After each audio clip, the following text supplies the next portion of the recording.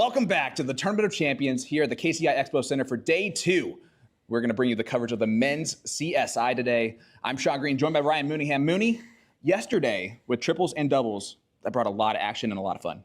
You know, we watched those teams that would be behind, and they would change the momentum of that game, get back in the leg, and win matches. We've seen that triple dip happen that way. Triple dip. I mean, what better than to see triple dips at TOC?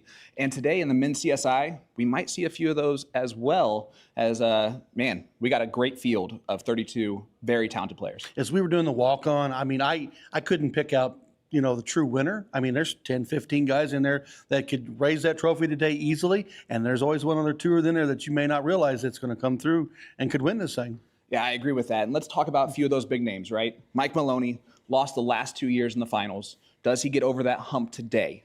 Well, he's got a long road in front of him. He's got a pretty hard quarter to get through. He can do it, yes. It's going to be the sheer guts and will that he has that'll get him over the line. And then, of course, we have two fantastic steel tippers taking on the soft tip game in Leonard Gates and Alex Spellman. Spellman in for the first time, flew in just for this event, so it's going to be excited to see how he does. And then, of course, you got to mention the defending champion, Ram Guevara Jr., who came in last year and just demolished the competition. He was hands and feet above everyone else. Well, you know, he's such a crowd favorite, and he's got such a good demeanor, and he's so nice to people that, you know, winning another title will just make, you know, his personality grow as he gets better and better in this sport. All right, Mooney, I'm going to put you on the spot here. We're going to be calling this coverage all day long. Who is your favorite to win this, and who is your dark horse? Okay, my favorite to win it this year is Leonard Gates. I just know how he can rise to the challenge against that field. And I've always said, you know, my dark horse is going to be Bob McCoy. The real McCoy played great in triples and played great in doubles here today. I think those are great choices. The only thing I would say about Leonard is he tends to win in the same locations all the time, and he has not won here in the past few years. So that could be a factor. I don't know. I don't know. I just know that every time I've called a big match like this, I've never picked him first, and he's won it. So I'm going to pick him this time. I like it. Well, guys, we're going to find out who wins this one. But first, we are going to send it to our field report with our man out there in the field, Mr. William Stewart. Appreciate it, Sean and Ryan. I'm actually here in the hall. Behind me is some triples action going on. And so we just had a couple matches clear out, it looks like. We start early here in the hall, don't we? It's 8:30 and the lines are already going for the beverages, aren't they? So, hey, I'm looking for this men's CSI action. You mentioned it, Ryan. Leonard Gates, Bob McCoy, two dangerous competitors that you need to look out for. But we need to talk about Leonard Gates. He's got a very tough quarter with a newcomer to the PPD in Alex Spellman. And then, of course, our two-time runner-up in Mike Maloney. So we'll see what happens there in that quarter, because two of those individuals are going to the loser's side and are going to make it tough on a lot of people. So let's go ahead and get to the action, folks. Let's take it back to Sean Green with our walk-ons. Welcome back, everybody, to the 12th Annual Tournament of Champions live at the KCI Expo Center in Kansas City, Missouri. This is the 7th edition of the men's CSI, and it's time to meet the players. From Plover, Wisconsin, playing for D&D Amusements, Brad Gollin.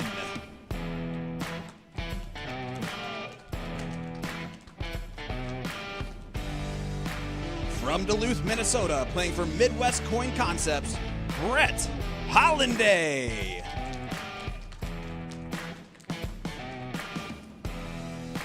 From Duluth, Minnesota, playing for Midwest Coin Concepts, Corey Beck.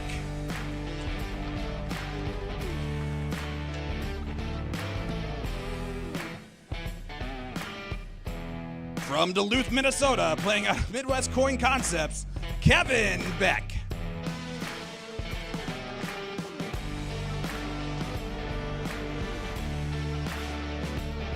From Eau Claire, Wisconsin, playing for Midwest Coin Concepts, Dylan Steinke.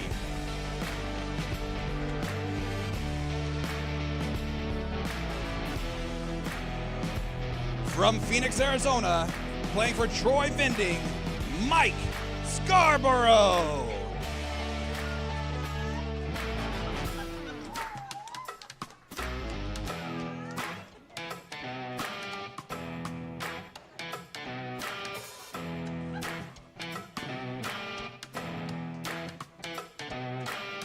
From Little Falls, Minnesota, for Midwest Coin Concepts, Tyler Henze.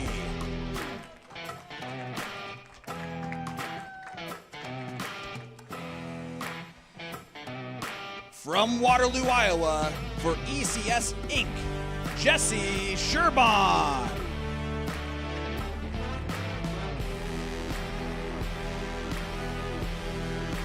Out of Cincinnati, Ohio, playing for Associated Vending, Carrie Thaxton.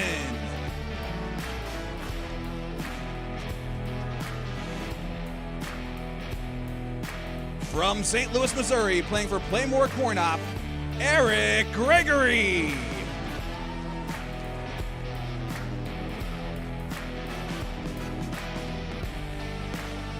From Rochester, New York, playing for multiple vendors, Jonathan Long.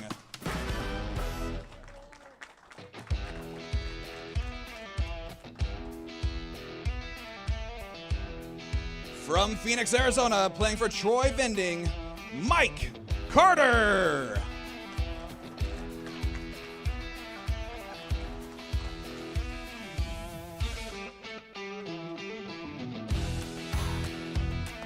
From Davenport, Iowa, playing for ECS Inc., Steve Hennings.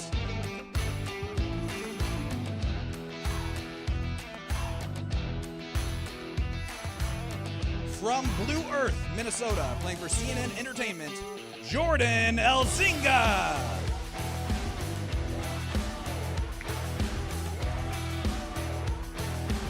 From Indianapolis, Indiana, playing for Just Darts, Christopher Champagne.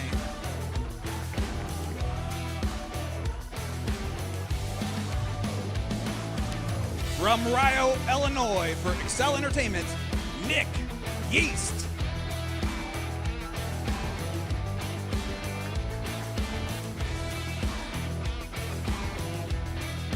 From Pekin, Illinois, for Excel Entertainment, Casey Jones.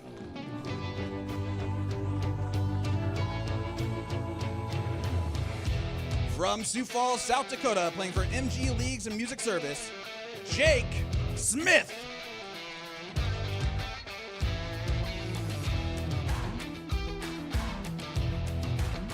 From Orlando, Florida, making his way from the North Pole, for C&M Darts, Kenny Doyle.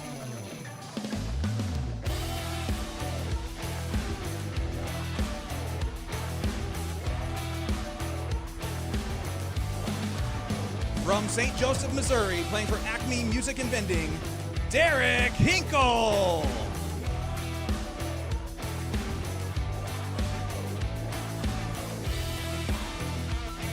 From Sparta, Wisconsin, playing for Stansfield Vending, Kevin Schmitz.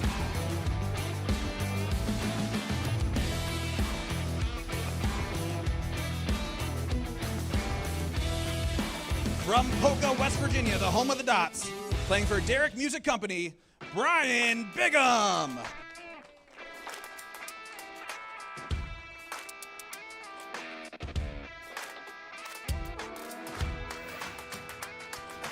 From Waterloo, Iowa, for ECS Inc., Kellen Sperlin.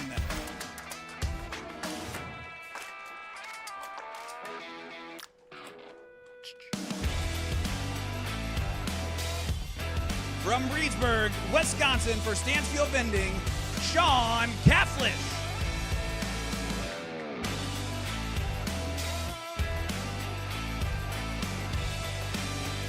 From Waterman, Iowa, for Excel Entertainment, Bob McCoy.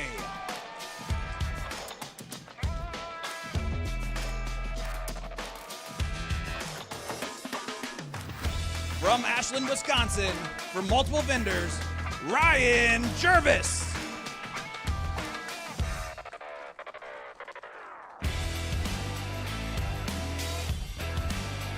From Cary, Ohio, playing for Motor City Entertainment, Brandon Kessler.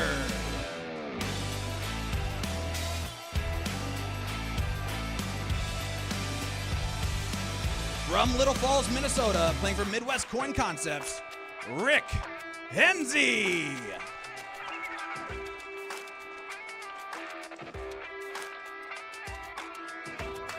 From Fuquay Arena, North Carolina, for Racine Amusement, Alex Spellman.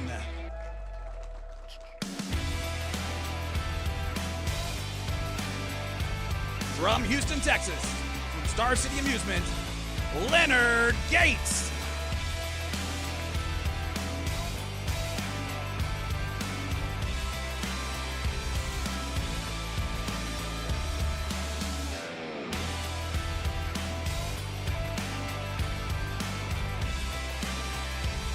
From Houston, Texas, for Star City Amusement, the defending champion, Ram Guevara Jr.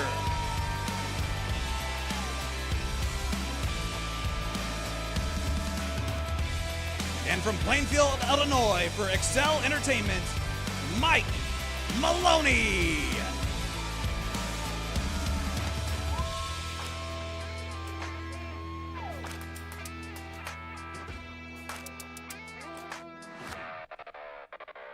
We're done. Good job.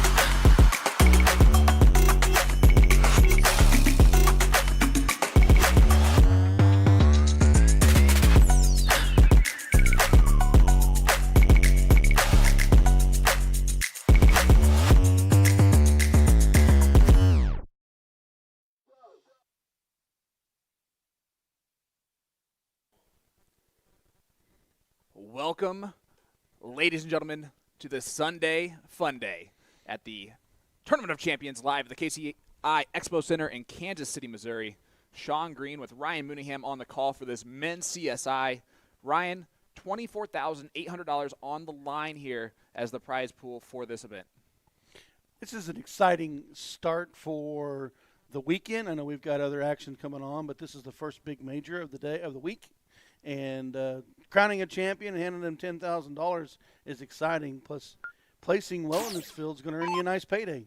Yeah, and Phoenix on YouTube calling it what this is, kicking it off with a hot match first. Holy goodness. And this is a top 8 match on the winner's side.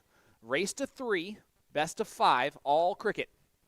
That's the part that's going to be exciting. Which one of these guys are going to throw the heavy points out in front? Which one's going to change the momentum to their direction?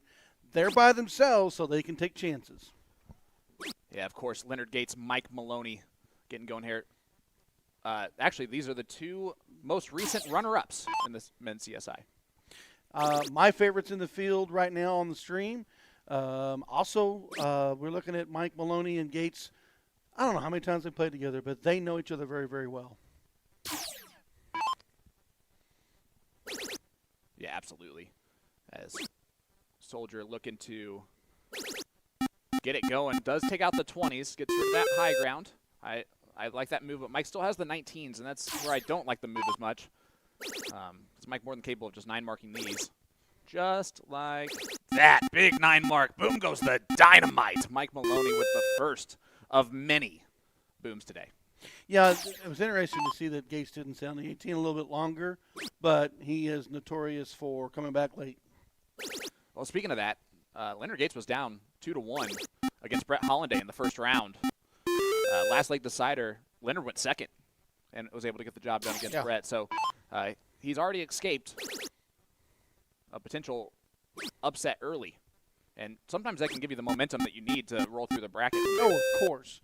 You know, the have to dig deep and grind through the leg and get the match. That can just catapult you into the winner's circle. Soldier's playing a different game than we were used to seeing out of him. He's doing just random stuff from time to time. Like I said, he's on his own, so he can make the risks the way he wants. He's not going to worry about his partner. And Mike is going to hammer leg number 1 to take that 1-0 lead. Maloney's coming out Hulk smash.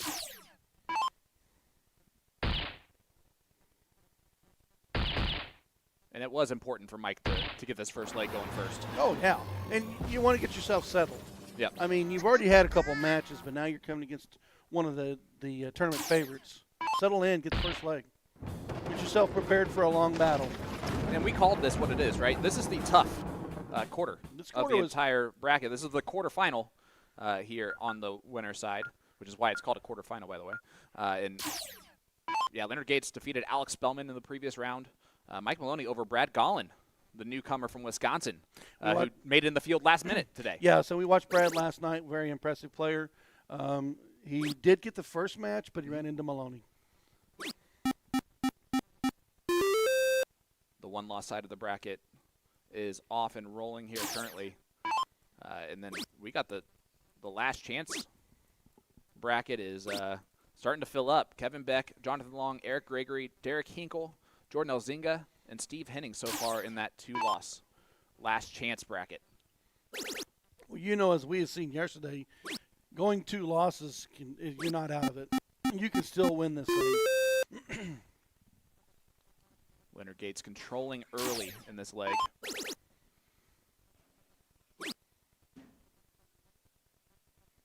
Ooh, and only a 4 for Maloney. Gates on the attack here. Yeah, this is a stick and move situation. Ooh, he's going to lead Mike the 18s, but he does point so much that it does not matter if whatever Mike does on this. Mike can go 9 on the 18s, but Gates will be out in front. And again,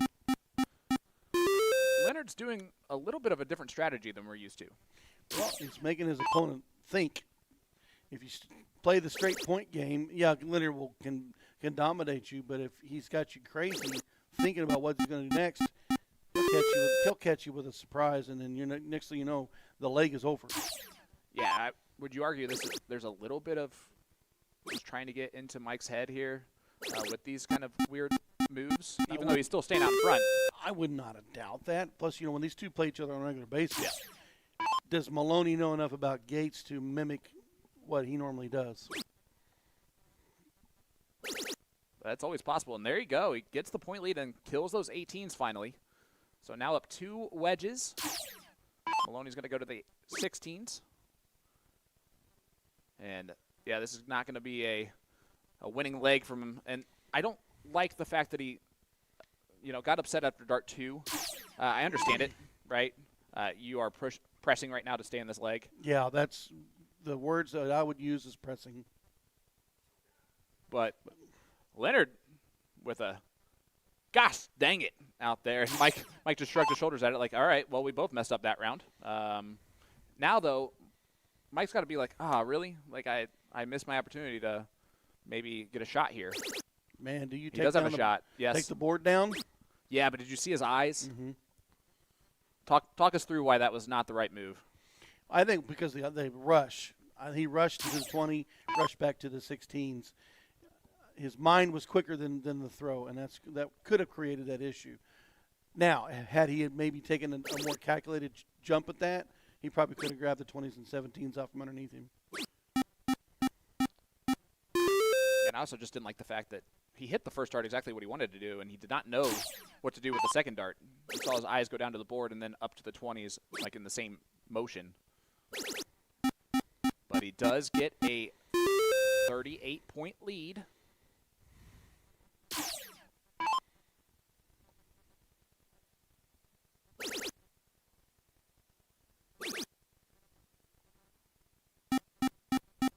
Leonard back up to the 20s on dart 3. Yeah, he's trying to push him out of this leg. He needs this leg. Tie this thing up 1-1. Don't give Maloney a number that he can overpoint him.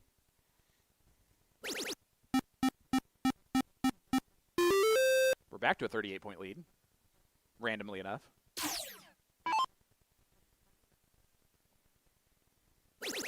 But yeah, relying on Leonard to miss something is not a good strategy. Move to the 17s. Probably blocked in his sight patterns. He doesn't move left or right much. But why would you play around without closing the 15s? Is it just because he knew That's a tough last. I think that's what he was waiting on. Yeah. Is a mistake where he's within a dart. I mean, he can outpoint you. He knows that. Again. I mean, he hits it because it doesn't matter. It is. It's Leonard. He's good enough to do that. I just think he's playing with a little bit of fire against a really good opponent. You are probably correct. But it looks like he'll get away with this one.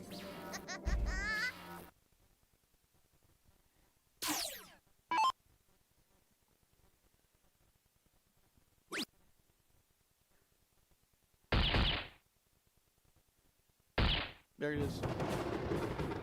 Yep.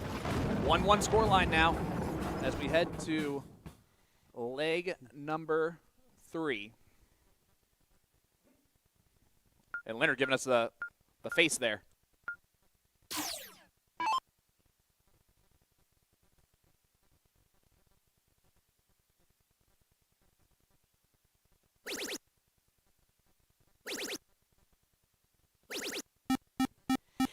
Out of the gate, 9 mark on the 20s, 120-point lead.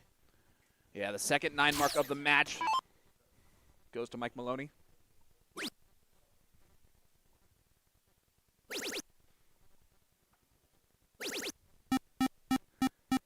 Good 7 mark there from Leonard Gates. Not a bad response. Maloney should take a look at that 19.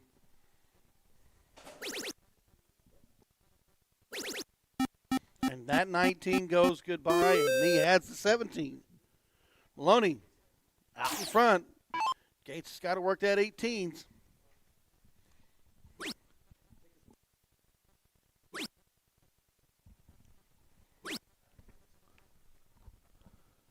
Only a 3 mark there from Leonard. Mike now a chance to be in complete control after that 9 mark, 7 mark, and this is only his 7th dart thrown. Well, that 9 mark opening has kept him out in control. Whoa, whoa, whoa. Did you just see that? Maloney shot a triple for a double. Look, maybe he's got the lottery numbers too. I mean, that was different.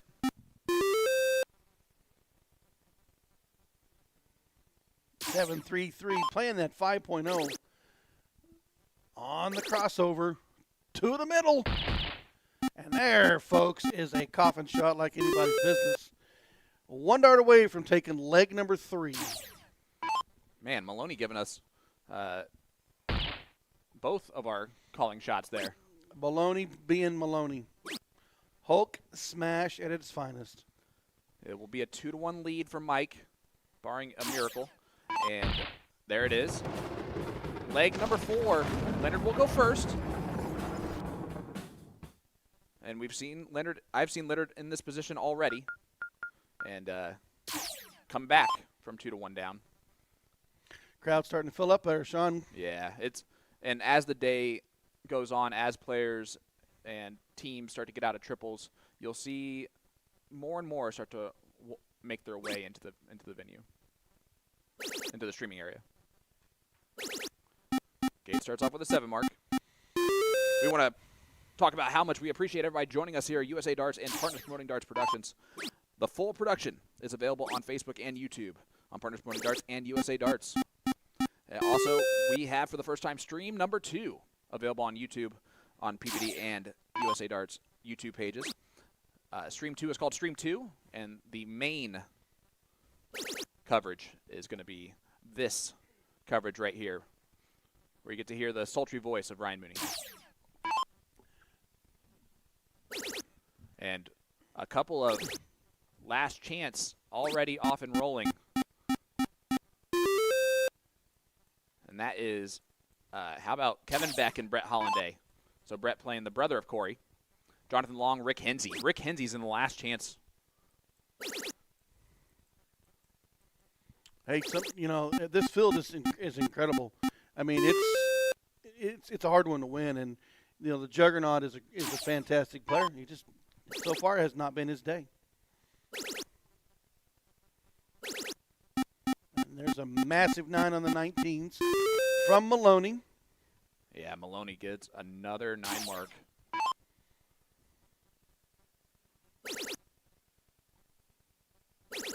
Oh, look at this. He wanted that one. The twitches here from Leonard are interesting early on. And like we talk about a dancing Leonard as a dangerous Leonard. I think a twitchy Leonard is also a dangerous Leonard.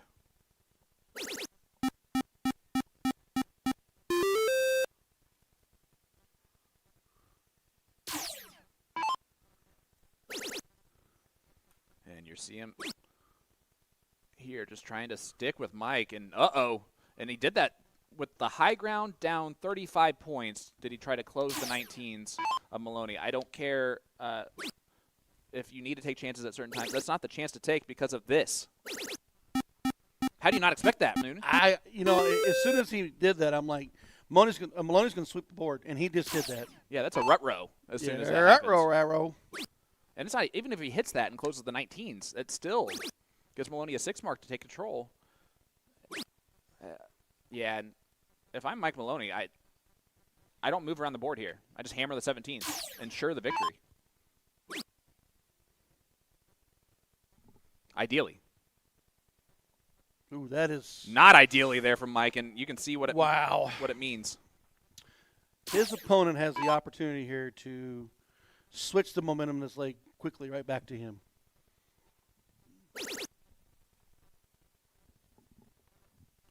Yeah, appreciate everybody joining us on all of our platforms.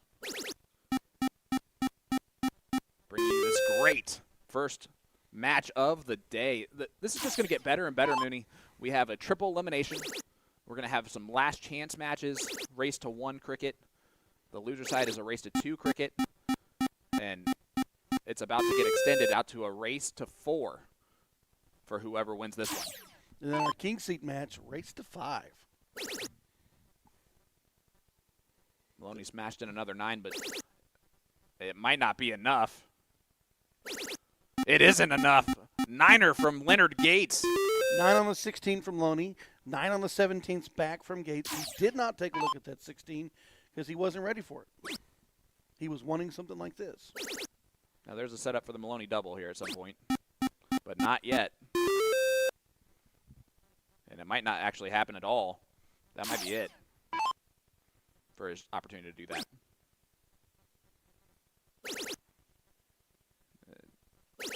Yeah, I was about to say, I thought he was going to switch over to the next number. He's been doing that. Yep. He wants that other house just in case. He's been trapping Maloney on these corners. And sometimes it works, just like that one. And you see Leonard chomping at the bit to close out this leg right here. Yep. Red, black, baby. No, he's going back to points. Now he's going to shoot the bull. Did the math perfectly there. He had an 80-point lead, which is why he went to the bull there. Maloney not going to be able to get the job done in this leg, so we're going to go the distance. They will cork for starting the last leg decider. And there it is. 6-2-9 from Leonard Gates to the 5.70.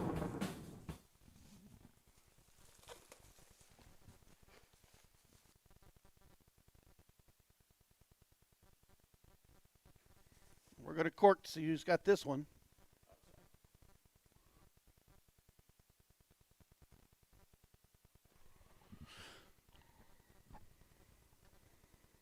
And Gates will start this thing off. And that could be the difference. What do you think? It definitely can come down to that cork. And you know what? Gates opens here with a 9. Maloney has to match. I agree with that. And at the same time, we have seen in a situation where Gates going first, where his opponent shoots a perfect 11 darter. Did that Monday. And so Soldier does start off with a 9 mark. And Mike knows that hurts. He's got to follow.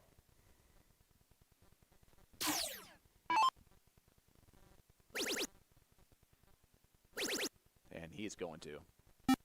Oh, he pulls the last one. Leonard was dancing in the background.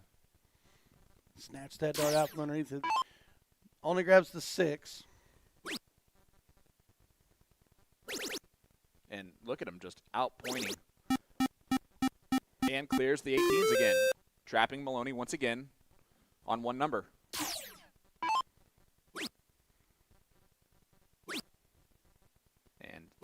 And that hurts. again, it pays off for Leonard. Yep. That trap on the 18 kept him on the 19. He's forced and pressed, and he only gets 3. Gates should sweep the board here. He might go 17s before 19s. No, he does go 19s there. Oh, he tried the Maloney double on him. Didn't pay off. Yeah, but he left it a one-shot close. He's okay. Maloney's last chance to point the 19s. And this is not going to be enough. Only got 3. Single shot close on the 19s. All Gates from this point. Brett Hollanday in the background is already out of this men's CSI. Jonathan Long walked into the room just now, too. He is also already out of this men's CSI. 2 talented dart players eliminated early. Into the winner's semifinals is Ram. He's already got past Ryan Gervis. He's in the semifinals of the winner's bracket. Tyler Hensey, Bob McCoy going on 1C. Sean Cafflish awaiting the winner of that one. Another big 6 mark from Gates. Got rid of the 15s. And like you said earlier, is trapping Maloney again.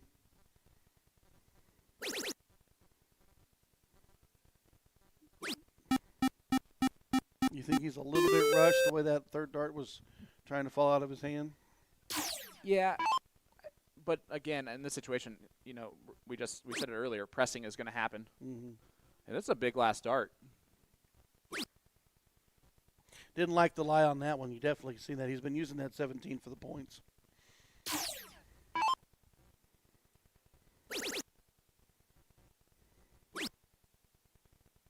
Yep. He has to get rid of one of those numbers and does not do so. In the top quarter, you got Jake Smith taking on Kenny Doyle. You mentioned this earlier. Ram Kavar got past Ryan Jervis. And Leonard throws in another 9. Boom goes the dynamite for Soldier. That is going to be the dagger.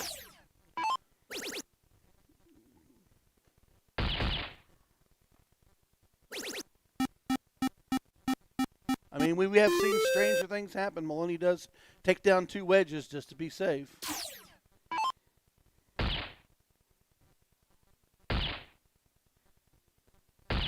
And Leonard Gates gets past the toughest quarter, and he does so defeating both Alex Spellman and Mike Maloney.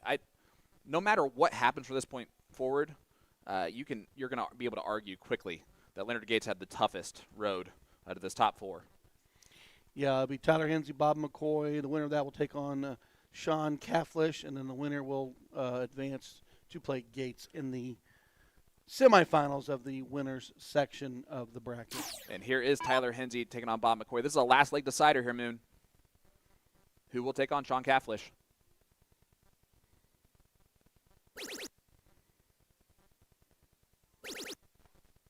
Tyler, 20 years old. And boom goes the dynamite for Han Solo. I talked to Tyler when he first got in here, and I asked him if he was ready for this, and he's like, no. But that 9 mark showed he was ready. Well, your dark horse here, Moon, trying to return the favor. Big jump on the 18s. 9 Mac back by 9. Yeah, and again, the talent that is here in this room is going to be an all-day situation of this. Tyler might match it again. He tried to match it. I thought he might go the 17s on dart 3. I really did, too. Yep. The way that he was looking, I wondered if he was going to grab that 17. He left it alone. Of course, his dad back there, you can see, won the men's finale last year with Leonard Gates. And only a 3 from Bob. This is the opportunity that Tyler's been looking for. That crack in the armor could be his unfolding.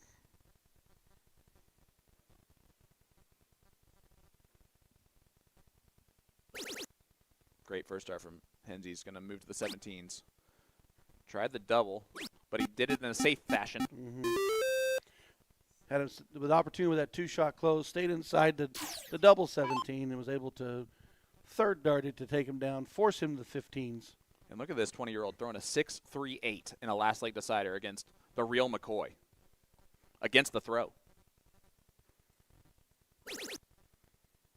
Does Bob have one last 9 mark in him? This would be the timed perfect one. Oh, it's only 7.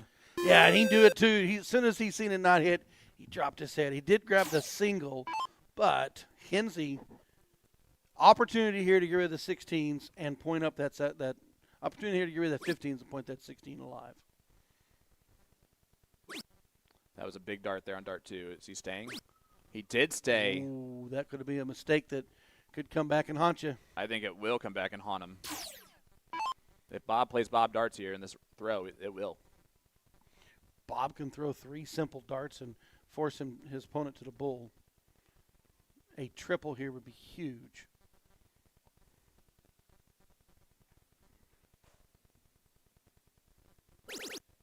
There's that triple. And that was huge with a capital Y.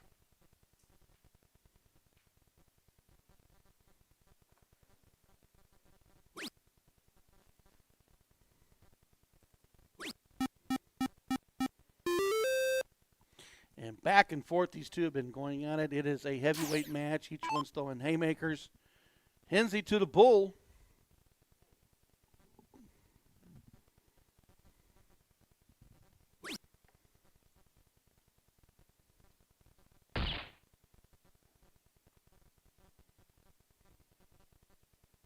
Oh, only 1 bull hit from Henze. So Bob McCoy 3 bowls away from winning this match.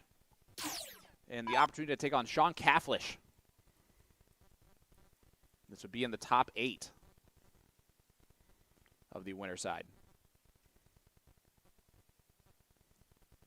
And that is a tough first dart to work around for Bob. Tyler's going to get winning darts here. Wow. 4 bowls needed. That's it. 4-2 is the score on bowls. Back and forth as I mentioned. You're seeing it as I am. It's 11-11. If Tyler wants to make a wish, now's the time to do so. He's hoping for 4 bowls. We apologize for the multiple links that we just pushed at you. This needs to be the double. 2-2 bull line.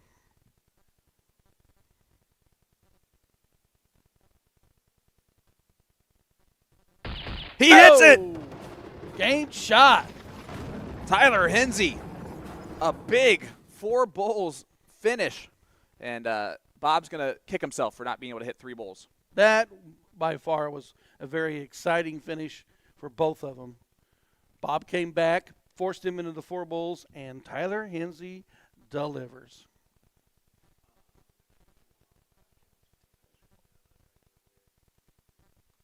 And we're going to have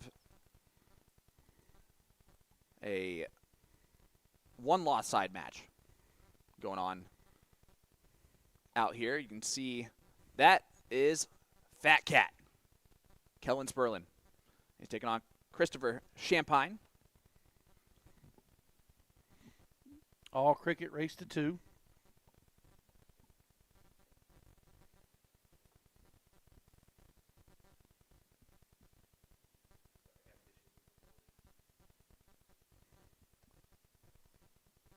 We're having some issues kind of getting the board set up for that view. So right now we're all just having a good time with this. I will tell you that Kellen has the 20s and the point lead, and they're moving there to get 3 more 20s added to that score.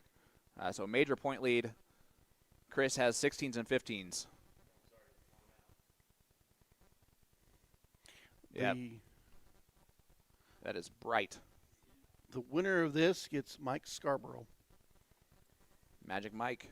And then the winner of that one gets Mike Maloney.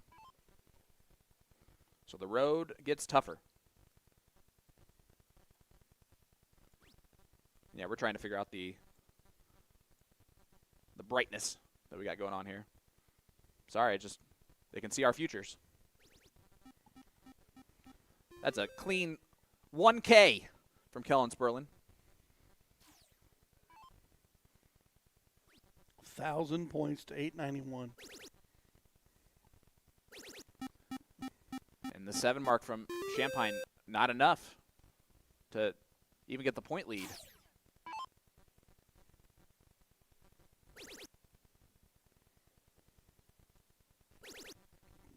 And across the board to the 15s for Kellen.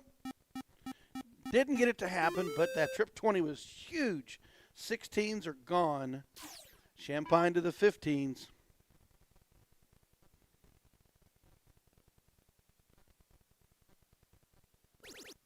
And only a 3. So Kellen in this first game is a race to 2 in the driver's seat. Gonna go. He's staying up there. Yeah, he didn't like that lie on the first, that dart on the 15s. He added 2 20s. He looked at it twice. Yeah, and Chris unable to do a whole lot there, only 60 points scored.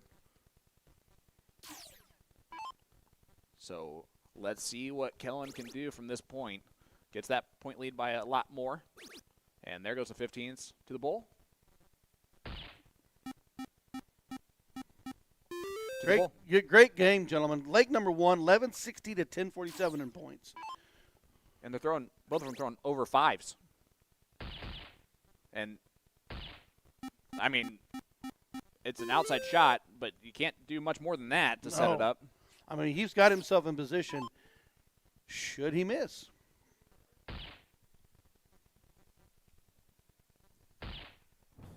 And Kellen Sperlin does win leg number 1. So 1-0 scoreline now in favor of Kellen. Champagne will start off leg number 2 here. See Chris's better half sitting down there watching along and about as nervous as it can be. The matching jersey.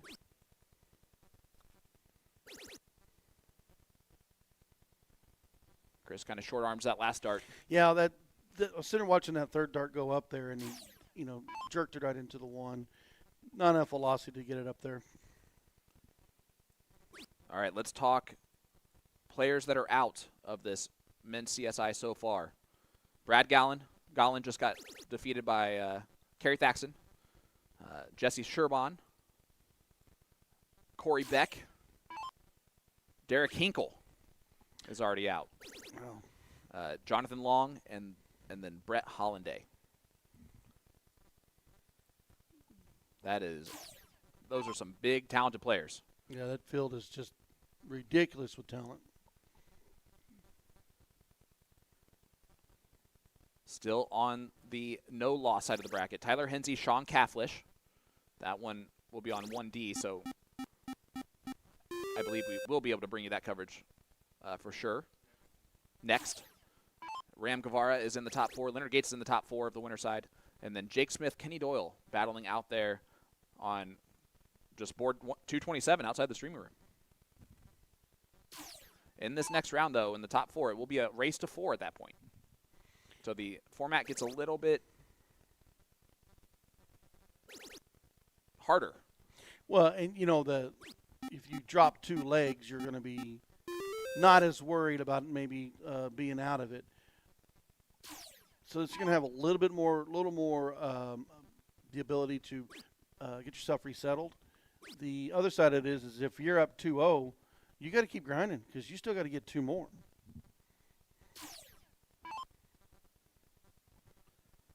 Let's see what Fat Cat can do here. Gets rid of the 20s and just moving around the board here, Moon. Good 6 mark from Kellen Sperlin. just to keep control. And now Chris is back against the wall. Back in the corners again. Last game was over 1,000, 1,100 to 1,047. This game, Kellen has been in control. Yeah, this one moving at a rapid pace compared to leg number 1. And Chris only a 2 mark on the 16s. That might be it. Proverbially. Is that? That wasn't the right word. Whatever. So Kellen moved himself, got him a little better flight pattern for his start, able to grab that triple. Champagne to the 15s. He's going to have to fill it up. It's unfortunate he's not going to get it done on that one either. Sperling darts in hand to win this and advance.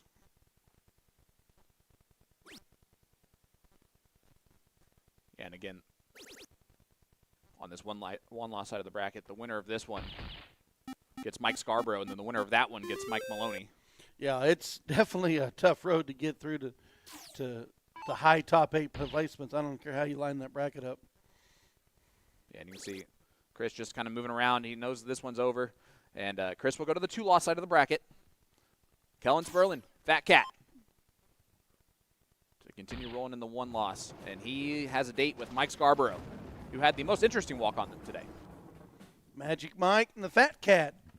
That's going to be a great match to watch. And speaking of great matches to watch, let's head on over. Race to 3. Top 8 match. The young, he just caught that dart. And listen, it's impressive. That was impressive. Anyway, Tyler Hensey here in leg number 1 is behind Deshaun Cathlish.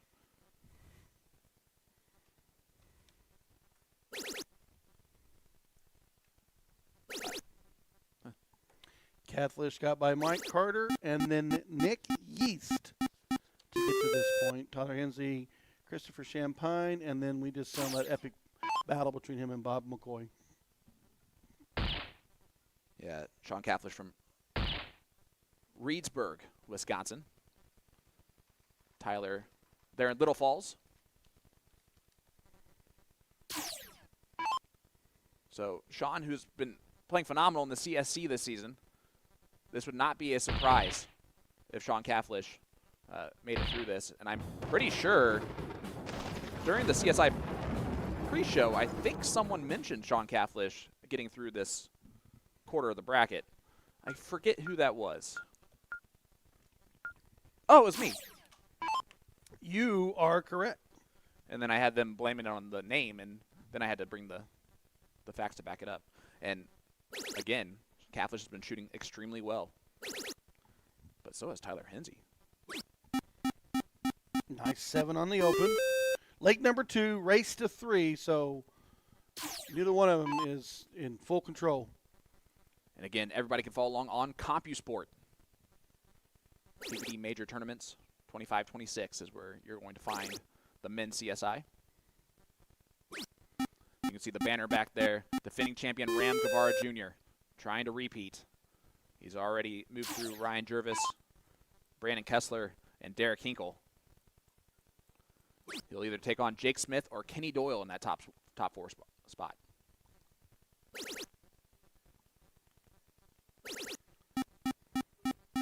Tyler hammering the 20s.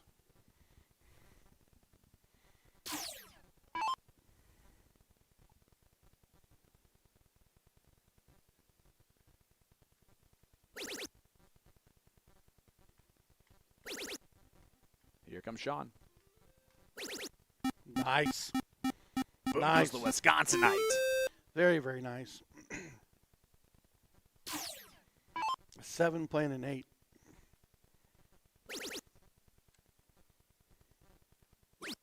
Oh, he takes the look early.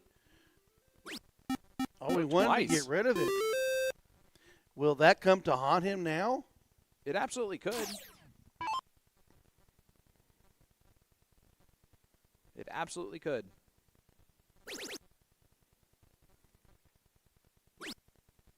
He should look. He is. His eyes moved. Right on the top wire. Only got the 1, but has a little bit of a point lead. Hensey on the attack. Trip 20 will give him a quick look. You see that. You need to get rid of that 19, which he does. Yeah, that could have been a lot better there for Hensey on the way that worked out from the 20s and 19s. In this case, Cathlish still in striking distance, and now gets the lead with that 8 mark. Sean Cathlish trying to go up 2 legs to 0 against Tyler Hensey in this no-loss side of the bracket. Hensey's not going to go quietly. He wanted that 17 gone. He was able to get back on that 18. He was fortunate he got the triple on the 18. He marks that as a single. He gives Cathlish a straight look at it. Yes, he does, and Cathlish has a wide open bed now. Yep. Finds it. Is he going to look again? Yes, he does, and he hits it once again. 7.2 from Sean Cathlish here in the second leg. Great darts, great darts. Forcing his opponent to the 16s and 15s. Yeah, Tyler Hensey had control of the 20s.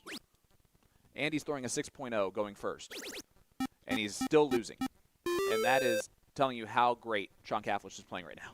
Cathlish is playing very calculated. Make sure he's got the point lead and takes the right shots when he's got it. I think we're going to see another 2 at the 17 before he moves to the 16s.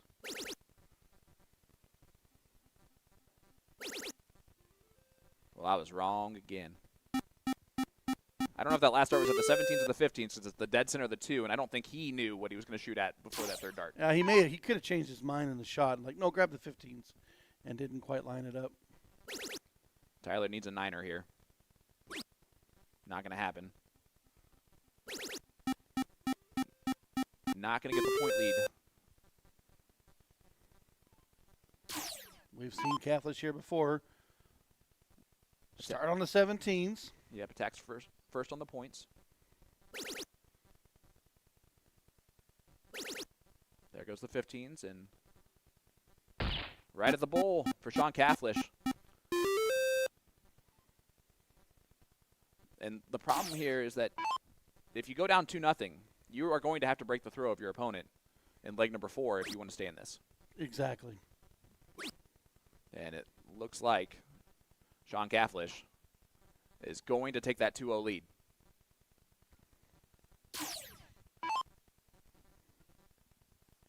Two balls needed to do so.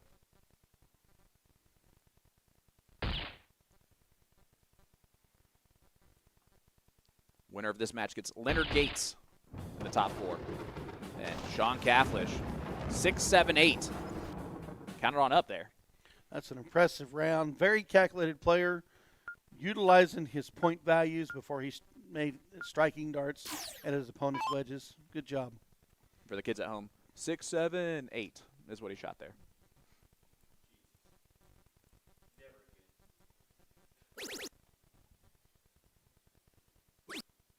Well, Tyler's 20. I figured that he'd appreciate that. Although he's probably too old for that, too. Tyler trying to go ahead and grab another wedge. Doesn't get it to happen. Cathlish, we know, will point heavy before he takes a look.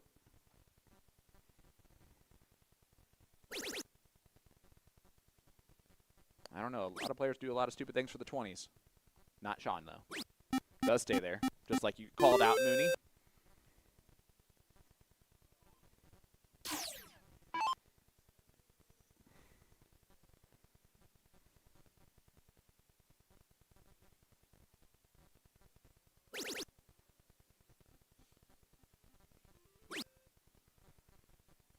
Only going to manage 4. Cathlish, 1 triple won't give him the point lead. No, but if he gets 4 on the 19s in the first 2 darts, he's going to take a look. Not going to do that now. Nah, he's going to stay there for the entire duration. No, he doesn't. He does take out the 20s. We are surprised on that one. We are, but again, dart players will do a lot of stupid things to take. You are correct. You called that perfectly. So now Hensey going to have to move. Yeah, and he wants that wedge before he takes a shot at the 19s. Now he's going to stay there. Smart play from the youngest player in our field.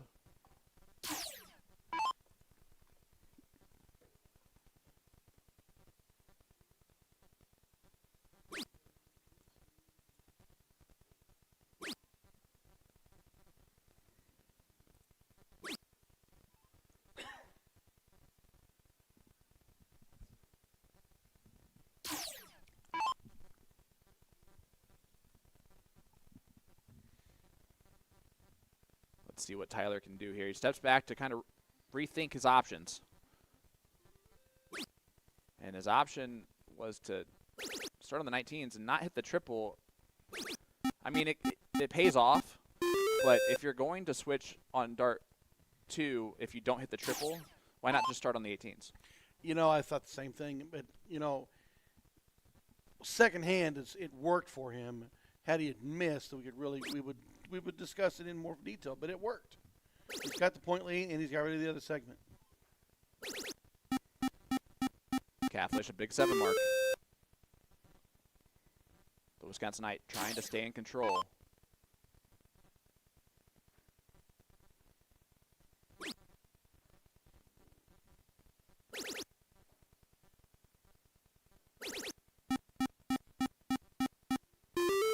Seven mark will do for Tyler Henze. That 16 is going to have to work favors for Sean, or this leg is going to be gone. You're a poet and you didn't even know it. I'm a poet and didn't even know it. Are we in an echo chamber? We are in an echo chamber. On the 15s. And the 16s are blocked, which is why he made that move. Is he going back to the 16s, though? He did, and why? Well, he slid over. He wanted that. He looked at a different lane. He wanted that 16s to go with that 15s. But why? Why not just point the 15s then? 45 would only put him at 265. Well, right. Having 2 wedges is a little opportunity for Tyler to make a mistake on a crossover shot. It didn't matter. He still hit the crossover shot and the bull to add. An effective coffin shot.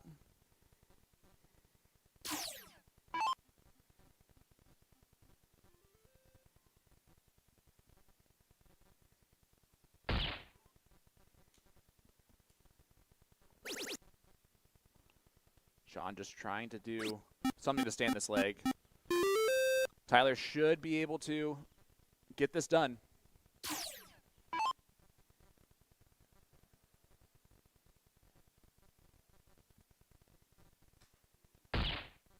This will make it 2-1. Race to 3. And he does make it 2-1. The 5-5-5 from Tyler Henze. You said this earlier that if Tyler was to get this leg, he will have to break to send it to the last leg decider. Sean on his holds of throws has been very hard to compete with. Yeah, he already has a leg of a 6-7-8. If he does that here, he's going to win this match.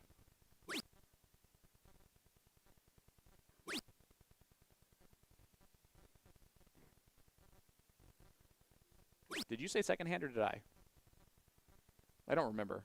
I didn't do it on purpose for this, like this time for once. I've been trying to avoid it this whole time. I still can't even do it. Henze, needed that trip to first dart. And Josh letting us know that Sean always goes for both corners in that situation and just playing his game. But his game was blocked after the first start. Yeah, I mean, we could see it laying in there, and he did make the move to go for that 16 again. Oh, it was you who said it. Yeah, he slid on the line to get a better angle.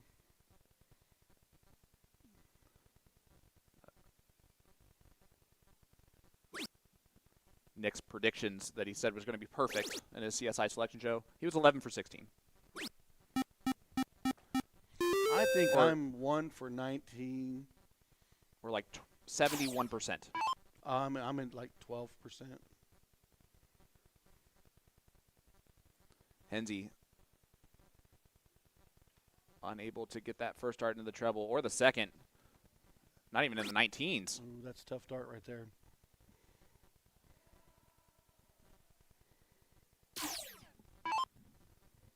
And on the one loss side of the bracket, now on the 2 loss side of the bracket, in the last chance, we have players like Rick Henze, Dylan Steinke, Brandon Kessler, Mike Carter, Kerry Thaxton, Jordan Elzinga, Kevin Schmitz, Eric Gregory, Rick Henze, and Rick Henze just moved on against Kevin Beck. And Bob McCoy was just added to that 2-loss side of the bracket. How about that? Your dark horse is going to have to roll through a lot of races to 1, Mooney, if he wants to come back in this bad boy. Someone lost something. And it's found.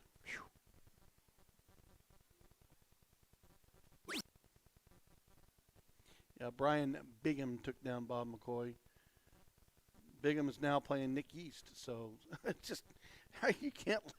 These matches are just incredible. Yeah, it just gets worse and worse. It's incredible to watch. Like, not worse and worse, better and better, but I like mean, worse and worse for the players. I mean, it's just incredible stuff out there.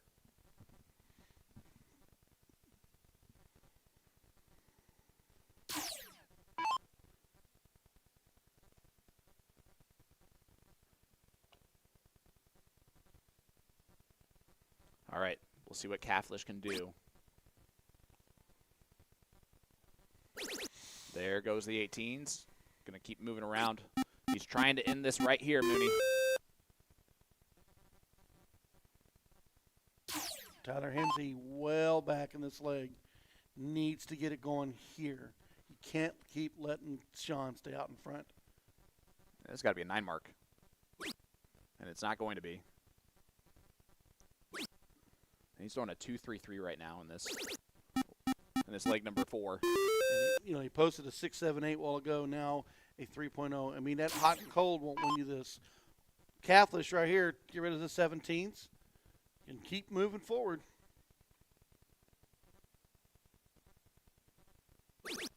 Yeah, there goes the 17s. And he gets rid of the 16s as well, just like you said, Moon. And a 4-2 from Sean Catholic. Good enough with the throw in leg number 4. Tyler, again, it's a 9-marker bust. Bust.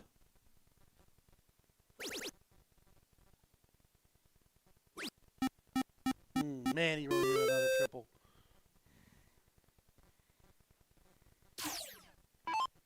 Catholic to the 15s. He's got 3 wedges. He can add points if he needed. Been just so steady.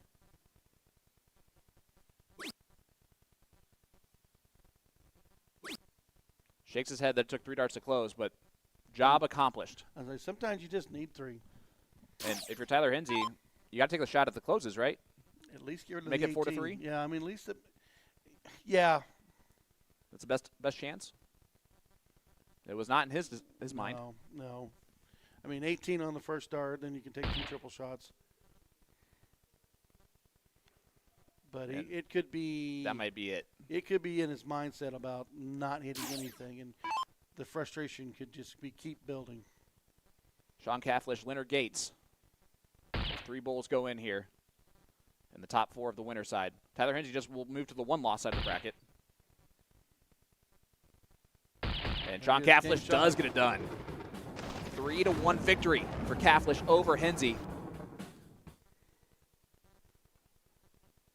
Great victory for the Wisconsinite. Into the top 4. It'll be a race to 4 against Leonard Gates. And we are in our last chance.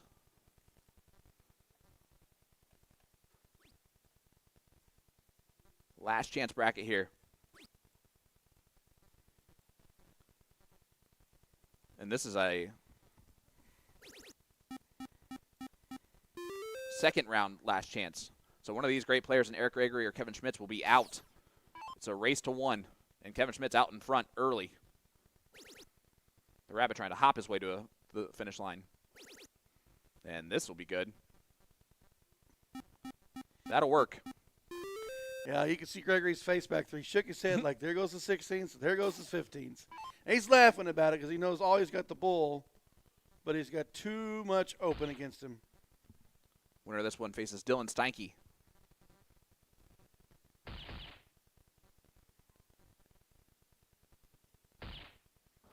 Yeah, even 4 bowls. Eric knows that's not going to be enough.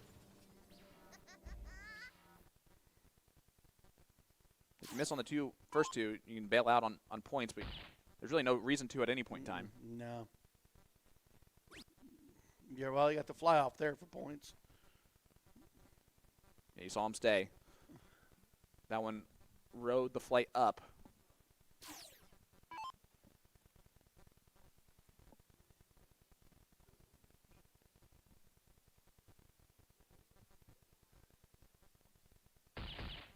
And Gregory now with the lead. He doesn't need to get rid of one of the triples. There it goes. I go back to points here. I was going to say, grab another double bull. Yep. And I think that's why he stepped over. Yeah. There's a chance here. We have seen it. but it does involve Kevin Schmitz missing, and that does not happen very often at all. And there it is, Kevin Schmitz. It got close, and then it wasn't close at all anymore. No, 6.21, 4.5. The rabbit moves along. And we're going to jump right over to Mike versus Kellen here in the one-loss side of the bracket. Game number 3, so last leg decider. Winner of this gets Mike Maloney. The other side of the one loss, or the top half, is Casey Jones, Tyler Hensey. Alex Bellman in that one loss side as well as Mike Scarborough for the win. Got it done. He rubbed his head as the dart was leaving his hand. Big victory for Mike Scarborough. So Scarborough Maloney will be one of those matches coming up next, and we're going to take our first break to step away for a second. And wow, appreciate everybody joining us. Make sure you hit that share button. Follow us along, USA Darts, Partners Promoting Darts Productions. Sean Green, Ryan Mooneyham will be back after this break. And a word from our sponsors.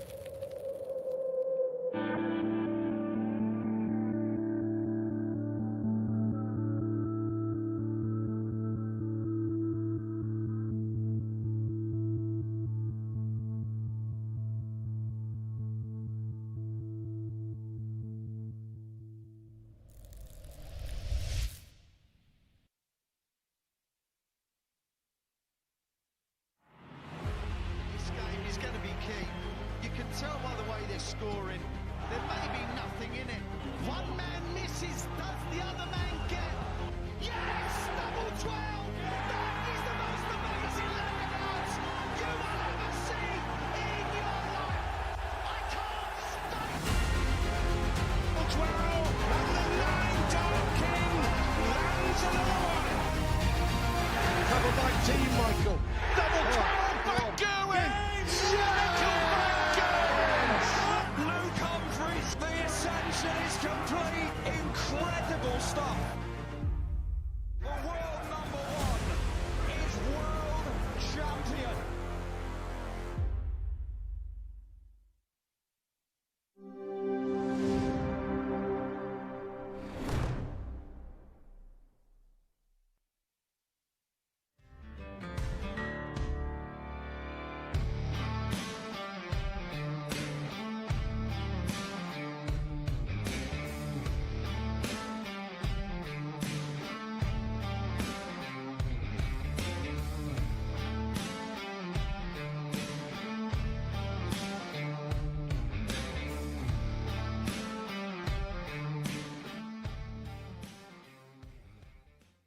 The right time, it makes all the difference. But Mike Carter with another 9.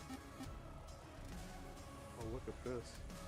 Jesse Oh, Gore my at the goodness. right time. He's gonna shut it. Don't shoot the double. He did. does, and he hits it. He did. Right on the. He He was only needs nervous. 2. Johnny was saying he was nervous. Did you see that? Yep. So here we go. Just, I don't think he misses this. To get it done, he's thrown so well in this leg particularly. Absolutely. There's one more. And he gets it done. Wow, what a finals. Johnny, Jules, and Mike get second place. Jeremiah, Jesse, and Leonard take it down What a match. That's exactly what we expected. Come down to the last leg. That's what we all wanted, and it gave everything there. Absolutely. What a start. I'm start. loving it. This is great.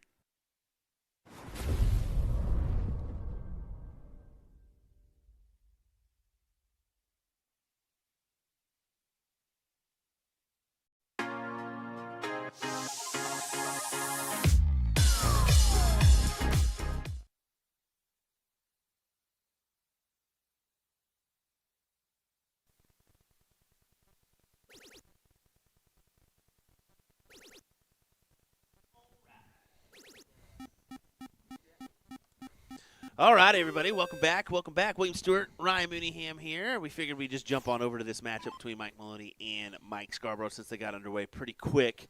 This is a one-loss matchup in game number 1, so it'll be a best 2 out of 3, if I'm not mistaken, right, Mooney? Yeah, that's correct. And, you know, Scarborough just got past Kellen Sperlin, and we just seen that epic battle between Maloney and Gates. I mean, every match we keep calling, it's a doozy. It certainly is, and Leonard Gates is going to be up next to these two gentlemen playing Sean Cafflish on that winner's side, so we'll have that match coming at you sooner rather than later, but since these guys are underway, we'll give you the action, and I'm happy we did. I mean, Mike Maloney, 2 9 marks already. And Magic Mike being out front, forcing the 9s out of Maloney, but Maloney's still behind in the leg.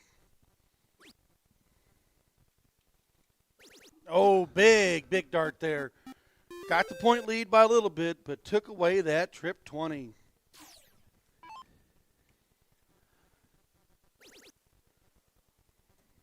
massive turn indeed. Scarborough looking to try to lock the door shut on Maloney here in this one. Boy, decisions here from Maloney. There's a couple he can make here, right? He's going to make it a bull race. And did not get it to go on the center of the board. He got rid of the 15s. That's a toughie. You throw 2 9s and you throw in a 6.60. You usually think that gets it done whether you're starting or going second. And right now, he is on the outside looking in as Mike Scarborough needs 3 bulls to get a 1-0 advantage. One more needed. I guess 4 bulls, but that's fine. That's why I'm the production guy, right? Scarborough to the second leg. Will go second. Maloney has the darts. Just a big reminder, we do have our second stream going on. Looks like Nick Yeast and Bubba are going at it over there. Maloney not going to be happy with just a 4 to open. We know that Scarborough is very aggressive.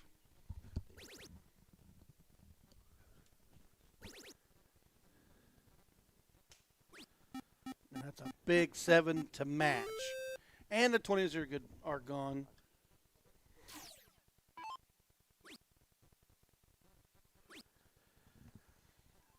Maloney really needed to produce there. This opens the door for Scarborough to walk right in for a 2-0.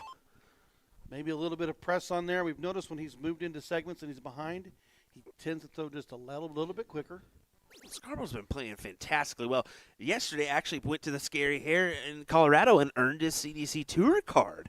So a little steel tip yesterday before coming here to the Tournament of Champions, trying to get the job done on the soft tip board as well.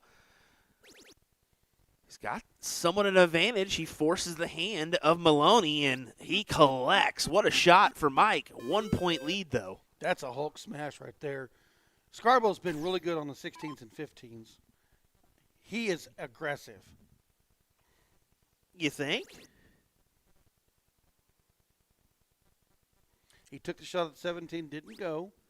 And he stayed. I don't know if I would have stayed there. I would have flipped back to the 16s. You kind of have to, essentially. But he has the 1-0 lead. I think that's what was going through his mind there. I've got an advantage. See if we can use it here. but you are playing the likes of Mike Maloney, let's be honest. I mean, 2 runner-up finishes, losing to Jeremiah Millar 2 years back, and, of course, losing to Ram this previous running. But it's such a difficult spot. Well, and the thing about it is Scarborough's playing him a lot closer because on paper, Maloney has the higher averages and can point a lot heavier. But Scarborough's kept this match close to his grasps. How about that play from Scarborough in that previous? He didn't like the lay on the 16, so opted for the double just to try to grab some points, and Maloney hammers in a good one to extend the advantage.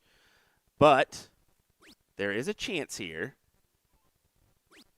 to grab the lead, and Scarborough unfortunately can't do it. So more than likely looking at a 1-1 here. Yeah.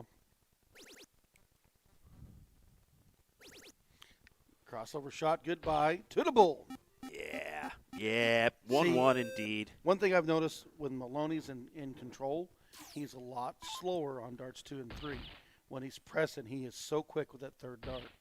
And that's what we've seen on the fly-offs. He can rush that second, third dart from time to time.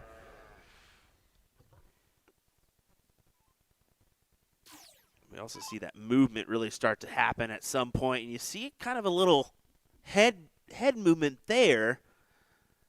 That's something to keep an eye on in the later stages of this bracket, especially, you go to the CDI and finale. That's when you really want to look at it after you're playing for 5 days.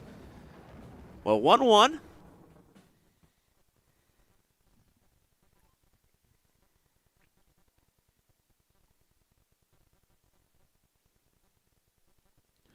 And we'll cork it up.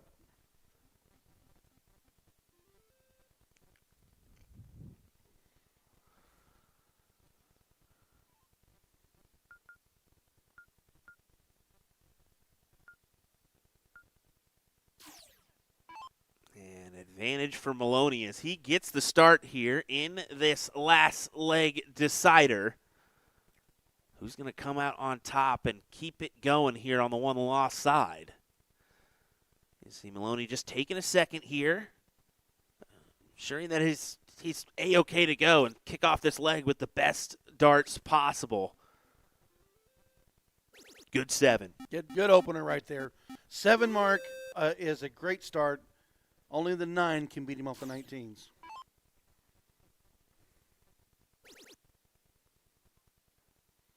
Scarborough does what he does. He likes to play aggressive.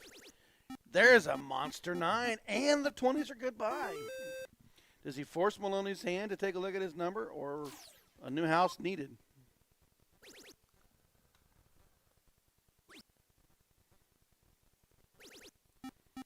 Another 7 out of Mike Maloney.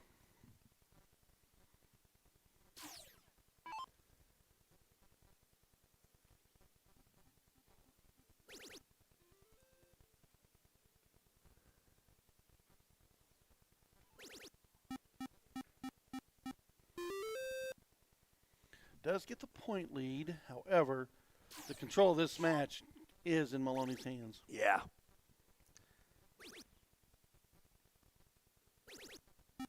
There's a monster 8 now.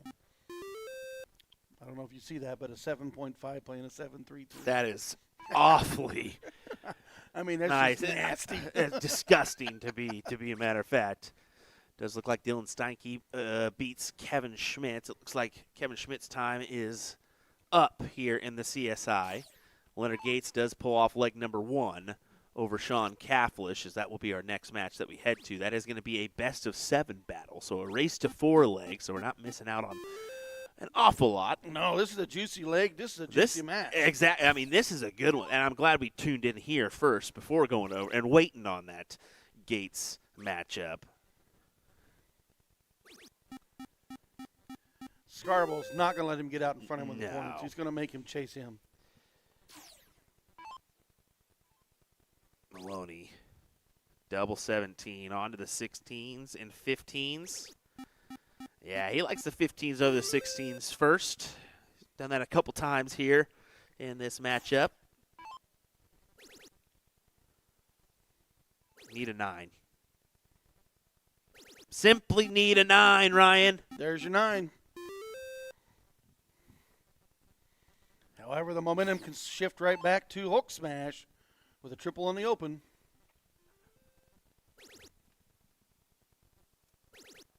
And that, just like that, goodbye 16s.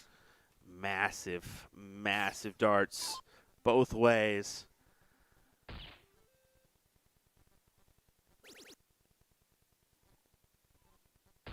How about that play from Scarborough just to lock the door shut on the 15s, but does it matter at all? Maloney needs 3 and kicks it off with a double. That's over. What a what a leg, gentlemen. I got to clap my hands for you on that one. 6.5 plays 6.3. Hook smash. Takes out Magic Mike.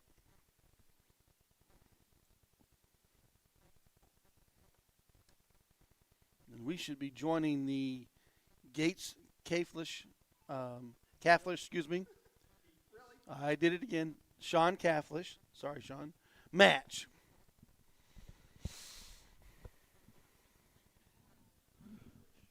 Yeah, good old Sean Caflish taking on Leonard Gates. I'm glad you're back. This is off and rolling. I believe they're, if not in the first leg, they're in leg number 2. It is leg number 2, so 1-0 lead for Gates. Race to 4 here in this top 4 side.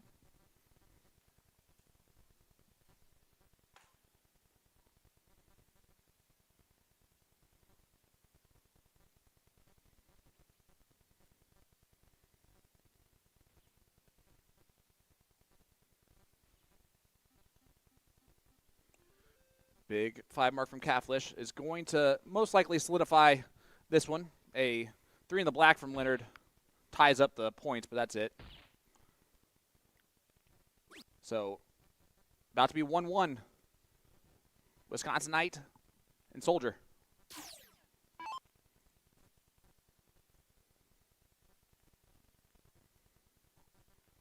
Kenny Doyle will be up against Ram next, and the other winners semis. Can I say this, Mooney? I am impressed with your prediction earlier, as you did predict Leonard being your favorite.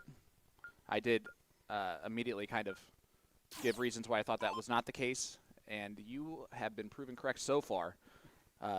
He did get through the toughest part of the bracket by far, but can he continue to march along? Sean Caflish is another top 5, top 6 average in this field. He's already defeated both Mike Maloney and Alex Spellman. If he wins, this will be earned, that's for sure. Big time. Maloney is waiting on the winner of Casey Jones, Tyler Enzi. On the other side, Alex Spellman, Jake Smith. That's another good one. Yeah, it is. And that is the one loss of the bracket. Yeah, Maloney gets the winner of Casey Jones, Tyler Hensey. Did you say that earlier? Yeah. Nice. Yeah, I did. Bubba, Nick East. That gets Ryan Jervis. Whew. My goodness. That's the one-loss side of the bracket. I know, and I'm just... Players that are already out here, Maloney, let's talk about it, right? Kevin Schmitz. Steve Hennings. Corey Beck. Kellen Sperlin. Fat Cat's out already. Yeah, he had that really tough loss, and then it just lost again. Sometimes it's like a waterfall for you. Kerry Thaxton is out. Brandon Kessler's in the 2-loss side of the bracket. I mean, there's a lot of big names that are already eliminated. Dylan Steinke, Mike Scarborough is in that last chance match ongoing. They are the furthest along in the 2-loss side of the bracket. It's a big 7 mark from Caflish. Gates out in front with a 6-3-3. Has 2 wedges.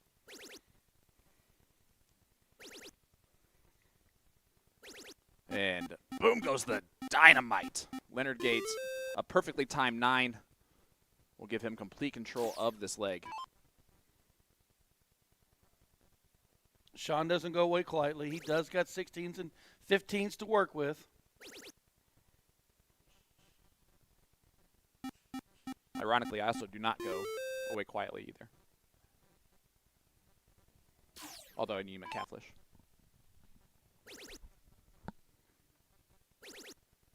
Oh, does Gates take the 15? Yeah, he does. Wow. Back-to-back 9s from That Leonard is Gates. a spread the board 9 mark. Yeah, he gives us the looked at look. me when I said that. He's like, Gives what the do you look think to of the that? camera.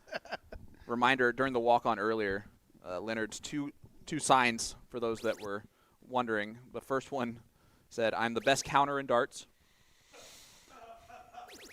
And a white horse there from Catholish. And the second one said, "Call me daddy." Well, okay. Back to the match. I'm just telling you what it said. It was great. 3 bulls. And he gets it done in 2.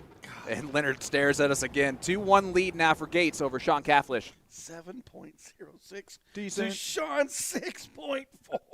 I've seen a 7.06 win Booyah Cup last leg decider against a 7.33. Oh. So Gates more than capable of doing that multiple times. This is race to 4. Catholish does have a 6.8 or 6.78 average in a leg. He's going to need to find that gear at some point if he plans on defeating Leonard Gates in this race to 4. He's going to have to find it for a hot minute.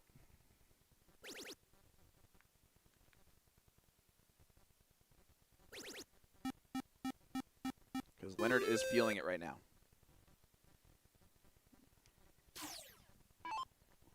Here's a fun fact, Mooney. We saw Alex Bowman, Leonard Gates in the second round, right, earlier in the CSI. They are flying to Philadelphia alongside me for the Continental Cup for the CDC next weekend. And if they both win their first round matches, they would play each other in the second round of that. Wow. As the 1 seed and the 5 seed. I would like to know their history of how many times they played each other. Sorry, as the 4 seed and the 5 seed. I apologize. Well, Mooney, I wish you wouldn't ask me that question, because I will have that answer for you in about 2 seconds.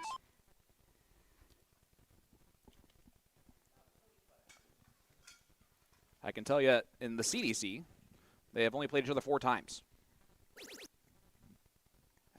Leonard Gates has that history 3-1, and they're averaging a 93 and a 91 in their matches against each other on steel tip. We know Gates defeated Spellman in the Booyah Cup finale, and he beat him here today.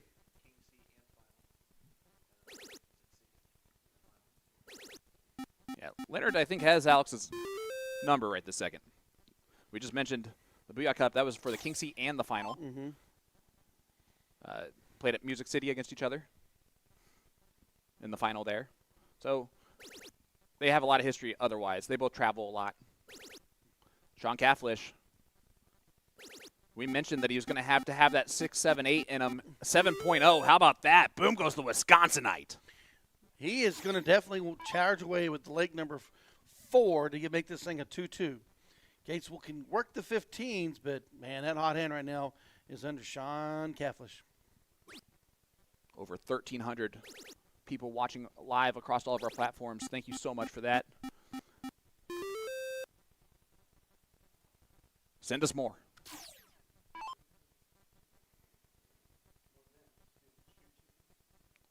And we have a lot of people watching stream 2 at the same time. We do have, for the first time at TOC, 2 streaming options for you. We have the main feed right here, YouTube and Facebook, and then on YouTube, the second stream, where there's not commentary, but there is great darts going on.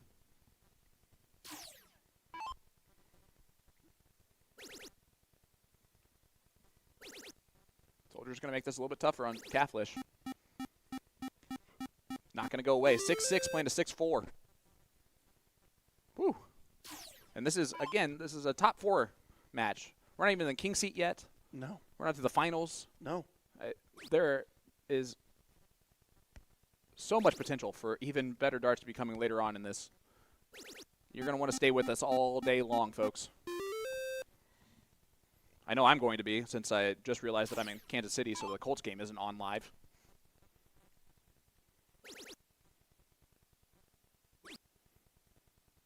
No, but my team's playing tonight, Yeah, nobody cares about that. and they're over at that big red stadium. Anybody got time for that? Maybe. My team's 4-1. What's your team?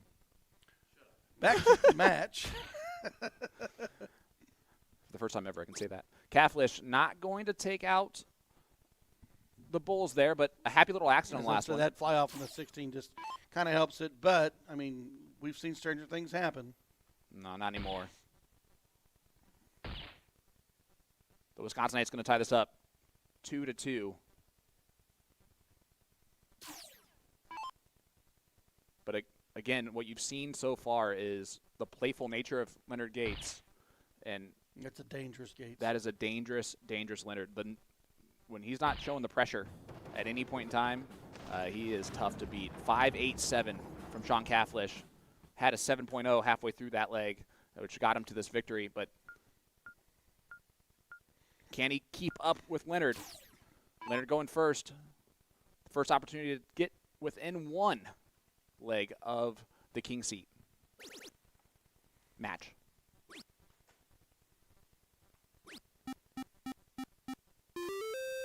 Brian, thank you so much for that. I appreciate it. Says, let's go, Sean. Oh. Shoot. That's Catholish.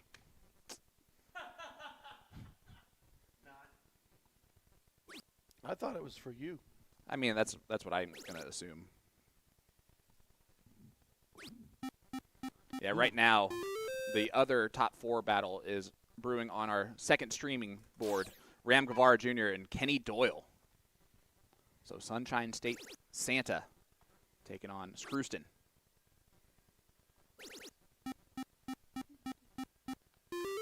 Nice 4 mark on the 20s. Added the 18s.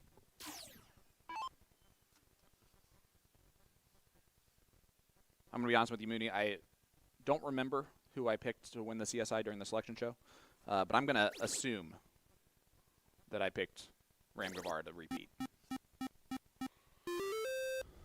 It is going to be the opportunity for Ram to repeat the way he's playing and the way he's moving forward, because I don't know if you've noticed that bracket for him, because he is first to the next round, which means he's winning quickly. We haven't got to see him yet on the streams. Now he's on the stream over there against Kenny Doyle. He takes that thing 4-0. We know that he's playing red hot.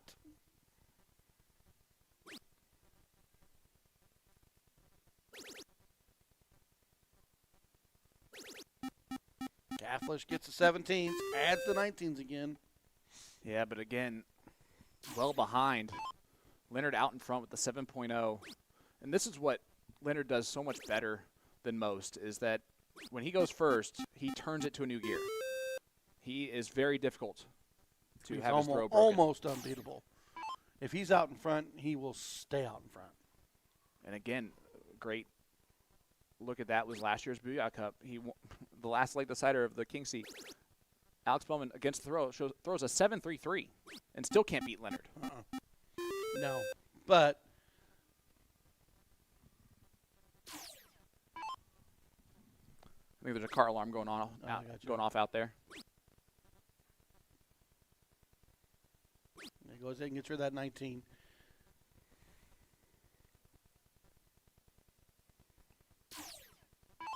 Sean has the 17s. We've seen him be dangerous on the bottom half of this, and that is a tough first start, sitting right above the wire.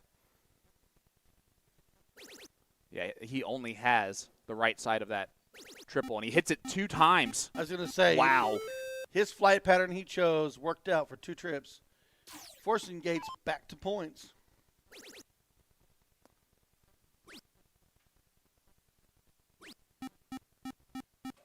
All right, that is the longest car alarm I've ever heard in my life, so continuously going off. Must be Will's truck. Why'd you go with that number? Catholic on the 17s. Big 7 mark from Sean Catholish. He ain't going away. 6.17. He's forcing Gates to take darts out of his hand. Won't let him look at that 17. He's going to do things when he needs to, and he just turned it on for a 7 mark nonchalantly there on the 20s. And that's the beauty of having the higher ground.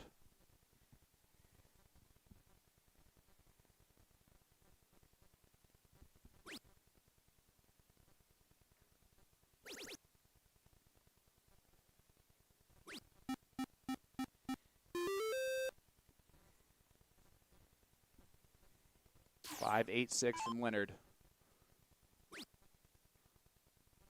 He's going to look at the 17s. Oh, doesn't get it. Has to switch over the 18s, which is why he likes having 2 wedges to point on. Yeah, that dart looked like it was hanging down into his eyes. Now it's a little on the slant for us, so we can't really tell at this angle. But 54 points added. Sean continues to work the 17s. 5 is not gonna be enough. And we can say that he's playing against Leonard Gates. He's having a 5.63, and the average is just gonna go up, maybe way up. He's gonna stay there for the. No, he goes back up to the points. No, he's like giving that. Sean. He's giving Sean all the credit. And He wasn't going to single mark that 17. He's going to make Sean continue to throw that 17 because he knows it. If he makes that single mark, Sean can whip out that board. And also math-wise, if he hits another triple here, he's still 1 point back of Leonard. You see that there? But he fills it up with a 9 mark. Boom goes the Wisconsinite. Sean Cafflish, the second one of the match.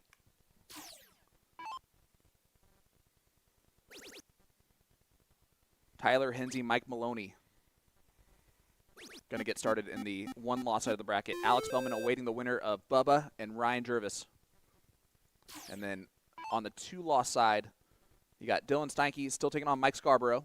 That one you can see out there. It just finished, it looks like.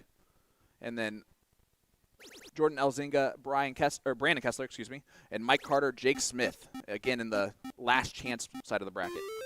And boom goes the Wisconsinite again. Back-to-back 9s against the throw. Mooney, this was his chance, and he's taking the most of it. He's making the most of it. Whatever I'm trying to say here. Sorry, I got excited. 1,054 to 980. Sean is not going away.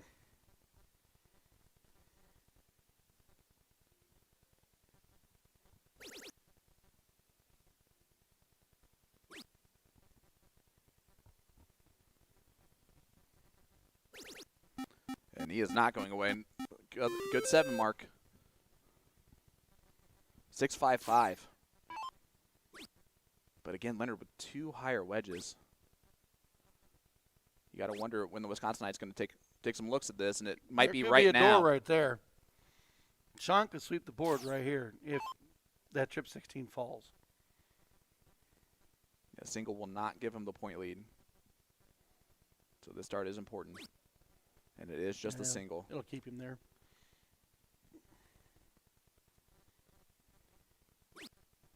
Yeah, because the argument's going to be that you're giving Leonard an opportunity to hit a 9 mark, the last 9 mark. Ooh. And you see him move over to the other corner. He does like having both corners. But I don't know if in this case, with only up 10 points, if that was the right move. I'm going to go ahead and say no, it was not.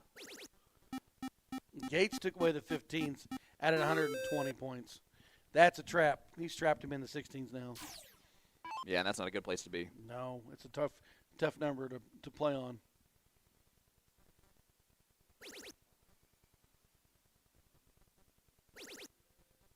For most people. But not for Sean Cafflish. I was going to say, there's another 9.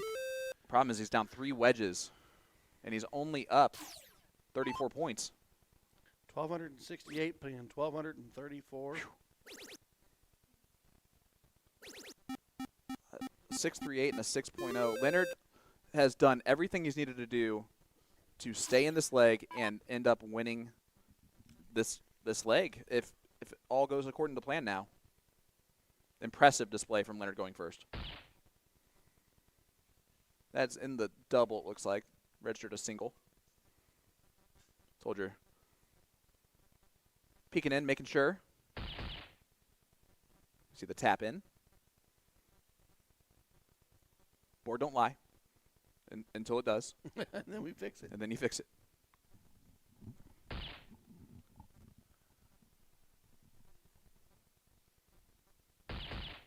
Good last start to get the point lead back, but it's not enough. 13, 18, 13, 14. A 6.29 is not enough. No, a 6.29 is not enough.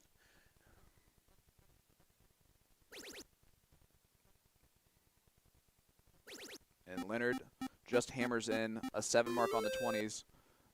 Takes all the pressure off himself. We still got another leg to play. At least. Maybe 2 more after this. Yeah, Sean's like, well, okay. It's like, so you're saying I can do 1 of 2 things. And yep, because he's technically 3 in the black away from getting the point lead, so that's why he took that shot. Either going to go 3 in the black there, or you're going to take out the white horse, and he chose the white horse to not make it work. And Soldier marches to a 3-2 lead with his opponent throwing a 6-1-3 against his throw. 1,318 points to 1,454. Wow. That's a leg that shows you just how important higher ground is. That just shows you exactly what you just said. Wow. 3-2 Leonard. Sean on the open.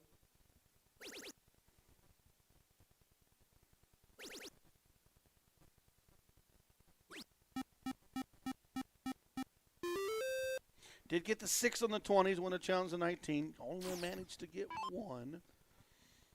It's a good strategy. Yeah, it's an interesting move, though, when you have this going on. Because Leonard's just going to pile them all in on the 19s. Big start from Leonard Gates.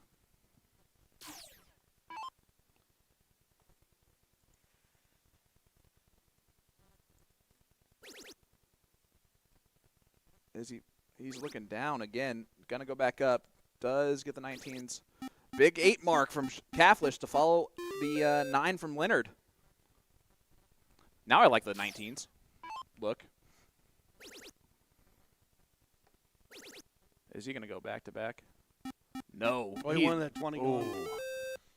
He almost got rid of that high ground, and that's how important he knows that high ground is. Down 12 points, shot it. And that's why if I'm Sean Kaflish, I just stay there. Take a page out of Leonard's book. Use that high ground as effectively as possible. Wow. Didn't get 1 to hit. Only single on dart 2. Gonna have to get that triple to fall. Yeah. And he does not. Ooh, that's too big of a door to leave open. Yeah, I mean, you said everything you needed to say there. That's entirely too big of a door. Oh, my. You were correct. Did you just talk to yourself and say that yourself was correct? That's impressive. I said, you are correct. You go, oh, my. I was like, you are correct. I thought it was about the fact that you were like, that's too big of a door opening, which was true.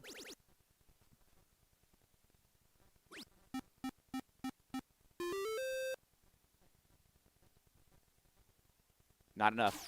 5 is not enough. Now with Leonard shooting a 7.33. And it's going to get uglier. Better. Wow. Boom goes the dynamite. Leonard Gates. 3 9 marks in this leg. No, 2 in this leg. And Kaflish finds himself. He likes that 15s. Didn't get it this time. Finds himself miles behind now. Soldier can coffin shot right here.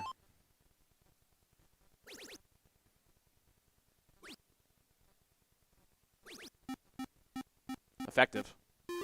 Yeah, he's going to make it where that trip 15 means nothing. Doesn't matter if he piles in 9. Doesn't matter if he piles in 12.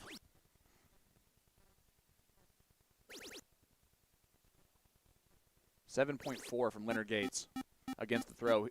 He knew how important it was not to go to a last leg decider, and it looks like he might take down the Wisconsinite.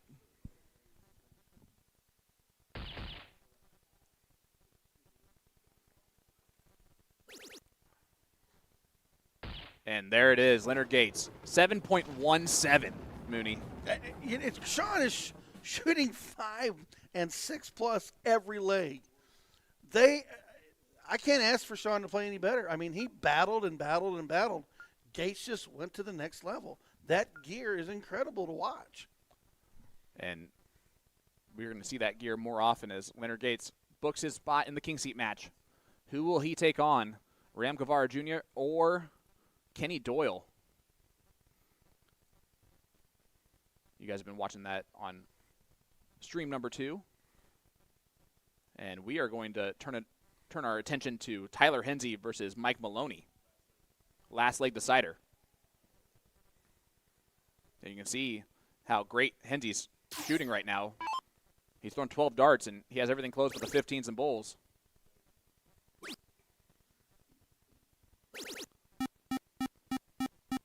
Maloney, the point lead, but Hensey's in the driver's seat. And this would send Mike Maloney to the last chance bracket early. Hensey didn't like that. Well, no, because now he's got the 20s and the 16s to work with. You got to go away. And I don't like that he's kind of chancing this. And that's a big door. That Mike Maloney is gonna, he's gonna 9-mark right here. He's gonna 9-mark right here. He is a board sweeper. He likes to go all across the board quickly, close everything out at once. Starting on the 15s. That's right. 7's fine. That's not. Only gets 4, so reprieve for Hensey, at least a little bit. But he can't do anything like that again. No. He's going to have to play real sharp on that 20 right now. The Phoenix of Liberty is saying that's going to be the high leg of the day, meaning the 7.17 from Leonard Gates. I bet that gets beat. I think so. Maloney not going to do enough. Even with the 4 mark, gets the 12-point lead, but Hensey, again, just does his job here and controls his.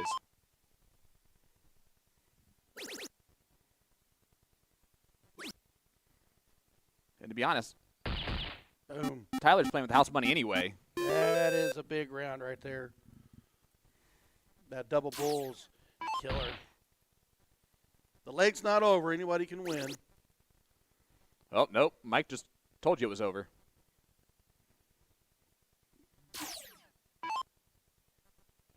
Again, I can't stress enough that it must be nice to nonchalantly throw in triples. 5.05 from Tyler Hensey. Does get the job done. Hand solo. Moves forward in the one-loss side of the bracket. Mike Maloney goes to the last chance bracket now. And that is an early last chance side of the bracket there for Mr. Mike Maloney.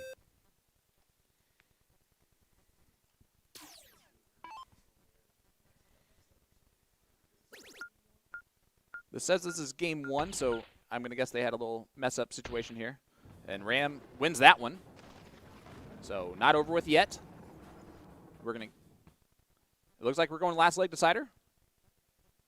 Yeah, because they're going to diddle. So last leg decider right now. I'm Stream 2, joined by no commentary. Oh, there we go. Sean Green, joined by Ryan Mooneyham. Sorry, I was pushing my red button. They don't know about the red button. Oh. They don't know what that means. It means I had to talk, right? That one's going to go to Kenny, I believe, by a hole. Sometimes, I'll be honest with you, I get caught up in the match myself. All right. Last leg decider. Can Kenny Doyle upset Ram Guevara Jr.? Or will this be a all-Houston king seat match? Mooney, who wins this leg? I'm going to give this one to Kenny. Yeah, no, duh. Good pick now. My goodness. Wait for the first 2 trebles, and you're like, yep, Kenny. And then you jinxed him for the dart 3. Ram's going to go 9-9 to start off this leg. All right, so I'll take Kenny, you take Ram. All right, he did not go 9-9. But 7 will work. Let's talk this differently. What average wins this leg? 6.0. A 6.0 will win this leg? Mm-hmm.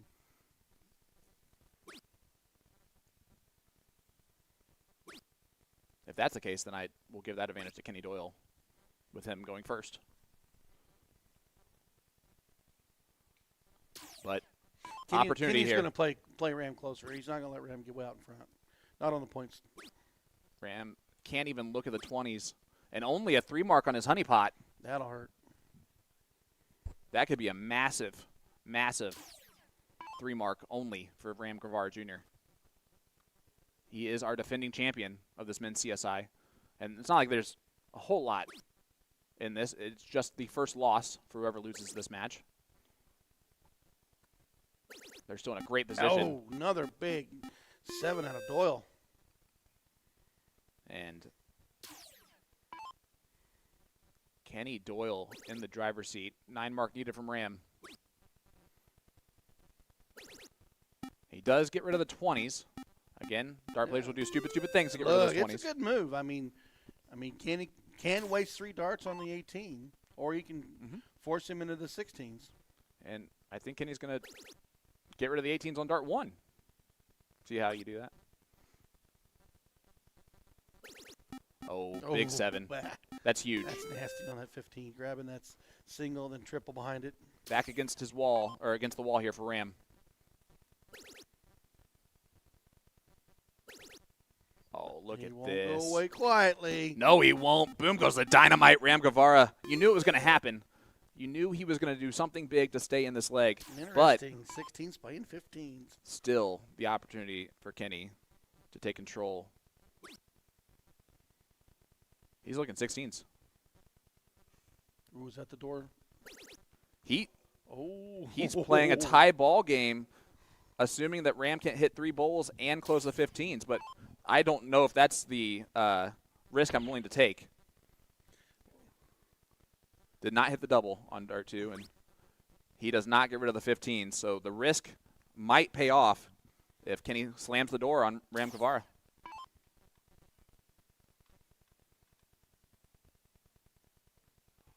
Oh, opener. And you see that dart does not help at all. That one does. That's 60 points for him. Yeah, because that makes it out of reach for Ram to have winning darts now.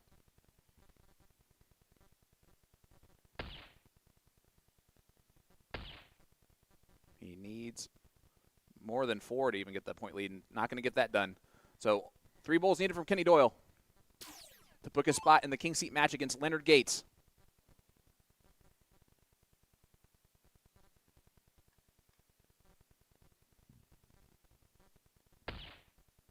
Which that will be a time machine look at the winners of seasons 1, 2, and 3 of the CSE Challenger Series in that king seat match. I did pick the winner, but I did not pick the average. No, you didn't. As we are going to jump right on over to Nick Yeast, Casey Jones. This is a last chance race to 1.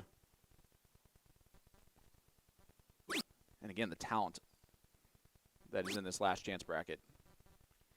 The winner will get Dylan Steinecke, who took out Mike Scarborough.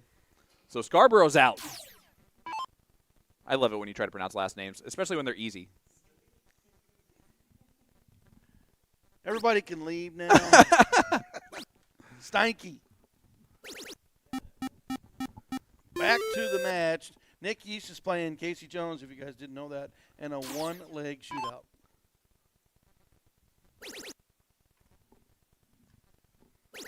And the Bubba Ryan Jervis match is still ongoing. The winner of that one gets Alex Spellman. Nick East down 40 points. Now gets that point lead. Staying up there for all 3 of them. Nice 7 mark from the Beast. Former Division II champion of the CSE Challenger Series. Season 7 champion, I believe.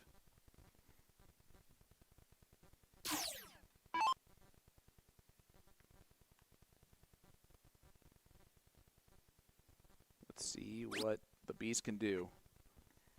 Oh, it's going to take all 3 darts to close the 16. That was not ideal, but that's okay. You got it done. He's still out in front.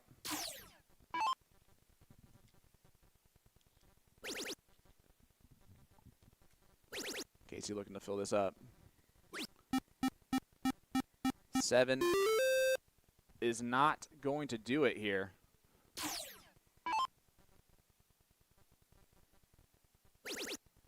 Great first start from Yeast. And he does get rid of the 15s. Big pick on that 15s. 5.5 playing 5.18. Incredible stuff.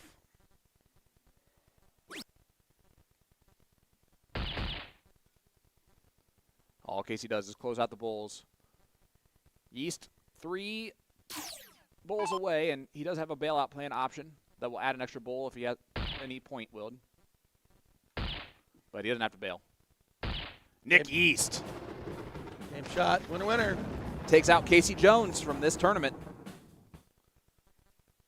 And that is how impressive and important these matches are, as a lot of players already out as we get down to that 11-12 spot approaching that. So stay with us, folks. A lot more action coming your way from the men's CSI right after this.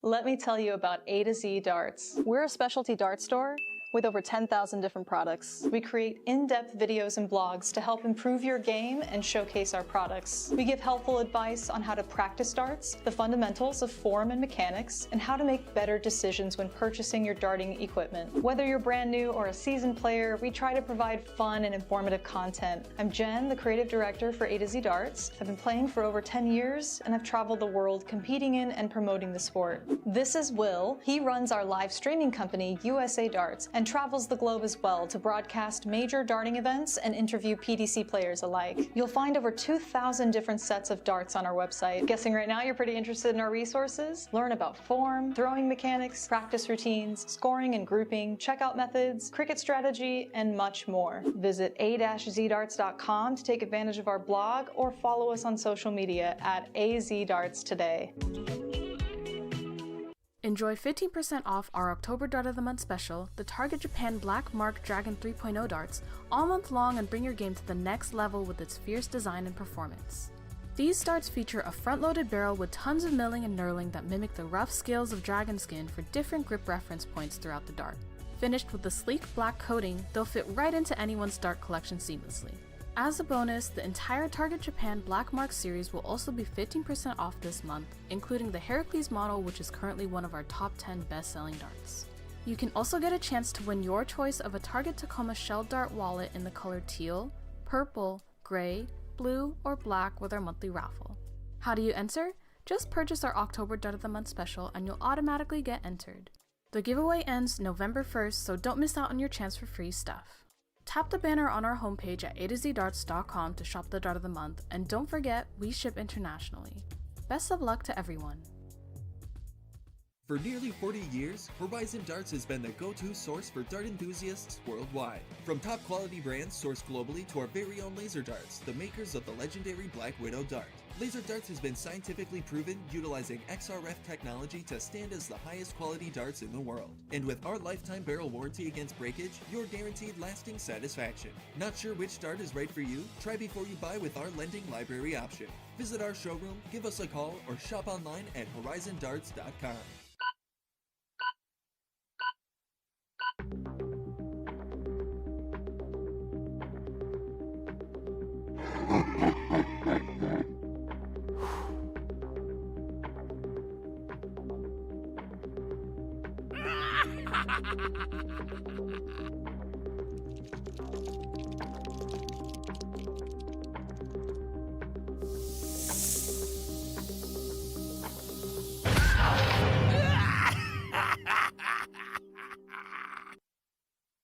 what is the purpose of the Vertex stand? This product is made by Winmore, and they have solved 3 different problems. Number 1, when you don't want to permanently mount a dartboard.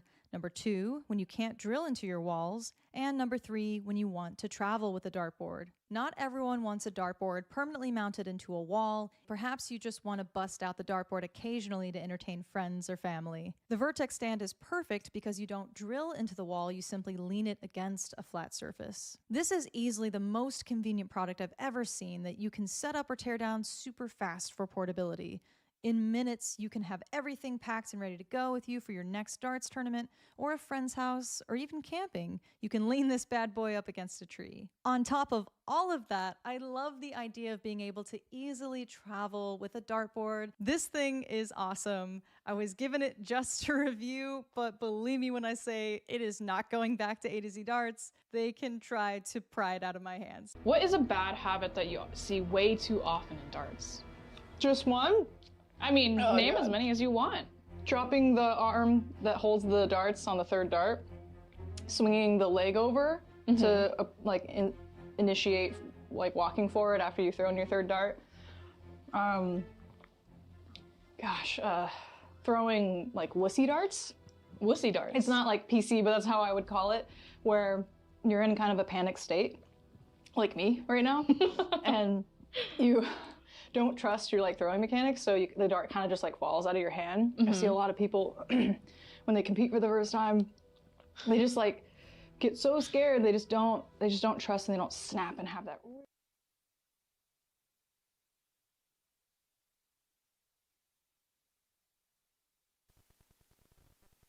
Ladies and gentlemen, boys and girls, the King Seat match is upon us here in the men's CSI at the Tournament of Champions.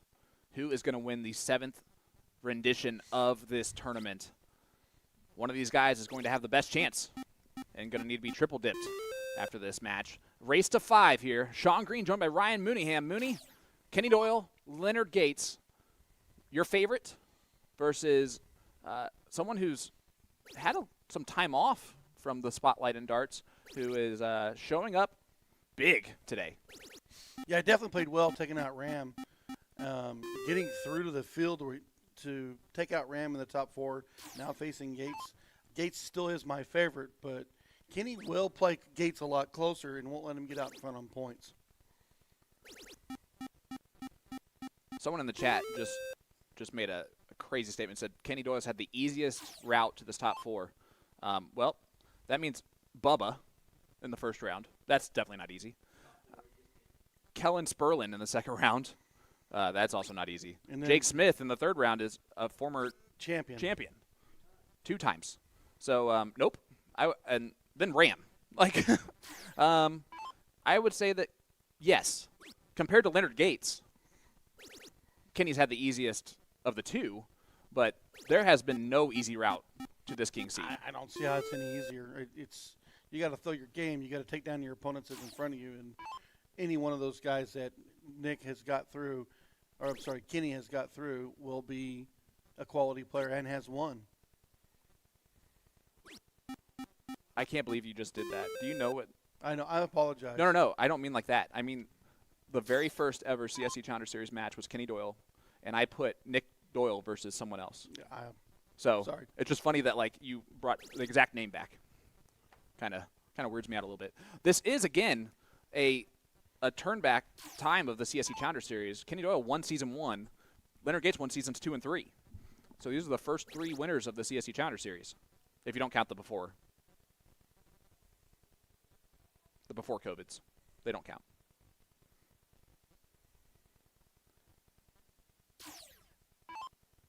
Soldier out in front. I didn't even wait for Kenny to get past the throw line. Wow. And it doesn't matter. The Houstonian with a big 9. A sweeping 9, forcing his opponent straight to the bull. Yeah, this is going to be leg number 1 going to Leonard. Race to 5 here, Mooney. And what that does is it makes it harder for both players to just kind of roll through. Well, you're going to have your starts. You're going to have your second starts. So going second a few times, if you can eclipse those legs, and when it comes to your start, that's what you want to charge through, especially on a best of 5. If you have dropped to your opponent on their throw, but you have your throw and you can get back in it. Yeah, I'd argue actually that the one leg that you don't want to break, the throw is the first leg. Other than that, it actually matters.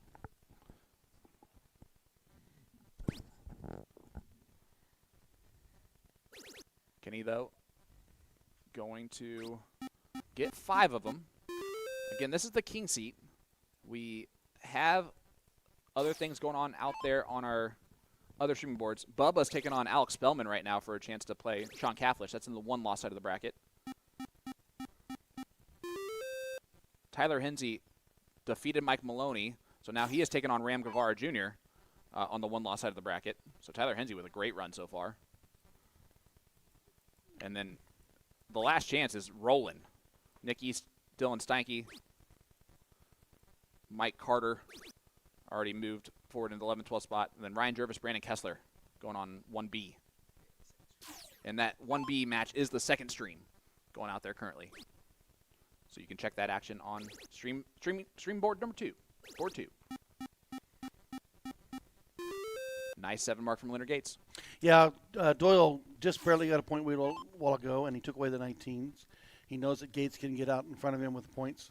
I do see him playing him closer, forcing him to make other shots. Oh, and that's a tough third to wire the wrong side of the triple. Dart 1's lie, tore out dart number 2 and dart number 3's flight patterns. Leonard can take complete control of this leg right here. He's going to. Good 7 from Leonard. Makes Kenny pay for the 9 or for the 4. It's just incredible to watch him go, get rid of that 20, go right back to that 18, forcing his opponent all the way down to 17s. When he has a number and he can control it, he is so hard to beat. Mike Maloney has to win 5 straight one-leg deciders just to get to the third place match. I've seen him do it in the past. I have too, but as the 2-time defending runner-up, he has an extremely hard task ahead. And again, he's going to have to. That means he's going to have to roll through either Ram earlier or Alex Spellman potentially earlier than that. One of those two guys will lose before that third place spot. Didn't get that 18 to go. Had that opportunity right there. He trying to keep trying to keep Gates close, but unfortunately he didn't get that 18 to fall. And again, Soldier deciding to try and trap, and that one did not work out. I think that's the first time we've seen him miss on the trap. He has gone for that 15s multiple times today and has closed it out, buried his opponent in the 16. Opportunity here for Doyle.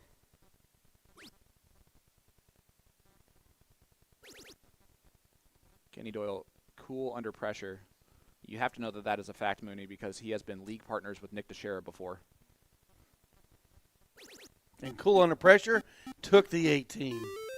Yes, down in did. points, but it's going to make Gates play close. Yeah, I mean, no matter what, Kenny's going to be 4 bowls away. Yeah, 4-3 race. This is fine. Kenny's okay with this. This was going to be his best chance to win this leg.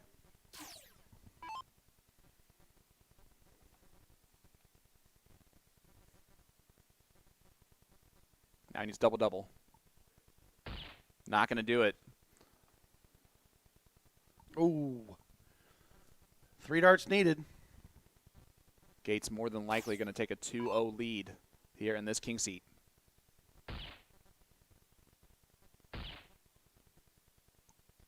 No! Ooh.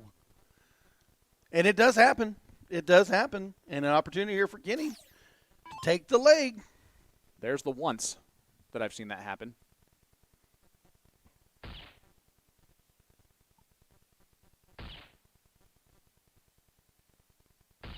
And Kenny does steal that one with a 3-dart hat trick. Whew. And wow. Wow. I said the same. I'm quiet. I'm like, I just don't see it very often, but it does happen. But Kenny put himself in that position. He took that 18 away. He made Gates use up his darts on the 16s and 15s.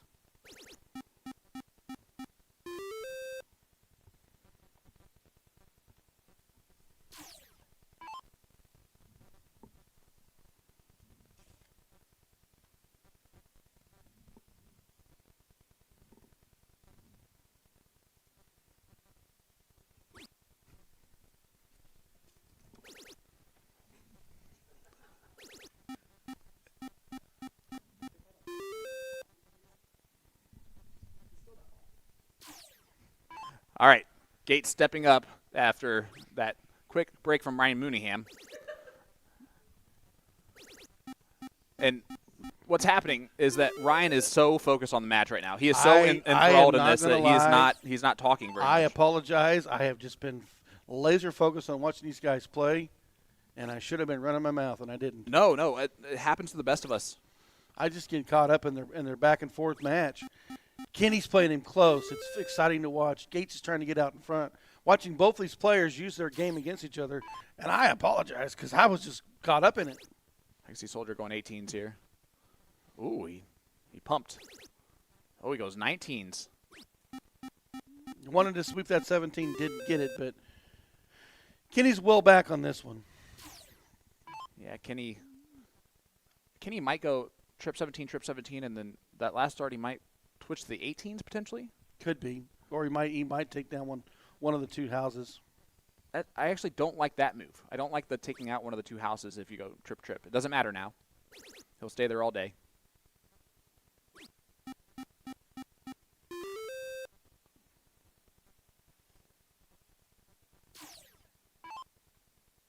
And now another opportunity for Soldier to take control. He again pump fakes. And only a 2 mark from Soldier. Yeah, that's a door right there for Kenny. Trip 17 on first dart. Will he make it a challenge to the top? Kenny is a pretty old school player. So I'm not sure if he would have taken the shots of the 20s or the 19s. Or not just stayed there on the 17s all day, but we'll never know. Well, I mean, the thing about it is he's already taken the opportunities of being bound in points to keep Leonard off a scoring segment. Leonard throws in the perfectly timed 8 mark, though. And now Leonard back in control. It was who was going to hit the big shot first.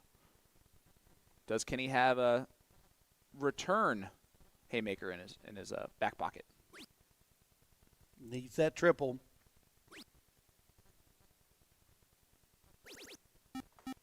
Yeah, and in this king seat, 5 marks are just not good enough. 6s are okay, 7s are normal, 9s are killers. Reminder, matches ongoing outside of this. Alex Bellman, Bubba. That's right next to this one. Tyler Henze, Ram Guevara. And then Nick East defeats Dylan Steinke. So Steinke finishes in 11th, 12th. Great run for the first timer in the CSI. Excellent. This is a tough field.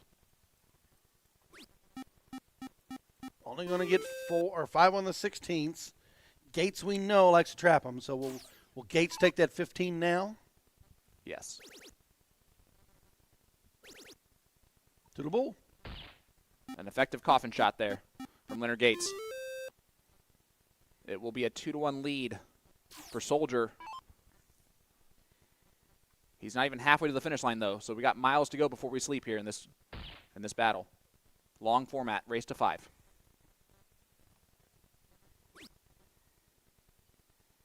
That last dart was a little bit of a give-up dart from Kenny. Like, not really, but he's setting up for the next leg. That's where that race to 5 comes into play.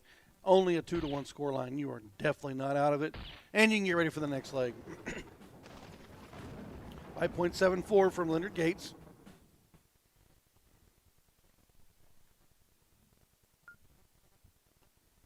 So Soldier takes that 2-1 advantage.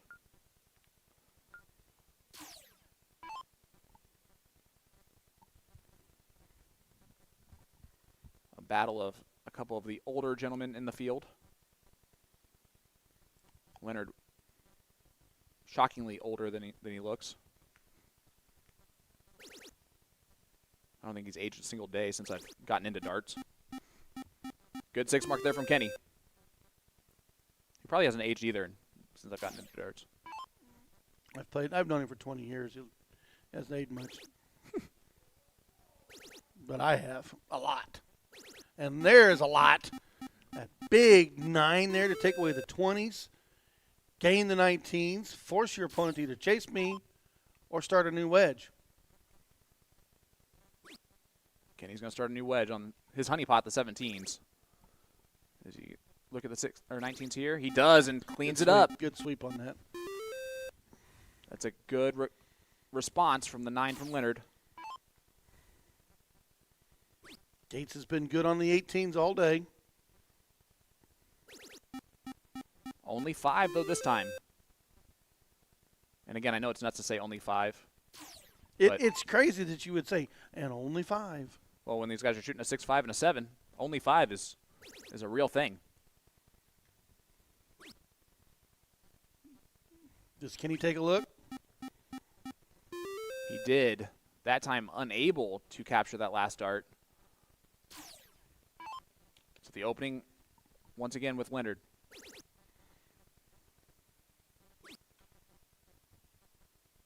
And he does take control. I thought maybe he would come down, but he has been notoriously throughout this day staying on the 18s.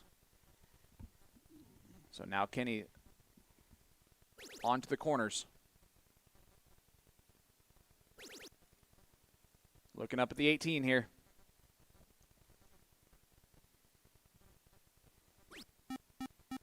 I like the way that he paced it. I do too. I thought it was a great transition from the 16s to the 18s. Did get the single, opens it up to a single shot close. But Gates comes right back. Yep, Leonard staying there all day with the X on the 18s. Yeah, he's going to try to maximize that segment as long and as fun as he can. Kenny cannot get the point lead with the first 2 darts. He'll be down 2 points if he goes trip. But he's going to have to get rid of that 18 at some point. And that is hurts. Not going to get rid of the 18 now. He can't. He has to stay on the points. And that's going to be a frustrating turn. Because I would argue that more of his job was closing the 18s than getting the point lead. I would agree. Because of this. Does manage only 1 in the 16, but the killer 6 on the 18s. Yeah, 142 is the lead on points for Leonard Gates against the throw.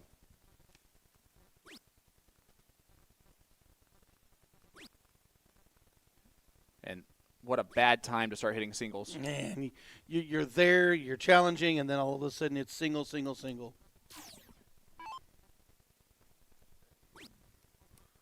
Gates back to the 18s. Yeah, what are you going to do? Hey, 16s. I don't see why not. Trip 10. Trip 10 does work. Well, it didn't work. It didn't work this time. No, it was wrong game. But again, he's up 113 points. 112 points. Math. So there's no harm in this, but Kenny does try to clear out the wedges, and he does do that. He's going to force his hand. You're going to need to take them both. It's going to take 2 darts away from him, even if he trips them. And unfortunately, Leonard's going to come back to the board, only needing 2 bowls. Even 6 from Kenny does not get him the victory in this leg.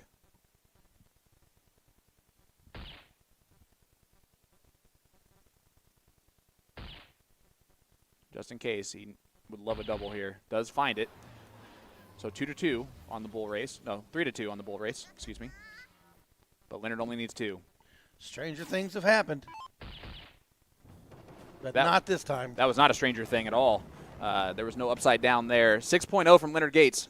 Takes the 3-1 advantage. He is over halfway to the finish line to hold the king seat and have the best chance to win this men's CSI.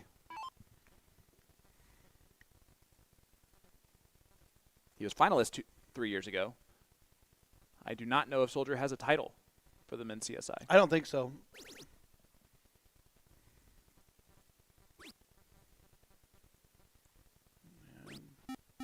It's very rare to find titles that Leonard Gates doesn't have. So this would be, Yeah, this you would are be another correct. notch in that belt. It's just like, hey, Gates is here, but he's never won this. Yeah, I wonder how many tournaments he goes to where that's actually been the case. Multiple times. Returning. Good 7-mark start from Leonard. Very few and far between this day and age. And he is punishing everything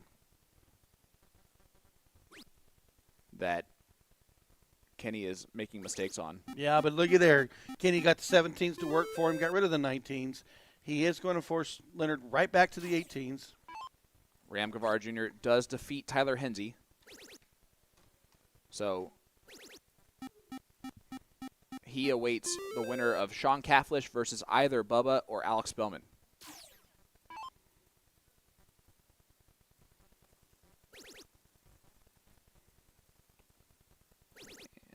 There's 2 in the 17s.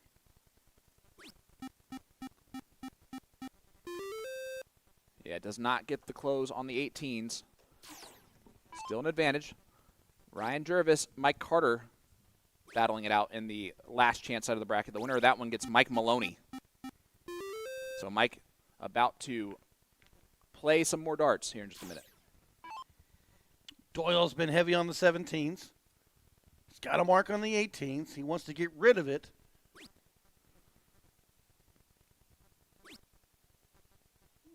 He's looking up. Yeah, and he does get rid of the 18. But 6-point lead is not enough when Leonard is a 9-mark away from, well, a 7-mark away from getting back the lead.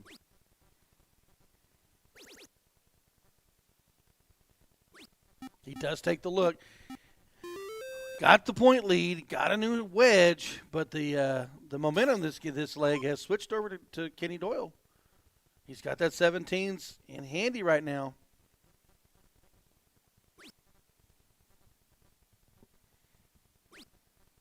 Yeah, and he tried to get the wedge on the 15s. Goes back to the 17s, and that is not the time for a 3-mark. I don't want to leave that door open for Gates. It's wide open. And Leonard has punished Kenny's shots all match long.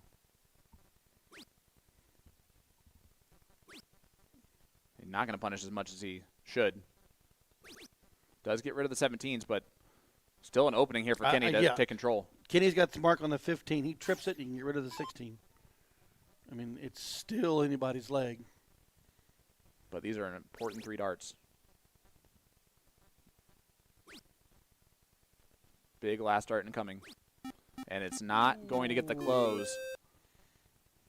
And I'm gonna say it right now, that is gonna be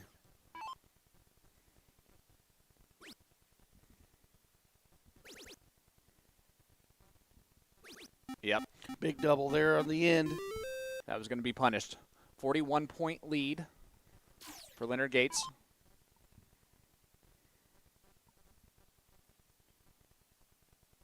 And Kenny now has to waste a dart on the 16. Yep, does exactly that. That was close to missing the board completely. Yeah, it could have been a frustration shot on the 16. It did record, but a double was not his intention. It ain't going to matter. Leonard Gates, 5-5-5. Wow. From Soldier, takes the 4-1 lead now on Kenny Doyle, has marched the last 3 legs. Yes, and Kenny played that leg really, really well. He used the 17s to his advantage. He got rid of the 18s. He forced Gates into the corner, but those 3 single shots is what opened the door, and Gates came through. Let's talk about what we have moving forward today, ladies and gentlemen. First of all, we're most likely going to get Sean Cafflish versus the winner of Bubba and Alex Spellman as the next 1-loss side of the bracket once this king seat is complete. Then we got so many last chance matches that are going to be coming rapid fire at you. One leg shootouts against or with some of the best players that you're going to find in North America.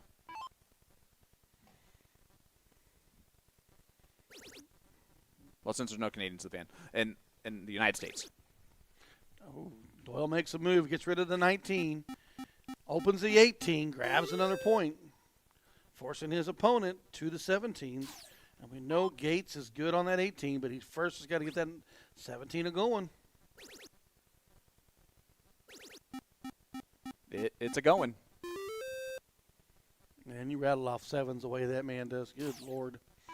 Kenny loves 17s too. But, yeah, you've said it best. And he throws in those 9 marks to perfectly time them like Kenny's trying to do right here. Oh, but only 6. But it's a big 6. But that's been the difference, right? That 7 versus a 6. Yep. And it is a huge difference.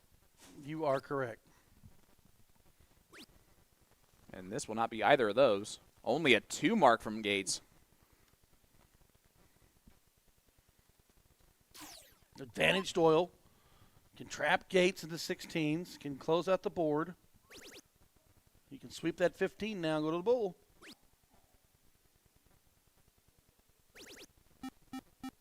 Great sweep of the leg from Kenny Doyle. 30-point lead. And it's going to be 4-2, but the uphill battle that Kenny Doyle has left, he has to win 2 legs against the throw on Leonard Gates. A lot of the best players in the world, I'd give Gates the advantage there to win 2 legs, or at least one of those 2 legs against the throw. Oh, yeah, I 100% agree. Nice leg for Kenny Doyle. Had to get that one. And stops the route of legs 1 from Leonard. 4-2 is now the scoreline. But he's going to have to raise that average up. 5.79 against the throw is not going to do it.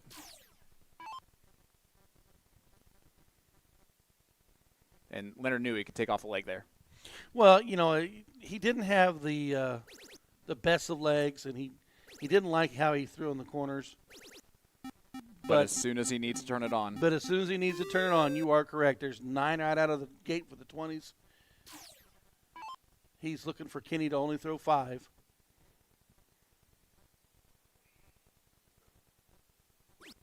And he's not even going to get that. Wow, only a 4 mark from Kenny Doyle. Leonard Gates in the driver's seat already after 3 darts thrown.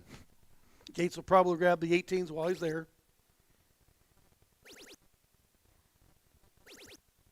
Perfect so far from Leonard Gates. 9 mark, defeat a 9 mark. Kenny Doyle back on the 17s. This is his favorite number. But he's not even able to hit his favorite number as much as he would like. Only a 4.0 right now for Kenny Doyle. This is going to be over in 3 darts if Leonard goes white horse here. Which he will not do, but still, that's enough. I was going to say Gates comes back with a 6. So 9-9-6. Leonard Gates owns 3 wedges, owns a commanding dart league, or a commanding dart score. And how about 3 in the bed on the 222s from Kenny Doyle? Do you think he threw that last one on purpose in the 222? Like just a spite? Could have been. Wow, only one. Nobody Leonard, wants to hit the 15. Leonard closed those 2s real quick. So now Kenny's going to have to find a new number to point on. He's going to hope that it's 15s this time.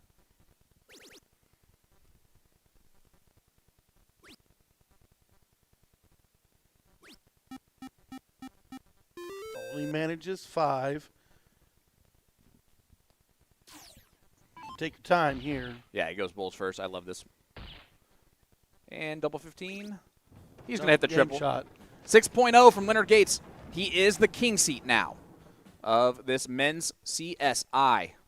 Someone is going to have to triple dip him to take him down. And there's the call me daddy sign that he's holding up to the board. As we're not going to call you daddy, but we are going to call you the king right now as you sit in that throne.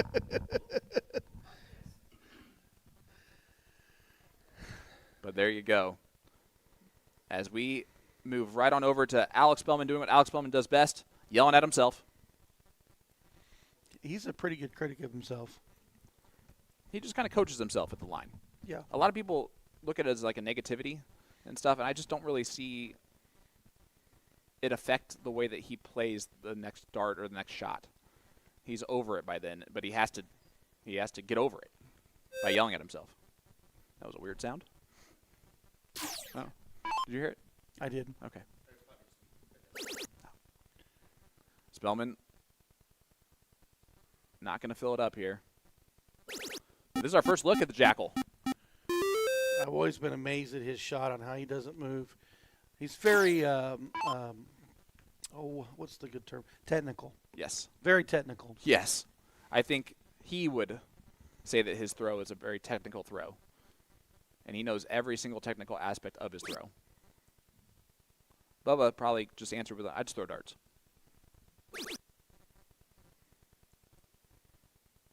Bubba doing what he's best at. Closest to 17, grabs the 20s. The Jackal to the corners. And this is a last lead decider.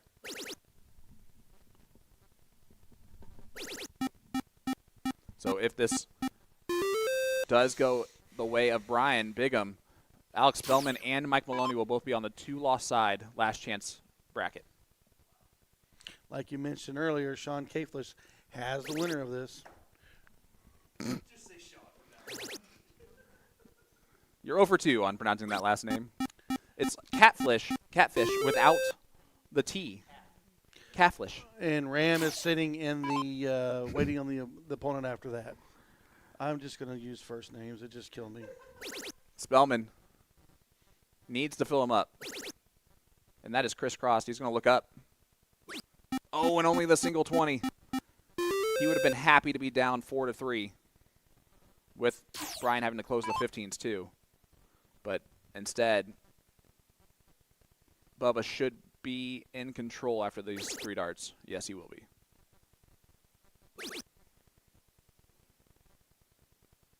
And as my partner in comms just mentioned, the winner of this gets Sean Kaflish. And then the winner of that one will get Ram Guevara.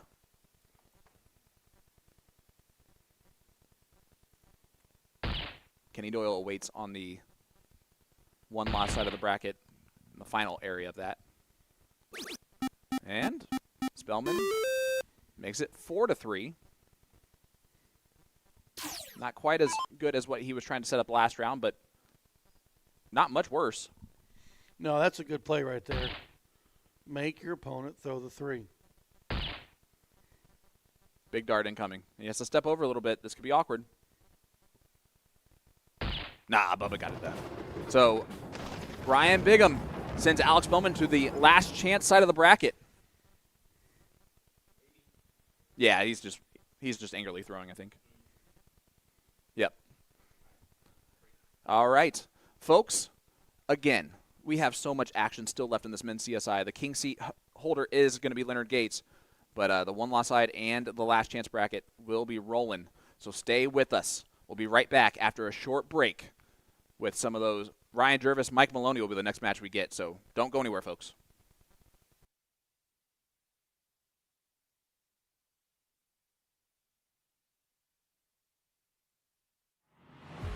This game is going to be key.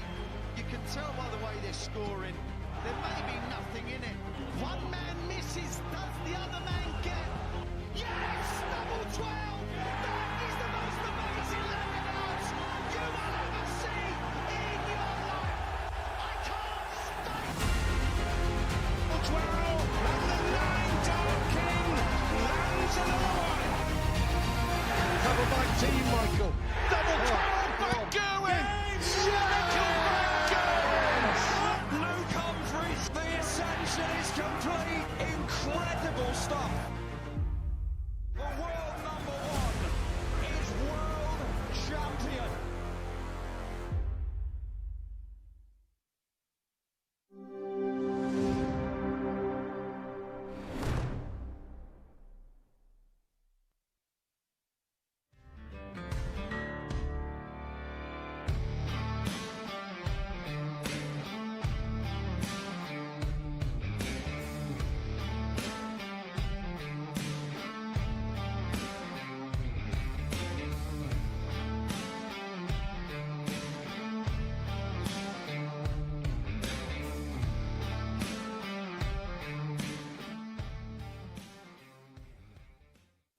right time, it makes all the difference.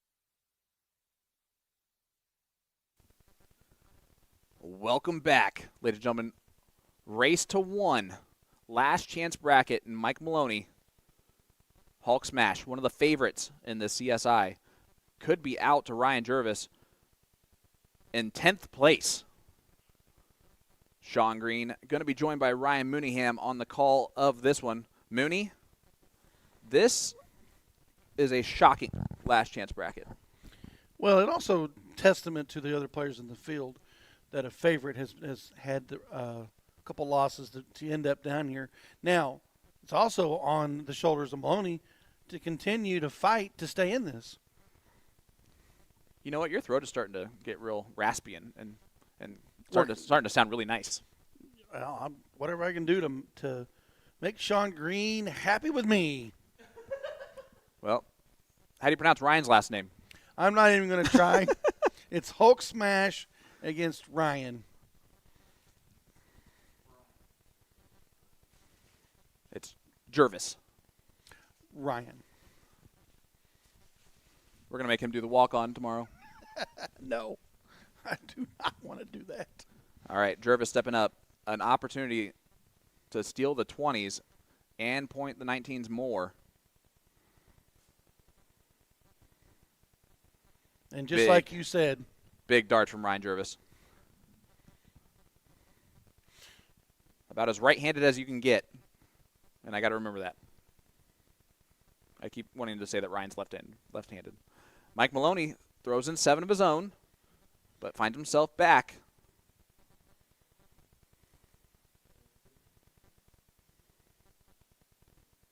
Staying. He's peeking now. No, he went to 17. Good shot. He peeked at something else. I knew that. Yeah, those eyes did move, but we were thinking he was going to go move up, but he wanted another wedge.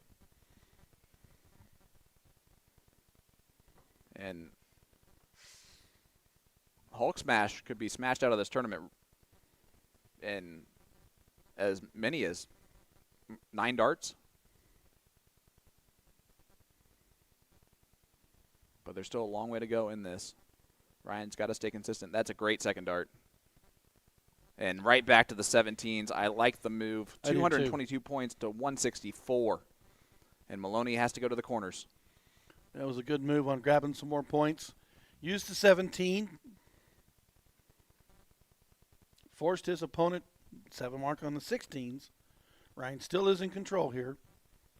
Has been playing very calculated. Ashland, Wisconsin. He came into this the 7th highest average. So this is not shocking whatsoever to see Ryan Jervis doing this to Hulk Smash. It is shocking that they're both in the last chance bracket doing it. And that hanger on the 16s might be the difference between having any shot. Yeah, a big door wide open for Ryan. And the 6-2 from him is also impressive. But I can tell you right now, Mike is counting the potential seconds that he has left in this tournament unless he turns it around right here. Needs 9 and nothing less. And that's less. Only going to get 4. Still did not get the point lead. Ryan right here can crash out the 15s.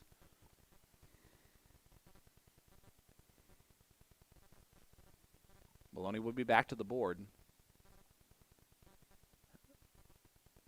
And that could have been a massive mistake if he would have not hit the close, but he does. So Maloney to the bowl.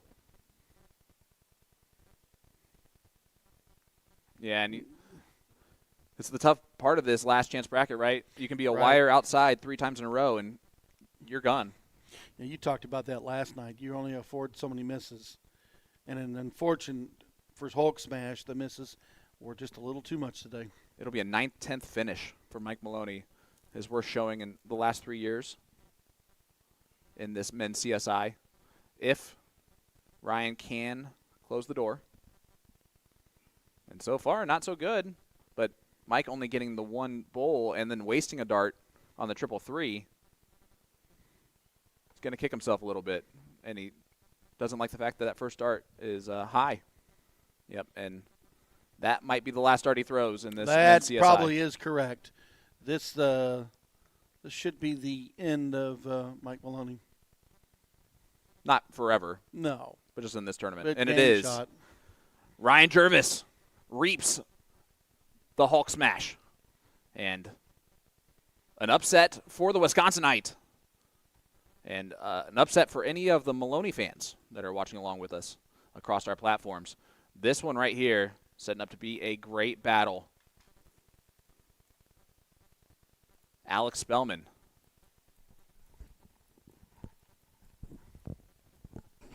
Is in the last chance bracket where he's taking on Nick East. So Spellman could also finish, although he's way up in this one, in 9th, 10th spot, which would have been insane. And listen, this is because Leonard Gates rolled through both of them. That quarter was incredible, and the king seed holder came from that quarter. And Nick goes bowls there instead of the 16s, 15s.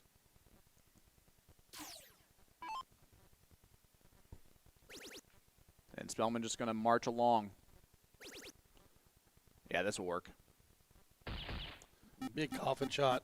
Big coffin shot from Alex Spellman. The winner of this one gets Tyler Henze. The loser of this falls one out of the money. So, when was the last time Mike Maloney didn't make any money in this men's CSI? Do you think that's ever happened? Not that I'm aware of. Well, Spellman needs the next round. So he's got plenty of wedges. And plenty of time. 5-8 playing a 4-8.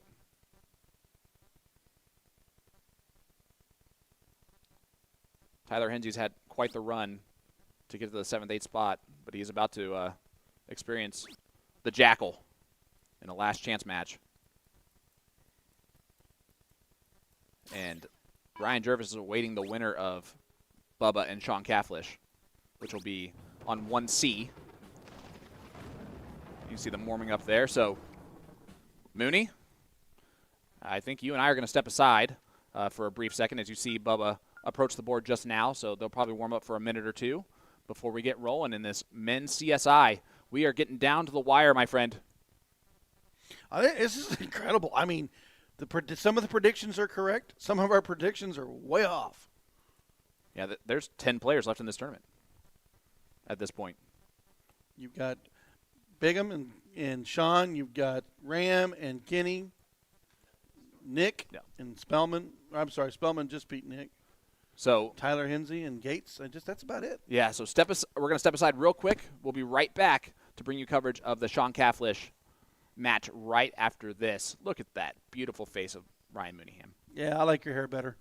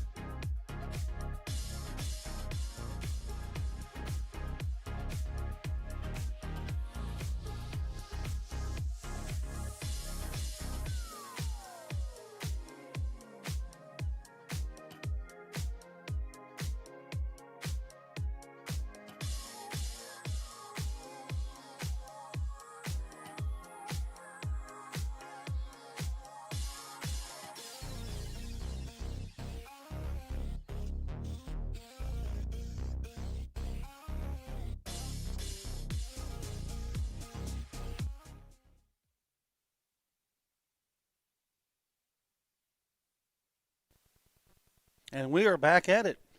Brian Bigham taking on Sean. This is still a race to 2. Winner will trying to continue to stay on that one last side. Loser will go to the last chance. We've seen some great stuff out of both these players all day. Sean lost that really tough one against Gates. Brian took out Alex Spellman to move into this match here as we get underway. Sean doing what Sean's been doing all day, another 9 mark. Ripped up that 19s. Took away old Brian's 20s. He has been playing heavy on the top of the board. Now Brian's forced to the 18s. Ryan Mooneyham joined by Will Stewart. Big 8 mark right there to get us in the action. Both players been playing well all day. Now they collide.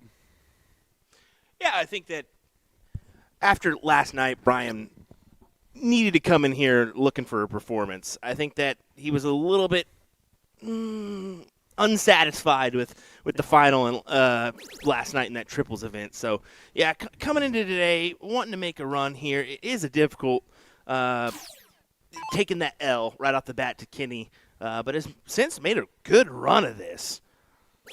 Well, you know, the thing about it is he has stayed focused and he continues to stay out. He uses those darts to stay out in front. Same thing with Sean. They get a wedge, they keep using it and make calculated decisions. Neither one of them have thrown that crazy, crazy dart. Well, what a huge 9 that was. Has the 18s and 16s. Sean forced to go to the 15s here, and that is a very difficult first to work yourself around here. I'd be surprised if he gets a triple, to be fair. Manages one with the last. Good hit. But as you can see, a 28-point difference, and Brian probably going to attack the 15s after dart number 1. 6.5 for Brian.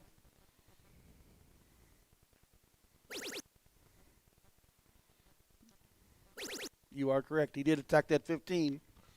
Oh, yeah. Grab the points first, and then grab that wedge away from your opponent. Big bullseye there. Sean forced to the center.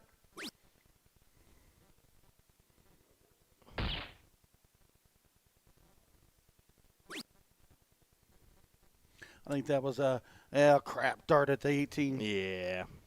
I think he knows he's got the Brian's got the better of him here, at least in this leg, to make it 1-0. Double shot, double bull, game shot.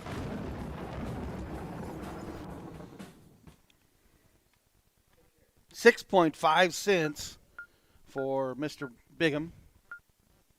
Sean will get the start here. He has been very strong in his opens as well.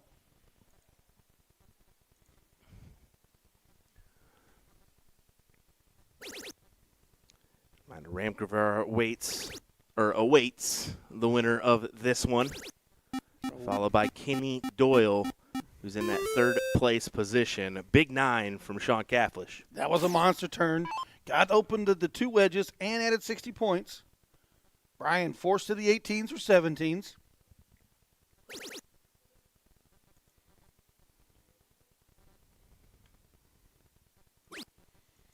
Not going to get it done with only 4. Sean well out in the driver's seat for this leg. Can continue to force his opponent out.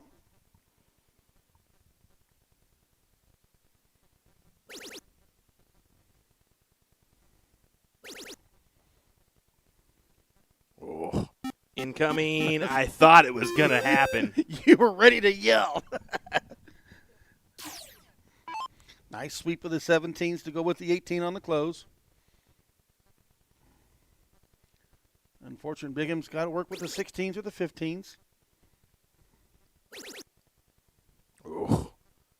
Fill it up, big man. There you go.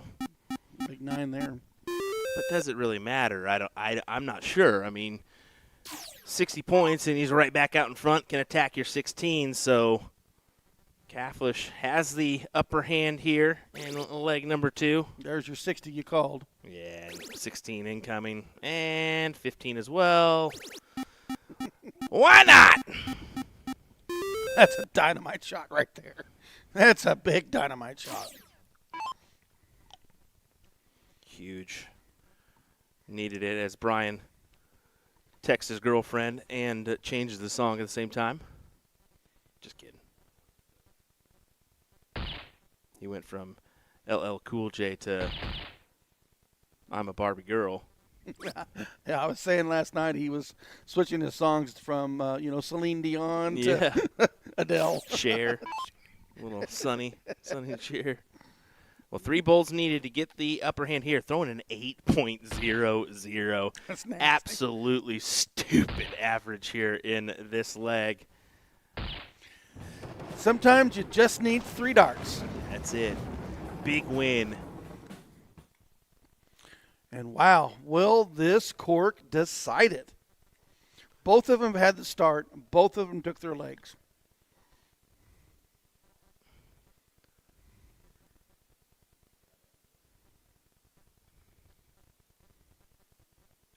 Looks like it's in the black.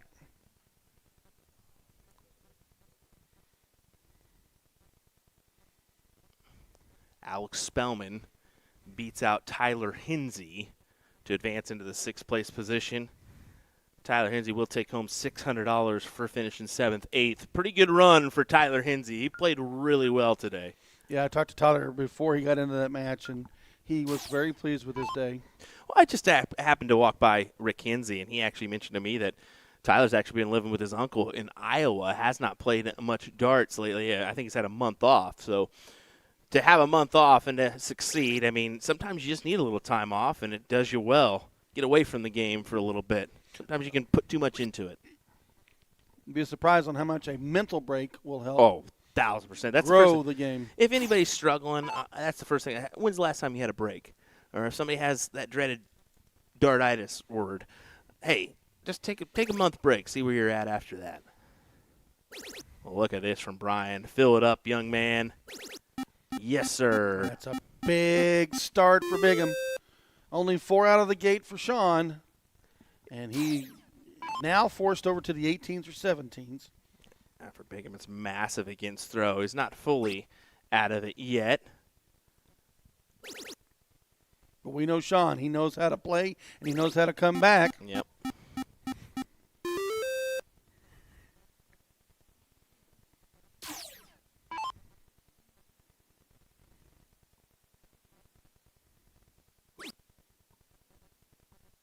You think Brian's got some wax in his back pocket? What is that? It's got to be some wax, right? No clue. Could be the like letter Deal sort with of Carmax? Yeah, the little leather sorter stuff. I don't know.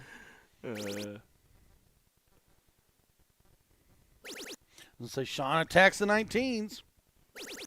Oh, Another big 9 for Sean. Huge.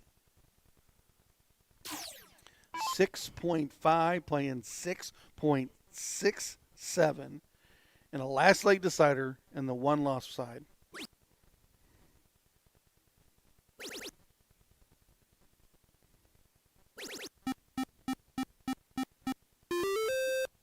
Throws the 7 right back. I think he's got to edit that, though.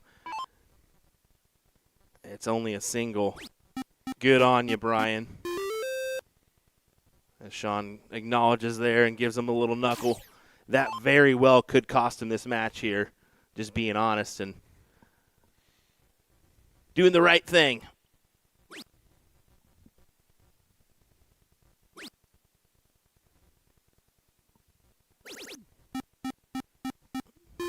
Only just a 5, but 72 points on the board from that 5. Yeah, it kind of forces Brian into the position of staying on those 17s, try to attack and grab the 9 here. If you grab the 6, you'll be tempted to make that look at the 18s, but that higher ground speaks. I mean, you got to stay.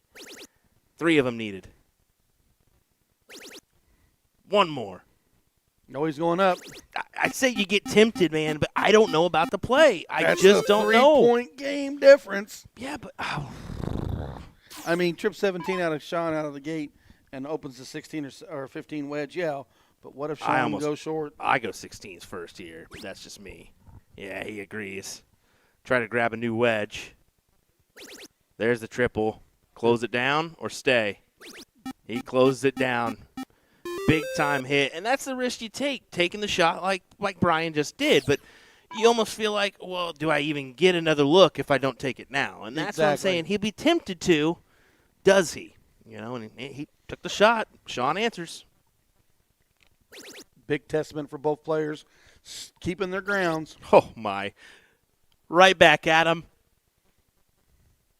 Turn the tables once again, 3 times in a row. Oh my goodness. That's nasty. What another 9. Wow. Absolutely phenomenal. Wow. Great stuff. Now Catholic is in a tight spot here. He got rid of the 15s. No matter what, Brian's going to get 3 bulls for the win, though. So we saw him have this shot last night, and he blew it. I mean, he only hit 1. Yep. But different day. Different day. Event. Exactly. Brian needs 3. There's 1. Makes the adjustment. And oh my! Wow. He got the dart. It kicked it out on the springboard. This door is wide open for Sean. Oh. He tried to place it right on top. It ricocheted out. And now Sean can do it right here. 3 needed. Game shot. Wow. I got to give a hand to both those gentlemen. What a match. What a way back and forth. What a way. The momentums went back and forth. They both fought hard. They hit the right darts, and just in the end, Sean had the deciding dart. Well, stay with us, folks. We got more coming your way next. I think it's going to be Stream 1 the rest of the way. For those that are kind of popping in on Stream 2, well, you can't hear, so I'm just going to stop talking. We'll be right back with more great information, folks. We'll be right back. Don't go anywhere. And this is the last time I touch the mic for the day. We appreciate you.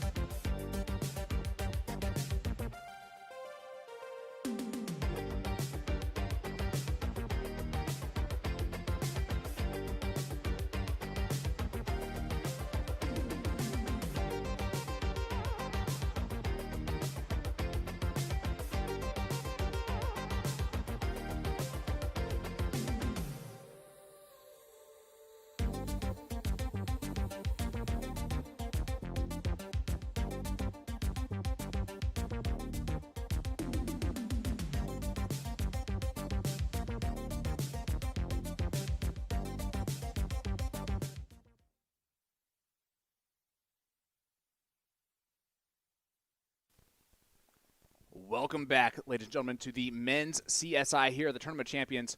Look at that, the top 8 that moved on in this. Leonard Gates is the king seat holder.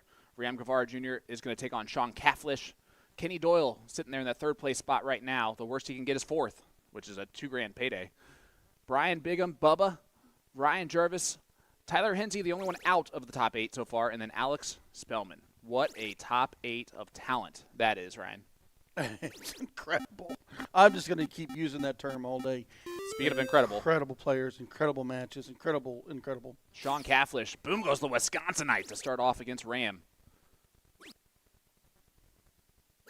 One of those guys that you don't really think about when you think of those top averages, but Sean is one of those guys. He's 5th overall in the CSE Division I right now in the averages.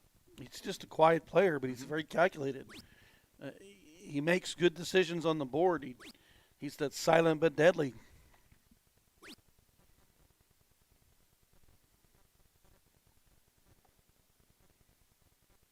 Not going to be happy with that turn. Opportunity now for Ram. Yeah, this is why he's not going to be happy with that turn. Oh.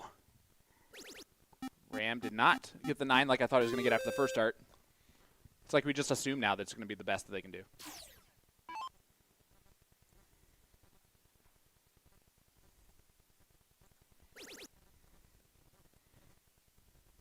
Sean from Reedsburg, Wisconsin.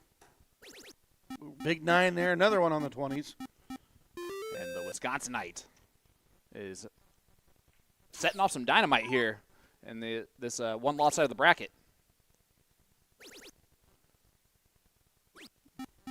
And Ram just not firing on all cylinders yet. And we've talked about this many times, right? Ram's had to wait now a little bit to get to this point. Sean has rolled through. Advantage Sean, right? It definitely advantage Sean. I mean, he's been on the boards, and he's been, he had a tough match. With Brian. That was just it's a slugfest that he came out on top, and he's going to bring that momentum into with Ram. And we are seeing it. He owns the top 2 segments. He's got the point lead. Ryan Jervis will take on Bubba on 1D. That will be of course, it's last chance bracket moving forward, so it'll be a race to 1. Ram Guevara, Sean Cafflish. Race to 2, all cricket. And the winner gets Kenny Doyle. Yes. Who has been waiting even longer at this point. But Kenny's one of those players that is going to be able to pace himself better than most.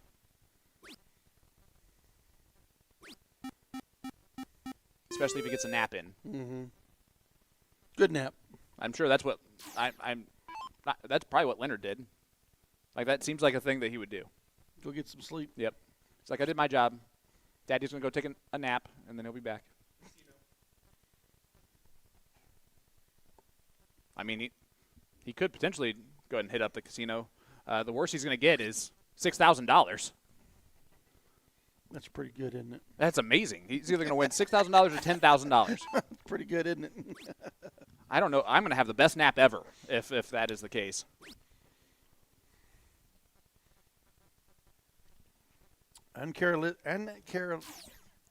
Uncommon for Mr. Ram. Only 2 on the 15s. You got there at the end, Ryan. That's all that matters. Cafflish continuing to be just so impressive. The silent assassin. He's been solid all day. And I've had quite a few people reach out talking about Cafflish, maybe even getting him in the finals. Wouldn't surprise me. It would surprise me a little bit, but not much. No, the way he's been playing. I put him as 4th favorite right now.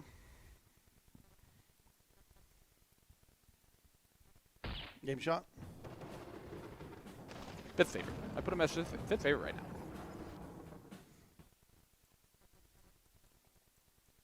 Which isn't saying much. There's only 7 players left. But that being said, I'm going to say minimum 3rd. Really? Okay, let me just go ahead and debunk that real quick. Ram Guevara Jr., you're going to say he's favored over Ram? Right now he's up 1-0. Okay. That's not the question I asked. Look, Sean's playing well, and Sean has the ability to do this. Yes, I'm going to give him the favor right now. Okay. Alex Spellman. You're just making it difficult. Leonard Gates. I said at least third. Gates is in the finals. Okay, and then you just dodged Ram is the one you just dodged. I for didn't at least dodge third. Ram. He's playing well. But he. Okay. Fourth is a good argument, but Kenny is why I don't say that. Kenny's been playing better today. And I think the time off for Kenny of just playing big things has really helped a lot. Yeah, you are correct. There's a lot of people that are surprised to see Kenny Doyle have the run that he did. Now, they're not surprised because they know Kenny Doyle, but they're surprised that he's doing it now as Sean Cafflish continues to just throw in 9 mark after 9 mark after 9 mark. It just likes me saying, boom goes Wisconsinite.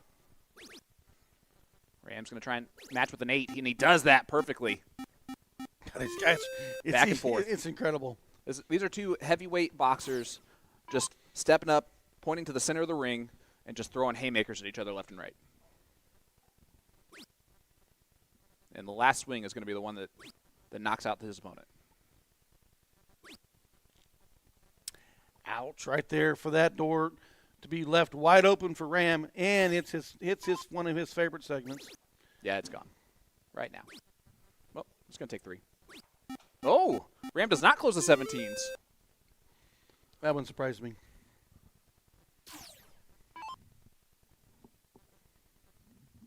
Again, let's rattle off the numbers right now. $10,000 to first place, $6,000 to second, $4,000 to third, $2,000 to fourth, $1,000 for fifth place. So 4 digis just by making fifth place in this bad boy. Alex Spellman guaranteed at least $800 as he's sitting in the 6th place spot. And well, let's mention it. There's one big name that is not there in that top 8, and that's Mike Maloney. And Mike Maloney, I'm going to guess the first time ever in the CSI, is going to be going away with $0.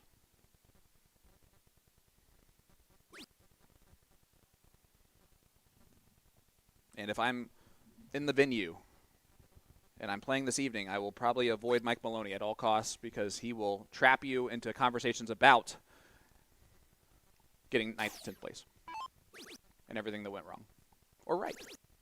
Look at this out of Ram. Big darts from Ram Gavar Jr. Another 8 mark. His second of the leg. That's a rarity.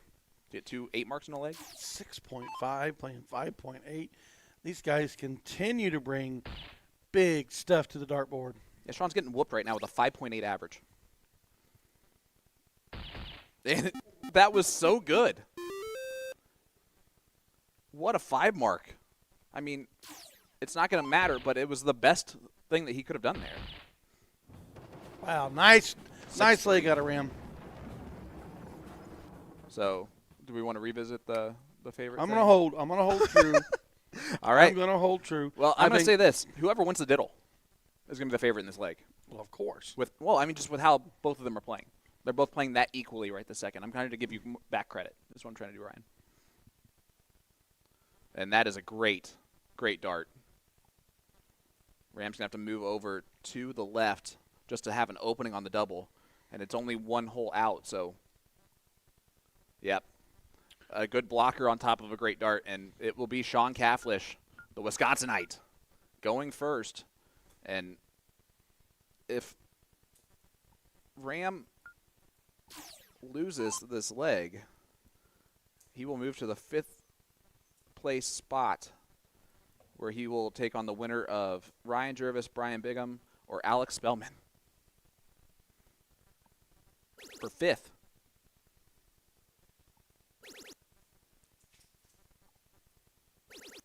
And Cafflish is going to start off perfect once again. Another big monster 9, the 19s and 20s goodbye. He does not miss. Here comes Ram. Nice 7 on the 17s.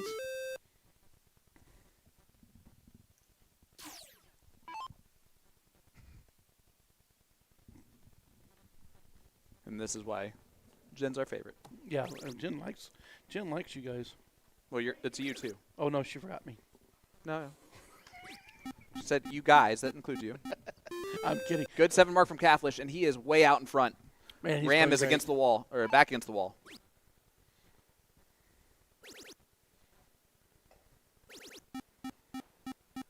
He's staying in it with a 7.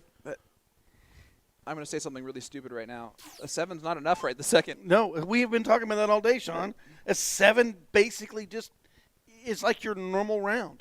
You got to go better. And it's because of just how well Cathlish is playing. He's going to a 5 mark will do, and he does exactly that. It's only a 40-point advantage. So Ram can technically get as many as 56 points up. Which he can do if he fills it up here. Oh, does not quite do that, but 24 points in front. And 7 playing the 7. Last leg decider to see who plays Kenny Doyle for the winner of the one-loss side match. Ridiculous. The Prince seat. I don't know.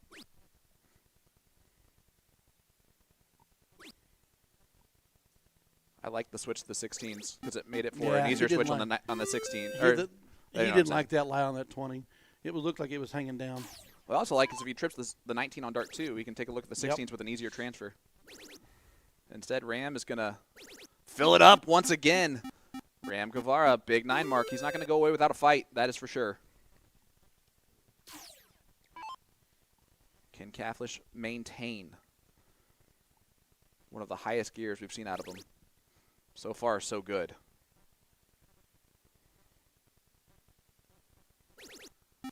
Man, another wire width away from a 9. And this is the hard thing to say. Only manages a 6. Well, that was an actual real opportunity there for Ram. And he knew it. Yeah. Oh, he knew it. And Ruh-roh. Unfortunately now, Sean can just cash in. You can see Jarvis and Bubba are not getting started yet. I think they're waiting. They're about to get started in their one-leg decider. Yeah, they're deciding who goes first on the court. Ooh. Oh, no. Sean does not close it. Sean does not close it. So maybe it's a little too easy sometimes. Who knows? Ram is going to 9 mark here. Like, this is a classic 9 mark spot for Ram Guevara Jr. to do what he does best. He is so good in these big moments, and he punishes the one mistake from the Wisconsinite. Big 9 from Ram Guevara Jr. and Sean Cathlish. Now the turntables have turned, but does he have one more massive 9 mark in him or 7 mark in him? The momentum swings are just incredible to watch. Watch that game flip back and forth. Do you kill the 16 here? Yeah, he killed it. Maybe he'll get lucky with Ram only needing more than 1 dart on the 15s. Sean should come back with.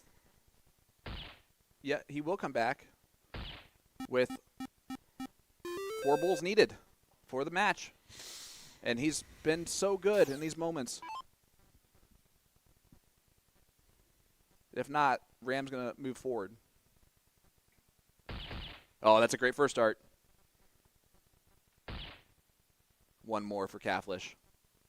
And he continues the run. Wow. Defeats Ram Guevara Jr. in the last leg decider. Another one. Ram shot a 6.57 and lost that leg. Another one. Another nail biter to the end. Sean won that with a 5.38 against a 6.27, almost an entire point difference. Wow. And if that doesn't tell you how important high ground is in this game, nothing will. Sean opened up with that 9. Trip 20, trip 20, trip 19. Ram had it in the opportunity to win it. And then it takes 4 bulls to finish it. Incredible. Man, what a tournament we are experiencing here in this men's CSI. Ram Guevara, Alex Spellman might meet in the 5th place match. I don't think you could have scripted it any other way. Well, I think there's a lot of people that are shocked by the 3 players that are going to be guaranteed in front of Spellman or Ram. Because you got Kenny Doyle, who's worse he can get his 4th, and now same thing with Sean Cathlish. Mm-hmm. And then Kenny Doyle and Cathlish both are, I would call them surprise for the field. Yes, I mean, that's what I talked about when we did the opener. Somebody's going to come through that's going to surprise us, and it has happened. That's what the CSI produces every single year. But this time it's Dos Amigos. Exactly. I mean, it happens every year. We've seen somebody that you wouldn't think surprise the field and come through.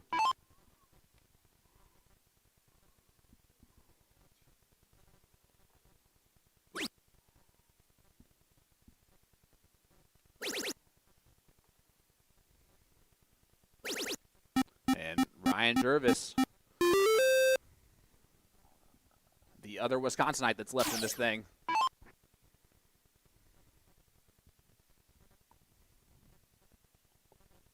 Trying to take out the ESPN athlete. And a 7 mark from Bubba. That is a nice 7 mark out of Brian. Ryan's going to have to work that 18 hard. He needs 2 trips in it.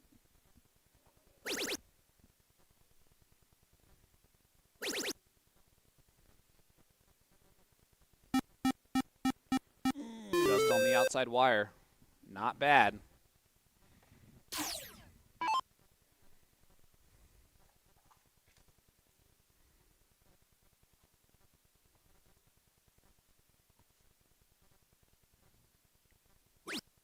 Bingham needs to mark the trip. He will look at the 18s, possibly. Yep, we're making the move. Only got the 1. Big opportunity here for Ryan.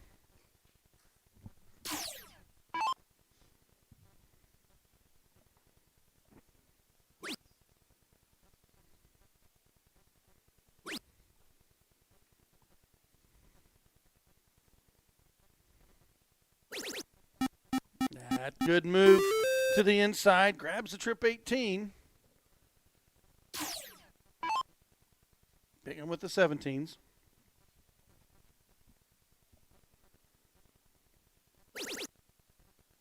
And Brian with the lower ground. Gonna get a shot there on the 18th. Now back down. Big darts from Brian Bigham. It's a monster 8. Can Ryan match? He needs a 9. And that first dart might be the miss that cost him, even with the 6. Bubba in control. Which was not the case about 3 turns ago. It's the momentum swing going back and forth. Brian on the 17s.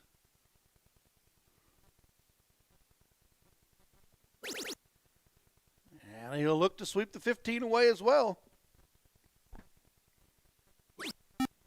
Does manage just 1. But the damage is done. He's forcing his opponent into the 15s. Needing 2 triples. Minimum.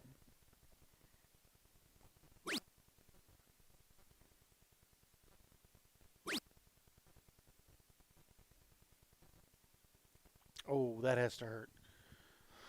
Yeah, it will. I mean, it's a race to 1. There's no other hurt bigger than that. Ryan's going to potentially be that 7th, 8th finisher as long as Bubba just does his job here.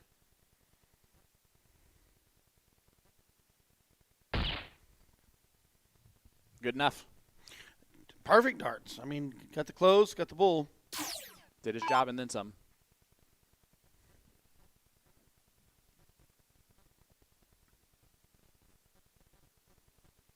I do want to talk about the fact that both these gentlemen sitting in this spot, I like that they are not surprises. You know what I'm saying? Like, yeah. Because they both, Brian, of course, ESPN, I think, put him on the map more than anything else, but both guys have been really underrated as dart players on the big scale. And it's good to see Bubba getting that recognition. I think Brian should start getting it as well. But good match, gentlemen. Bubba moves forward. Good run, Ryan. So, I mean, we have this set up, right? Alex Spellman will take on Bubba. The winner of that one gets Ram Guevara Jr. And at the same time, we're going to have Sean Cafflish, Kenny Doyle on our streaming board. So, folks, 2 matches of great coverage coming up next. But before we get to that, tomorrow, the women's CSI gets going. Therese Sheezer takes on Lane Lysak, Alyssa Evans versus Tracy Young, Caitlin Myers, Nicole Henshaw, Olivia Terry, Jillian Phillips, Jenny Howd, Heidi Nelson, Kaylee Beard, Taylor Thaxton, who is there in the front, Ashley Wendt, Jessica Melton, and Christy Davis, Meredith McGee. That it's a wide open field, and I think that there are 5, 6, 7 names that wouldn't surprise me if they won. No, I mean, we know that every one of them is capable. They've won the big stuff. They've been on the big stage. It's going to be a epic battle, just like today. Yeah, and that will be coming your way at 10:30 a.m. tomorrow morning.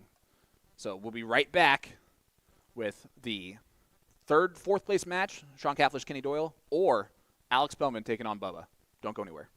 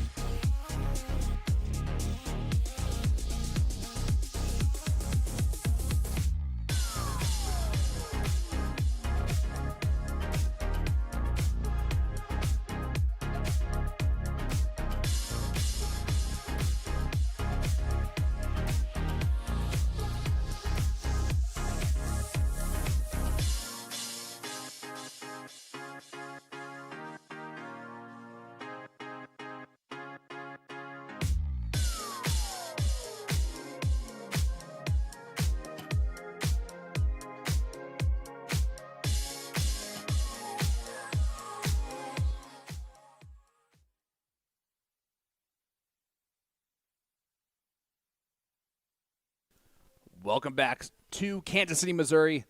We are live here for this fourth place match between Kenny Doyle, Sean Cafflish. This will be the last match on the one-loss side of the bracket. Who will be guaranteed $4,000? Who will be guaranteed at least $2,000? That is the difference in this match. Guaranteed money, $2,000 difference. And it's a race to 2, all cricket. This will be the last race to 2 that we'll see until the finals. I'm Sean Green, joined by Will Stewart. Will, man, what a day. It's been a good one, man. It's lived up to the bill. I mean, Sean Cafflish, if you kind of picked him at the very beginning as you're like, oh, he's going to go for – come on now. Nobody would have really – I mean, you mentioned him, but you didn't think he was going to go this far. No, of course not. And that's no offense to Sean. It's more of a testament to the field that we have in play. But I did mention him getting out of that quarter, and he did that, and now has continued to just march along, taking out big names. He's had some fantastic legs. I mean, 6'8" and what have you. So anytime you're throwing that kind of stuff, that kind of heat, you like your odds on the day to pull off a win, don't you? Oh, absolutely. And like I said, heading into this, in the CSC this season, he's averaging a 5.35. And that's very, very good. And, I mean, that's an overall average. So, like we said, you're going to throw in those big turns, and maybe you throw in a couple 4.3s or 4.5s in the mix as well. But so far, we have seen a little, maybe no 4.3s, 4.5s, maybe a couple of that from Sean, as he's just been really good throughout the day. But trying to get this one up on Kenny Doyle. Yeah, and Kenny's had to wait quite a bit of time now. Mm-hmm. But again, for Sunshine State Santa, he doesn't partake in adult beverages. Well, he likes a cold glass of milk, Sean. I mean, and some cookies. I mean, but of course, come on. I think all of us are on Santa's side there. So he's able to kind of, he's going to pace himself because he has to. And Sean's from Wisconsin, so he also will be able to pace himself well no matter what he does. No kid. I was just out there by the monitors, checking on brackets, and Kenny was there with just kind of looking on and said, the old dog still got it. And he goes, man, I thought I was going to come in here be fighting every inch for an 8th place finish, and here I am in a unique position, huh? I said, yeah, I'd say so. Just keep playing like you're playing, and you're all right. So we'll see what the old dog has here in this one. And Josh, you are correct, actually. It would be a race to 2 in the 3rd place match. Good call. Instead of the finals. So this will be the last race to 2 until the 3rd place match. Mm-hmm. That's what I meant to say. You take 2. Sean only a 4 mark on the 18s. And Kenny having the opportunity now to shut down the 18s and get that point lead. First 2 darts are going to go at the 20s. And he might stay now. He is. Yeah. He needed at least 1 triple to be able to move. Not able to do that, so Cathlish gets reprieve. No reason not to move at any point on the 18s. I would just stay there all day. Yeah, especially against the houses of the 20s and the 19s. You're tempted, and you should stay. You see him shift over, trying to make room for another dart there. Finds a single, so just pushes them out ahead by 21. But you think that's going to be gone here within dart number 1 or 2. Probably 1. Yep. Oh. Back to it. Yeah. Good 6. Yeah, you saw him get upset. It was just the fact that he had to go back to the 20s. Mm-hmm. He wanted to commit there on the 18s or possibly get a look at the 16s afterwards. But he'll take what he can get. I mean, pad the points while you can. It was 91 or 99 at the beginning of this turn, and you can see Sean just opens up another wedge with that last dart, knowing that whatever he did with dart number 3, if he stayed on points, wasn't going to be valuable. Yeah, the only thing I would say is that if he would have hit a trip 18, Kenny would have gone back to points. So I actually like that move more from Sean.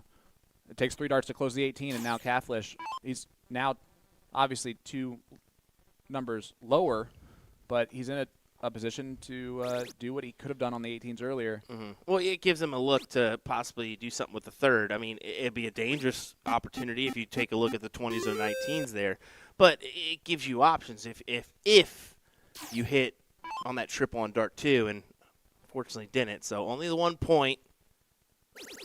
And Back yeah. Yeah. Thought that 16 was going to be gone too. Yeah, Santa's been handed out whoopings this year for Christmas. Coal for everybody.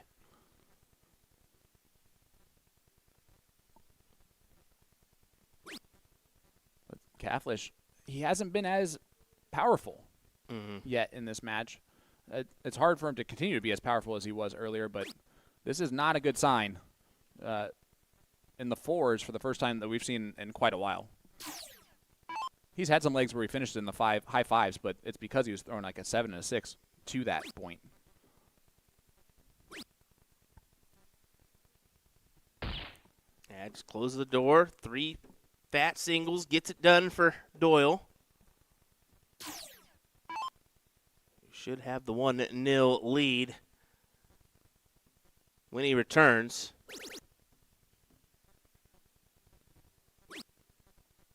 Yes, he will, barring anything crazy happening. And, Will, we mentioned this before we started, just to ourselves, but when you go back to Season 1, Season 2, Season 3 of CSE, I mean, this is a classic CSE battle of Wisconsin versus Florida. Yeah. It's something we've seen numerous times over the course of our remote darts league there, the CSC Challenger Series. And Catholic now going first here in leg number 2. And we've seen Sean put up some good performances in past CSCs. So he's been a name that's always been in the mix in our CSC Challenger Series, as well as a CSI. I think this is by far, though, his best run. I think it is, too. And you're right. He almost beat Maloney in week 2 of the CSC Challenger Series on the winner's side. Lost 9-8. Maloney, your defending champion in that event, 9-8 in his first 2-week matchups. Bob McCoy and then Sean Catholic. What a tough start. And I mentioned this at the start with Leonard. He won a last leg decider against Brett Hollanday, and he was down 2-1 in that match, and was against the throw in the last leg decider too. And I mentioned how like a win like that can catapult you through an entire series. So for Mike Maloney to win 9-8, 9-8, he's had 2 major victories in that CSE. But big 9 mark from Sean Catholic to get back control when he needed it. That was big darts, but can he return the favor? It looks likely. Can't convert on the trip 18 to close the door. Let's see how Sean responds. Amazing first dart. Just as good on the second dart. Well, 3 in the bed on the 18s will do. Back-to-back 9s from Sean Catholic. There's that power that we were talking about earlier.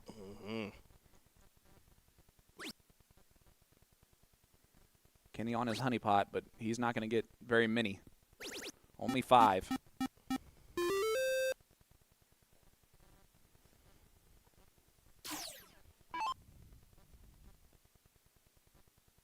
Do you think Sean Catholic came into today thinking he was going to get to this point in this match or in this tournament? Huh? Do you think that Sean Catholic, when he came in today, was expecting to get to this point in this tournament, or do you think he's kind of He's running on house money. Yeah. No, for sure. I mean, you look at the field and you're like, I just want to have a day. I just want to catch some rhythm, make a couple runs, and see what happens. I don't think you're looking at you're kind of looking top 8. I want to try to get some money here. You know, 8th, 7th, 6th, great, cool. But when you're in a position of possibly 3rd place, and then you get a look at the final, ooh, then that $10,000 creeps in. Now you start thinking about it, right? Well, I mean, think about it right now. The worst he's going to get is $2,000. Yeah. I mean, that is a pretty good payday. That'll work. I'll take that payday. That'll work all day, every day for me. If I can get paid that every day, I'll be happy. That's a lot of Andrew Jacksons. Quite a bit of Benjis, too. All right. Well, if we're going to get technical, Abraham Lincoln, I mean, I could go that route, too. It is the most Abraham Lincolns. I'm not talking about the $5 variety. Kenny gets the bowl graphic, but it is a meaningless bowl graphic. As Catholic 2 bowls away from sending this to a last league decider, which would not surprise us at all. Yep, first dart, 6-3-8 to follow up the 4-something that he shot in the last leg. This is a great battle for third here, and we've seen quite a few deciders here so far today, and Wow. You wouldn't have it any other way. There's only one hole better than that one. See if you can find it. Put it in there. It's almost a hard position because you can ricochet off that barrel pretty easily here. So I'd say 90% chance Kenny has it. Yep, almost 95, and yeah, for sure grabs it. Yeah, he does. So Kenny Doyle with the advantage here in the last leg decider. Is that going to be the difference in this leg or in this match? Oh, you kind of got to cue it in, right? I mean, you would imagine so. Yeah, the start's everything though. Minimum 5 mark here for Doyle.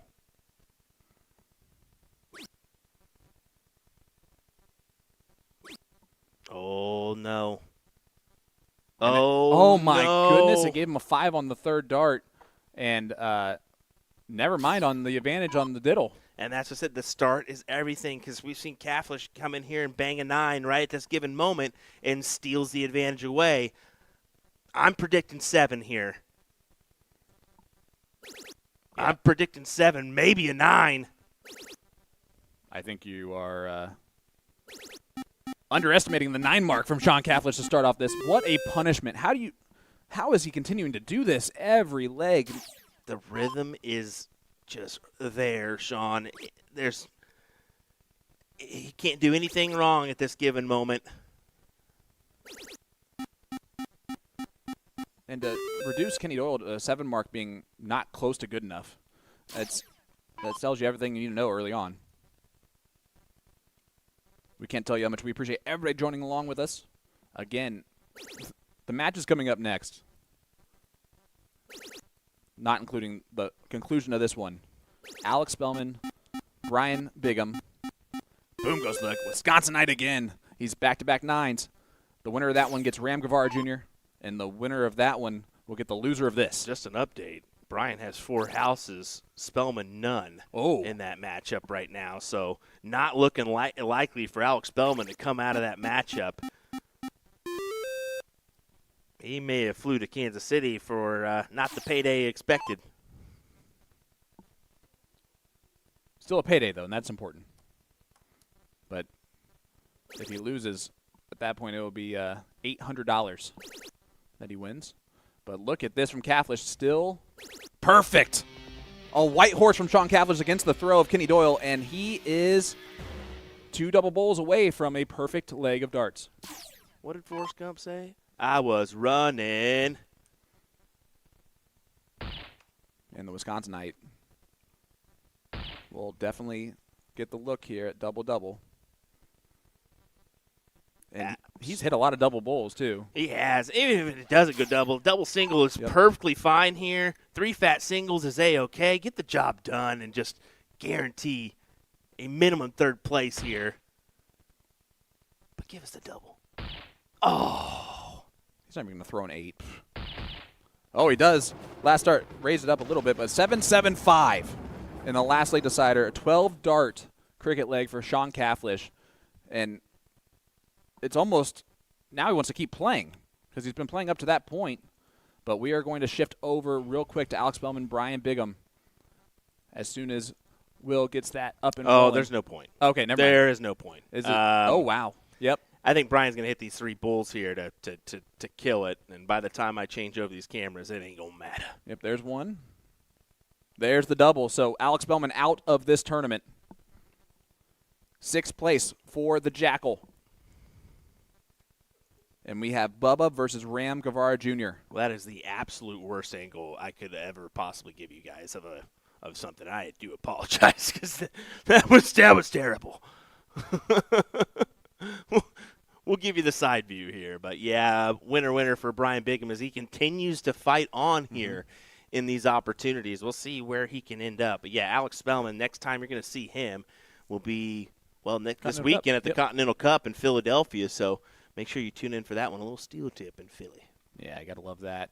Live in action there at the Columbia Social Club. But before that, we're going to have Bubba taking on Ram Guevara Jr. in a race to 1. So don't go anywhere, folks. We'll be back quickly with that.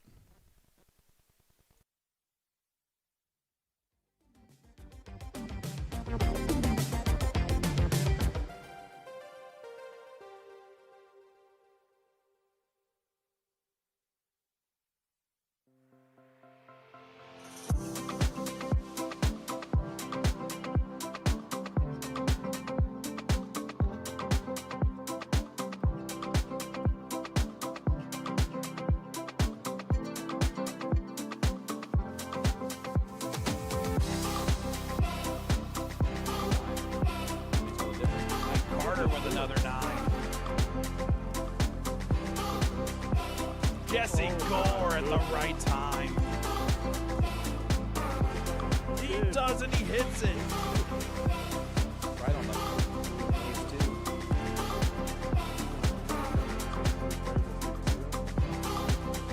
So here we go.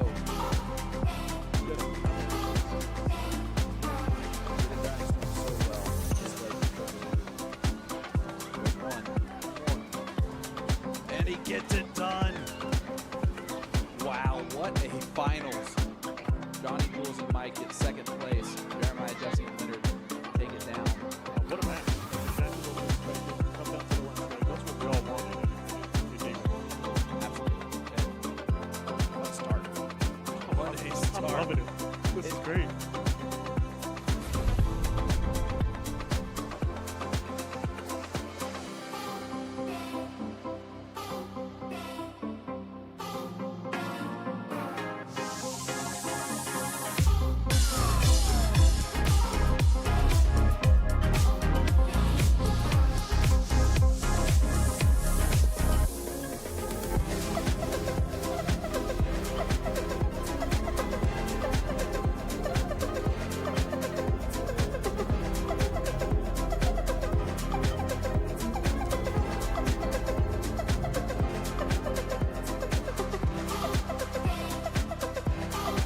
Let me tell you about A to Z Darts. We're a specialty dart store with over 10,000 different products. We create in-depth videos and blogs to help improve your game and showcase our products. We give helpful advice on how to practice darts, the fundamentals of form and mechanics, and how to make better decisions when purchasing your darting equipment. Whether you're brand new or a seasoned player, we try to provide fun and informative content. I'm Jen, the creative director for A to Z Darts. I've been playing for over 10 years, and I've traveled the world competing in and promoting the sport.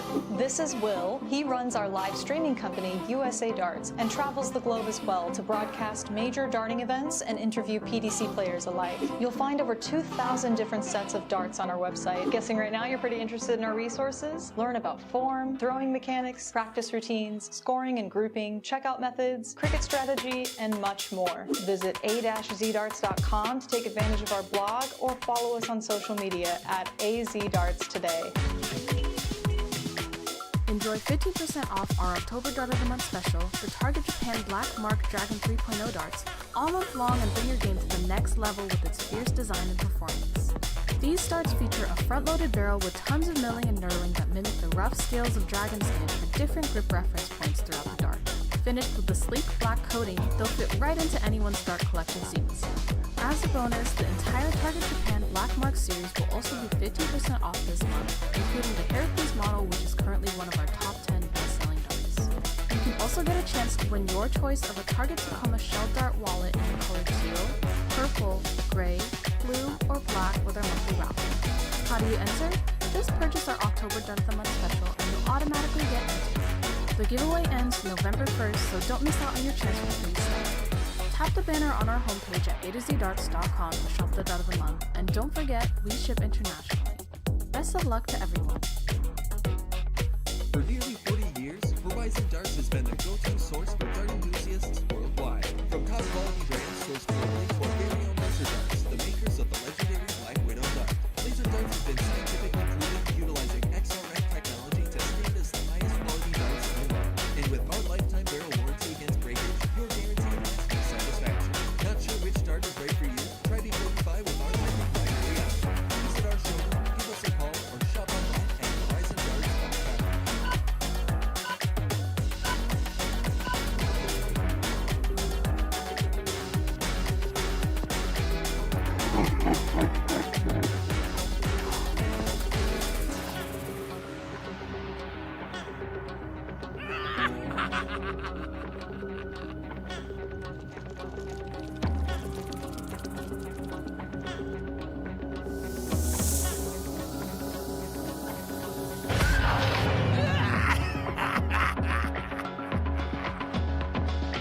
What is the purpose of the Vertex stand? This product is made by Winmore, and they have solved 3 different problems. Number 1, when you don't want to permanently mount a dartboard. Number 2, when you can't drill into your walls. And number 3, when you want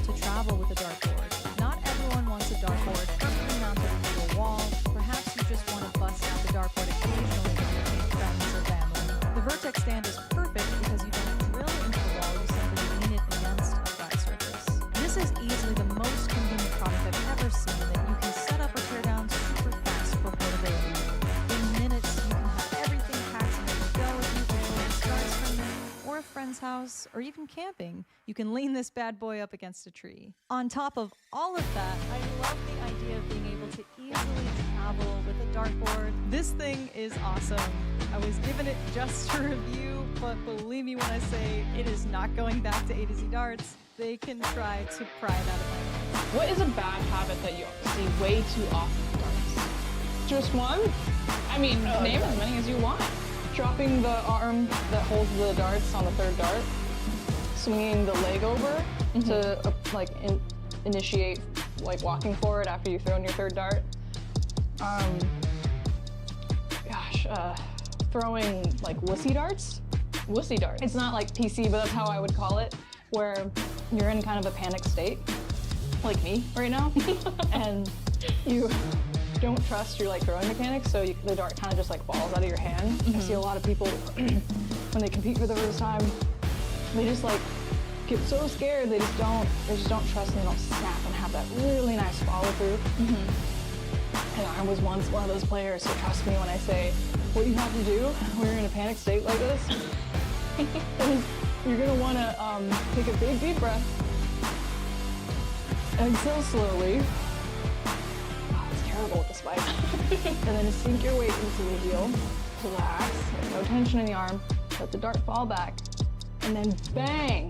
You really pow, you really need that full extension, because here's the thing. What I wish someone told me so much sooner than my friend told me. You're either going to hit or you're going to miss. So miss with confidence.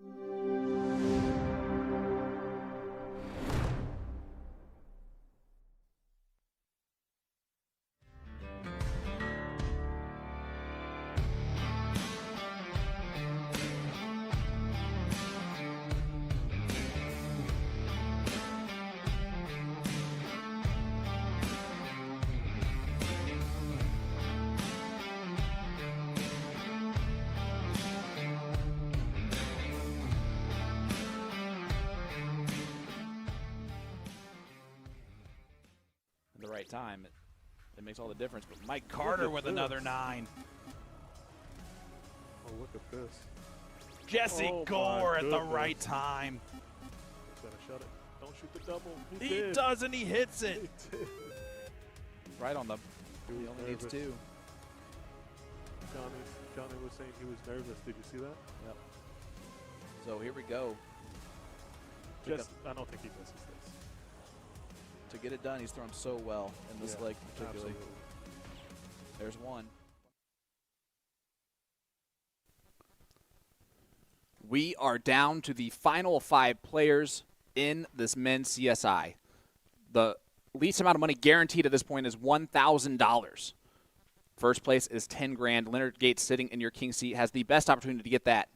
Sean Cafflish, the Wisconsinite, is sitting in the 3rd place spot with 2 losses to go. Only 1 loss taken so far.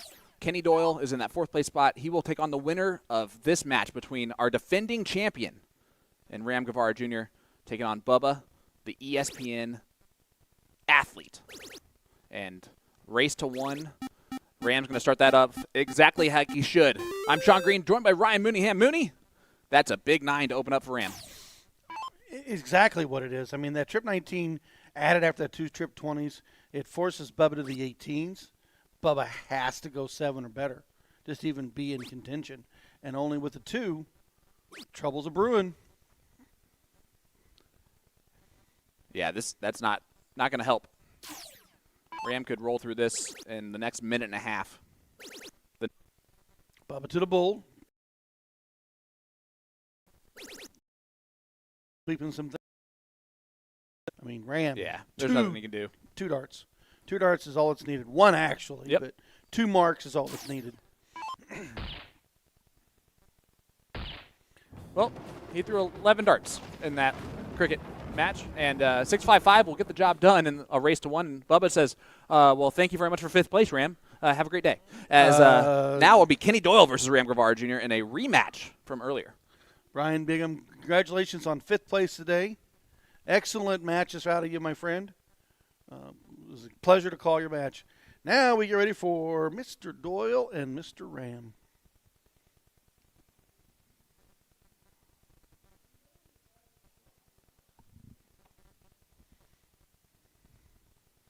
Get everything settled up here and ready to go here shortly. That was a little faster than we all expected. Oh, I mean, that was a blink and you miss it type of situation. But we are live here at the 12th Annual Tournament of Champions at the KCI Expo Center in Kansas City, Missouri. Look at the amount of payouts there. Insane. And, man, this has been a great tournament so far. $2,589,700 across the program for 2025. Incredible amounts. Incredible paydays. Incredible opportunities for everyone. All right, guys, we're going to take a real quick, short break, and then we'll be right back with our 4th place match, Kenny Doyle versus Ram Guevara Jr. right after this.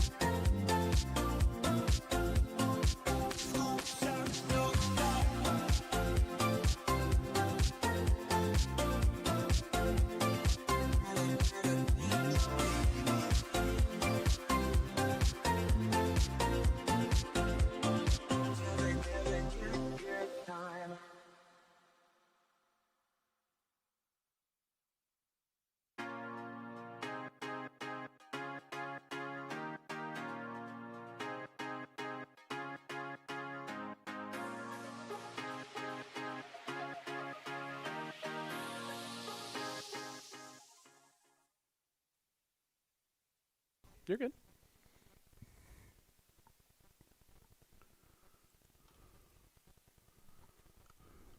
All right, welcome back, ladies and gentlemen, to this fourth place match. Ram Guevara Jr., Kenny Doyle, they are off and rolling. Ram has already taken the advantage from the start on the 20s.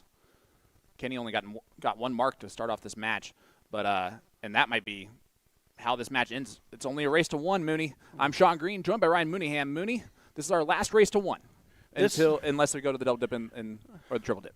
Yeah, this has been an incredible day. We've seen some monster legs. We've seen some tough battles. We've seen haymakers. We've seen last leg deciders. Why not? Why not have it like this? 2.5, playing 2.5 on 7+ averages. I mean, it is what it is. I mean, we're down to the last leg deciders. I mean, $4,000 or $2,000 to the loser. I mean, come on, good money. Yeah, this is a $2,000 difference in one leg of darts. I mean, we can just chalk that up to what it is, right? If you can't get up for that, no, you're trying to double your money right now from $2,000 to $4,000. And you got Sean Catholish sitting in that third place spot, who's played extremely well today, but he has been sitting for a little bit now at this point, and he hasn't really been in a position like this in the CSI before. And whereas if Ram or Kenny get through this, they maybe have the experience there. Yeah, we've seen that already happen last night in the events where the fourth place team comes in with just momentum and steamrolls through the third place, and then we even see the triple dip out of it. So anything can happen. You get that momentum on your side and you're playing well and you don't stop, you can be a dragon slayer, as we would say. Doyle needs that 19s to work.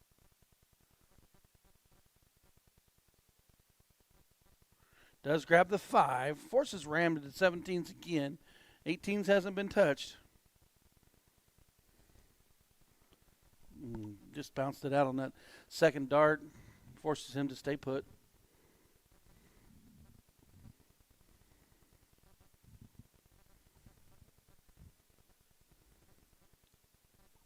Kenny gets the point lead.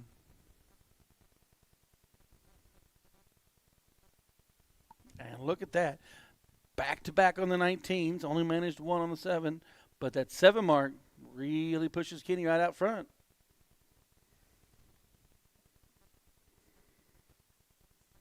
Yeah, good 5 there from Ram. Not enough, though.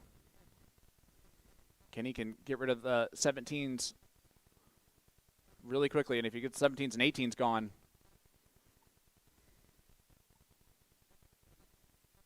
Ram would be in trouble, but he's going to go back to 19s now. And a trip 19 is just as good as that trip 18. 4-2-9. They've raised it up a little bit, but I think they're going to have to keep going. Ram's going to have to get above a 5, I think, if he wants to win this match. Yeah, you're going to have to get hot now. You can't keep waiting. You're going to have to go. Yeah, he's run out of wedges in real estate. Doyle can get rid of the 18s. He's been heavy on that 19. He's looking up now on the 18s. Staying. Oh, and it drops below. Yeah, hit the back of that dart on dart number 2. This is where Ram can get a 9 mark and take back control. Yeah, we've seen this momentum shift happen quite often. Oh, and he takes out another wedge. Not a bad shot there. I mean, if Kenny can take away the 18, he can force the 16 shot. He's going 19s first. He might stay. Now he's definitely staying. Only 119 opens up this door wide for Ram. Wow. The dartboard giveth, and the dartboard take awayeth.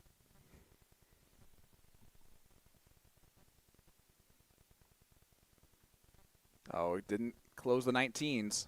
So did not do everything he needed to do in that turn. Gives it right back to Kenny Doyle.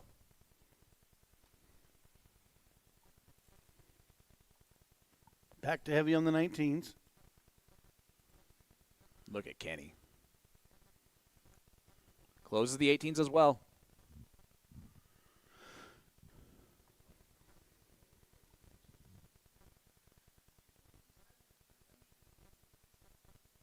All Ram can do is plug in a lot of 16s, does 7 of them. 112 points added.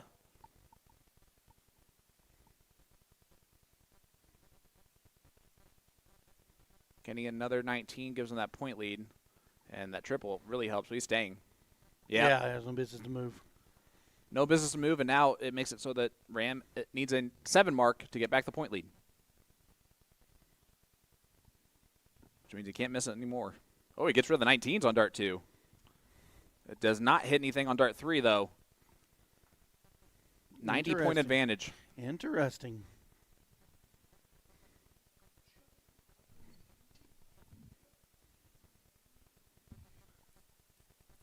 There goes the 16s.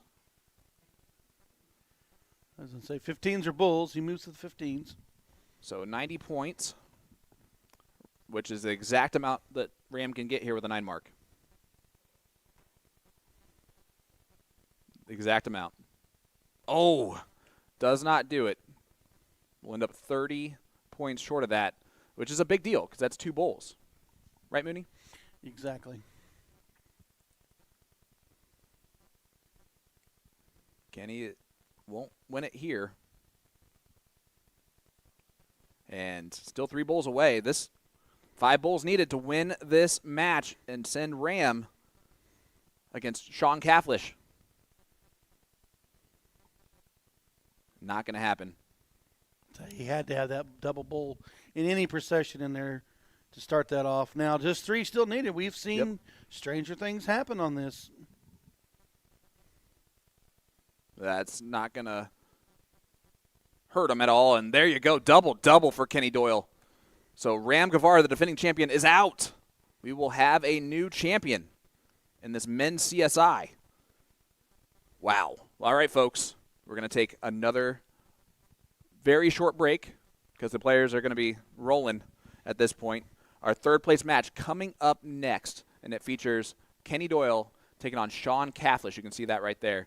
The winner gets Leonard Gates in the final, where they will have to triple dip. Will it be Sean Cathlish? Will it be Kenny Doyle? Ram Guevara, fourth place and $2,000 this year. Congratulations, Ram. Good day. I know it's not what you wanted, but good place. We've seen some great stuff today.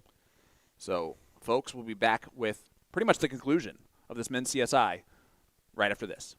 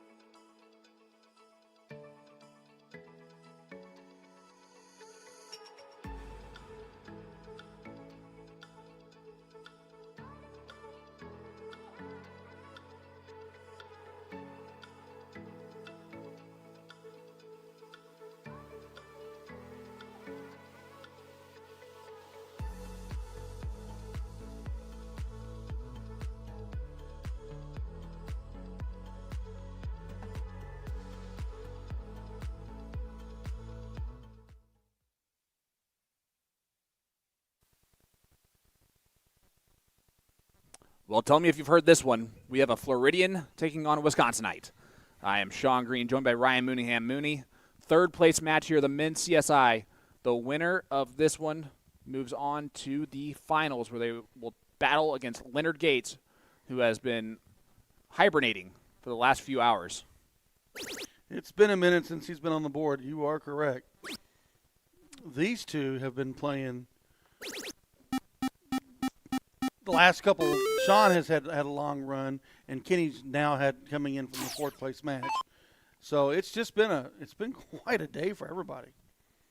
Yeah, and I mean, most of the favorites that were there at the beginning now no longer exist in this tournament. Sean Cathlish and Kenny Doyle dispatched most of them, and that includes Ram Guevara. That includes Alex Spellman. Yeah. Mike Maloney. I mean, it's just the only player that I predicted to be there is still there, but I did not predict these two gentlemen to, make it this far in. And kudos to them. Excellent job. Excellent job. Yeah, the talent was definitely there, but you got to time it perfectly, and they have so far. Can Cathlish continue this run? If Kenny, so this is back to a race to two. Mm-hmm. So we're in the one-loss side of the bracket, race to two format. If Kenny wins this match, they will go to a one-leg shootout. And in that case, Leonard will need to win one match of the remaining ones. I believe the finals revert back to a race to two, and then race to two. Correct. And then it would be the race to one. Correct. So we could be in for another 5 sets of darts. I mean, it's very possible. I mean, we know that Gates has been setting, and we know that one of these two players is going to come in right off a match. Momentum will be on their side. And it's weird to kind of pause and know that we got to win 2 legs here to win this match. It's something we haven't been used to in the last few. No, we've had some longer last leg deciders, and we've had some 2 minutes and we're done. Yeah, Ram won 11 darts. 11 in the 5th place match over Bubba. Bubba threw 9 darts in that match. Total. 9 darts. Yeah. That's speechless, yeah. I mean, I could have went and got a water and came back, and you're like, hey, guess what? It's over. Yep. What? Yeah, that was enough for us to walk to the bathroom and back. Is how long that took. Less time than that, really. I could have even made it to get a drink of water and back. Cathlish needs that 16 to go away. He has the 20. Is it? It's on the right thing, right? Yeah. He's got the 15s. Oh, yeah. We're good. Marcia Janik, you're good. Sorry about that. It was my bad. Yeah. I just read it wrong. Kenny, stepping up, needs all the bowls. And otherwise, he's down 1-0 to the Wisconsinite, who continues to be in fuego.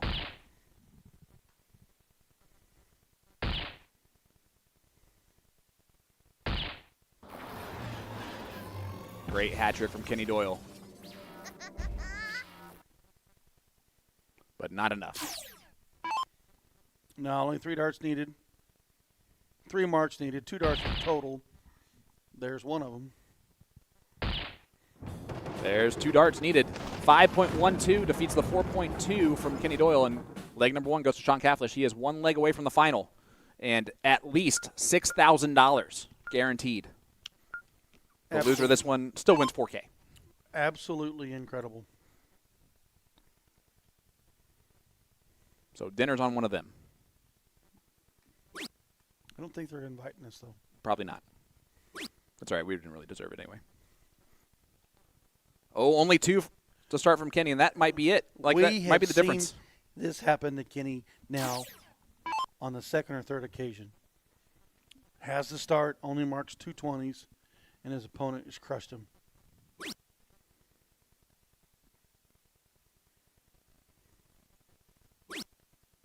Cathlish has crisscrossed the treble and only gets the close. That is about as gift-worthy that Kenny can expect out of his opponent there after the 2-mark start.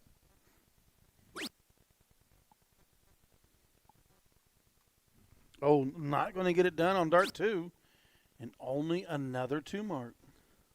Kenny's been playing darts all day long, so I'm going to ask you this question because he's taken some time off, right?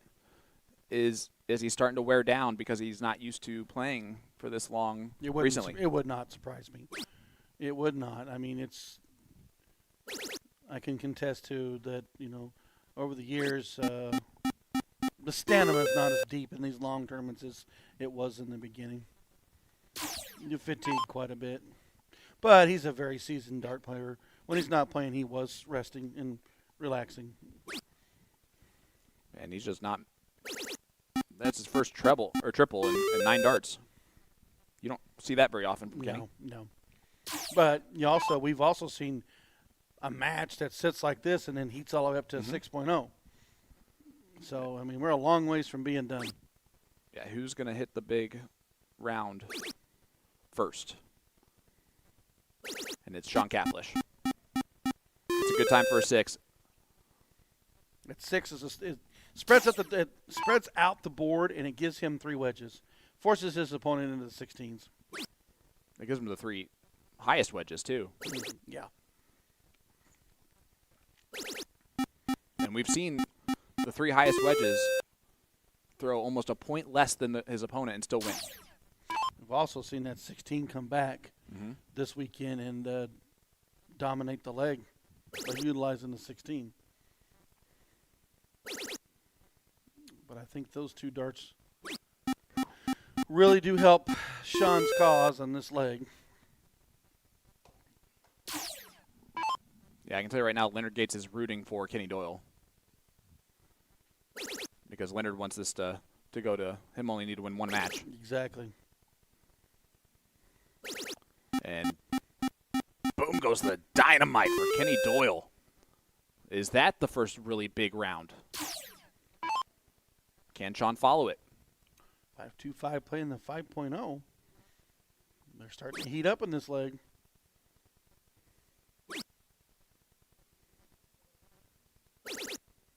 And great cover shot on the last from Catlish. Yeah, I like that. Didn't like where his 20s were laying. Covered it up with the 19s.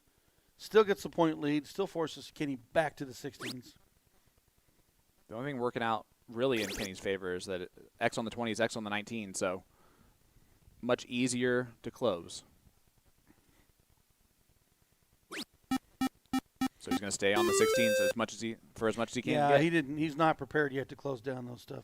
He's trying to make Sean chase him a little bit. A couple big triples here. Sean can take a look.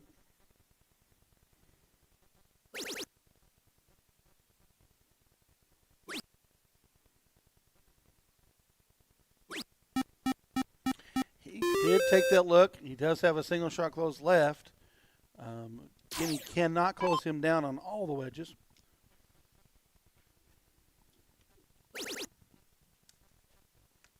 We'll see if Kenny takes out the 20s and the 19s. It goes back to the 16s. I don't hate that play at all, No. obviously. It's going to be the last time he's going to point on the 16s, most likely.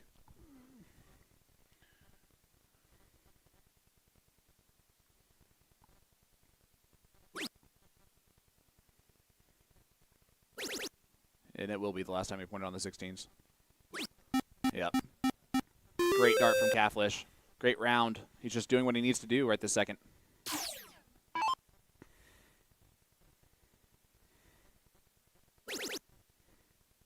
Kenny will not go away. I was going to say, does he move here with the 19s? No. Wasn't prepared yet. It's a 20-point advantage for Kenny Doyle. How many marks do you need on the 19s before you take the look? I would minimal triple.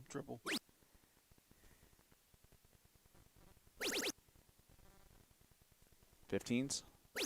Yes, sir. Catlish, that might have booked his spot in the final.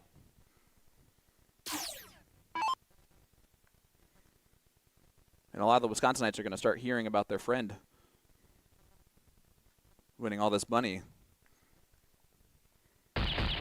and wondering why they're not at the bar.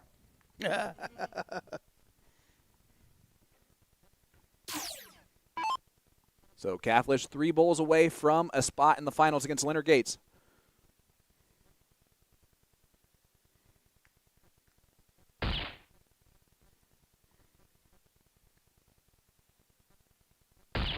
I was not sure if he was going to stay or move. He does stay.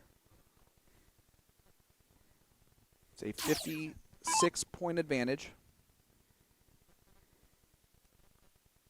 So 4 bowls from Kenny just to get the point lead. And it does not look like that's going to happen. It will not.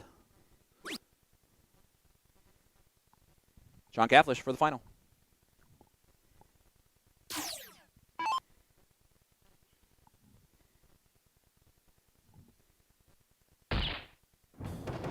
Game shot, and that is it.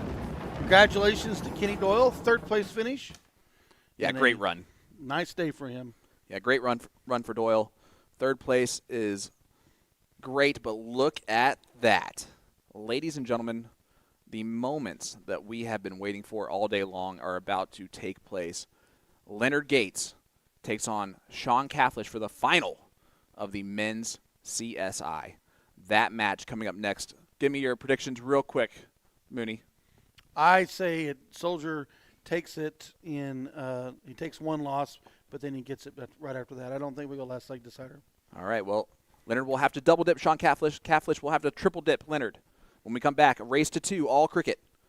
Don't go anywhere, folks. We'll be back with the first rendition of our final right after this.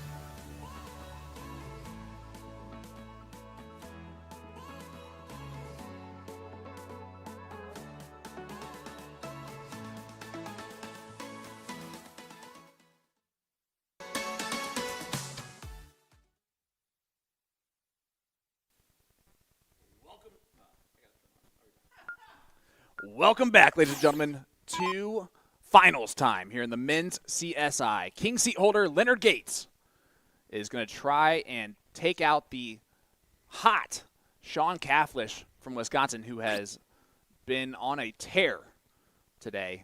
Leonard has been sitting for quite a while, but if there's one person that knows how to pace and practice and do all those things, it's someone who ends up in a king seat a lot of the times.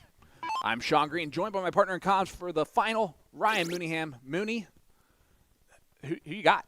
Leonard Gates. All right. I said it from the beginning yesterday. Gates will take this. Now, I do believe that Sean will take a segment away from Gates because Sean has to be double-dipped, but I don't think we will go to the last leg decider. Yeah, so we're just going to make this in simple terms for you guys, right? We are going to play multiple sets here. We at least have to play 2 sets of races to 2 legs. If Leonard wins both those sets, it's over. If Leonard and Sean split the first 2 sets, then we play a 3rd set of race to 2. If Sean wins 2 of those 3 sets, we go to a last leg decider for everything.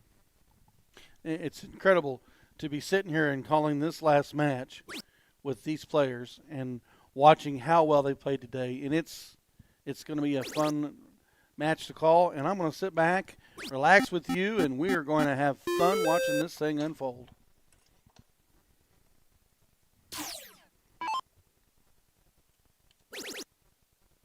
Gates attacked the 19 again. He took away the 20. Only was able to go 4 on it.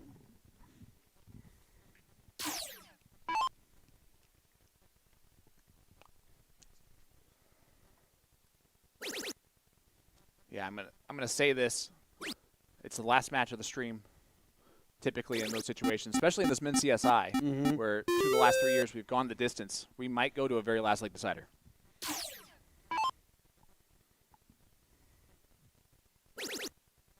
And it wouldn't surprise me. Not at all. It just won't surprise me at all. Look at that. Well, to the first of many here in this final, Leonard Gates opens up the blast with a big 9. It's just another 9. I mean, another 9.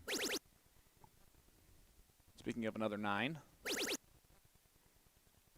he's got to step over. It's a bit awkward, so now I'm going to take it back. I don't know how that one didn't go in. I was going to say, it looked right there. Unlucky for sure. Gates is going to make him pay. We won set 17. Yep. We've seen that time and time again out of Leonard. He's trapped tonight. That's or today. He's done that to multiple different players. It doesn't matter the quality or caliber of the player, especially because they're all high quality caliber players. He is he's doing a lot just to work around the room, and look at that from Cathlish, big 7 mark. Now he has 2 wedge advantage, and Leonard has to open up a different wedge if he wants to keep pointing. Well, that was easy. Looking up. Oh. He rushed that 3rd one. Yeah, short-armed it a little bit. Cathlish, opportunity here to gain the point lead. Another one of those. It needs to stay all day. Higher ground. That shot was great. Yep. Leonard didn't capitalize on the 16s, and he's lost the control of the leg. Well, he had lost the control of the leg, and he will if Sean throws in another perfectly timed 9 mark. I mean, the momentum shift in this leg is incredible. Does Sean have one more 9 in him in this leg? He's going to need it. Another one of those. Not going to happen. Shakes his head. He might go 16s here. He does go the 16s, closes that out. He figures he should hopefully return with 4 bowls needed, but it's Leonard Gates, so I wouldn't say it's definitely going to happen. Now it will. Oh, he might. It's 4-3. That's about as good as you can hope for. I mean, you want a double bull on that any one of these first 2 darts. We've seen him many times open up a double bull in this turn. Yes, we have. Oh, now that one's a bit awkward, though. Oh, he got the double. Single bull needed for the first leg, and he gets it done with a double. Sean Cafflish, an overachiever, wins leg number 1 in this race to 2 against Leonard Gates. Excellent from both of them. Sean Cafflish, great move there in the middle and at the end. The Wisconsinite continues to impress. And what I love is that there are so many people watching along right now who are getting introduced to, for the first time, the Wisconsinite and Sean Cafflish. And look at everyone watching along. Billy looks extremely excited in the back there. You, of course, have Jeremy up front.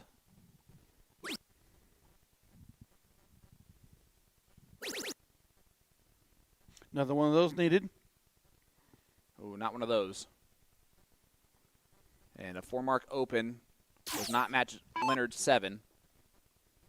And, yep, Leonard's going to move to the 18s at some point. Like right there. 9. There's a big 9. Leonard, the second 9 of the match for him.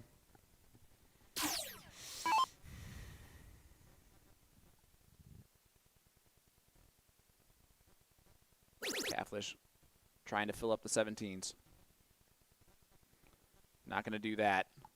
And history will tell us that this leg's probably already close to being over. Well, he grabbed that 16 on there, and he did it earlier, too.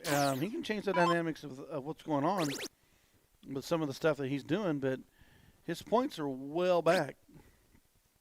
And he went 16s there instead of the 17s. I thought that was interesting, but he's up 200 points. Mm-hmm. That is the maximum here in Cricket 200. That's what the 200 stands for. It's the maximum amount of points you can be up is 200. So if you're Cafflish, you can honestly close the 15s too, because he wouldn't have been able to point. You called it. There you go. You called it. But now, if you're Leonard, you just go 17, 16, 15. There's no reason to point yet. Yeah.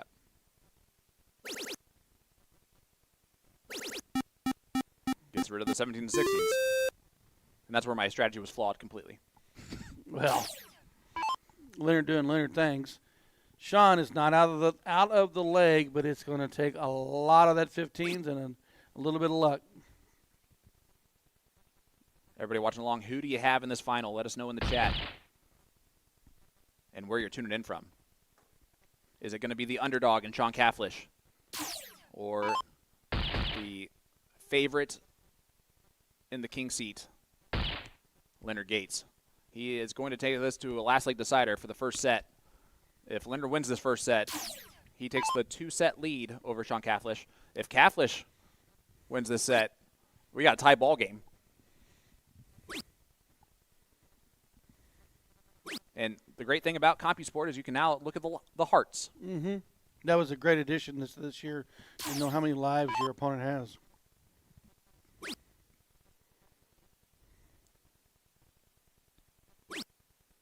Just need 3.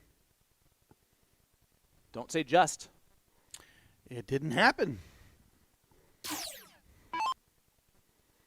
That being said, Sean needs a 7 mark on the 19 or on the 15s, and that's just to get back the point lead. Not going to happen. So this one will be dusted, and there's no way he misses one single 15 in 3 darts. I could do that blindfolded probably.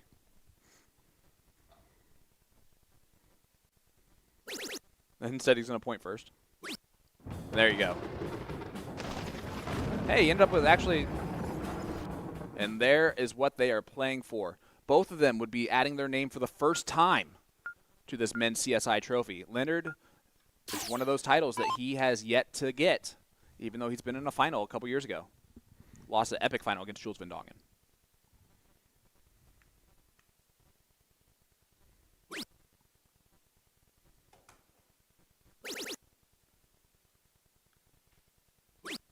And Cafflish won the diddle to go first here. That's a massive, massive advantage for Cafflish. And it's only because it's hard to break Leonard Gates' throw, no matter what. Yeah, right there, Gates shows exactly why he's in the king seat. Catholics only opens with 5. Gates answers with 7. Catholics needs to be looking at better than 7. I mean, because the response is always at least a 7 from Gates. It's the difference that we see in greatness versus great. Look at right? that. Look at that. There you go. And that right there was That's greatness. Great shot. And Great shot right there. And Sean Cathlish has been moving towards the greatness mark, honestly. Yes, he just played excellent today. And we know that there's greatness in Soldier. Only going to grab a 5. Big door open now for Sean. Does he have the ability to crash through it? Oh, he has the ability.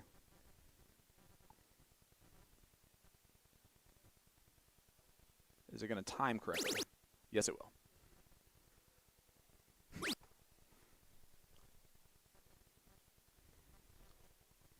Oh, he did not get the third dart to mark. There is a slight opportunity here for Gates to go with a 20, but he'll probably stay all 19s.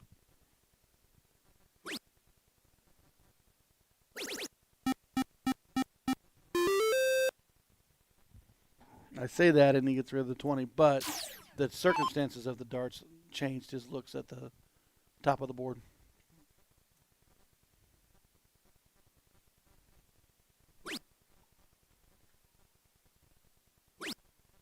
He does just close the 19s.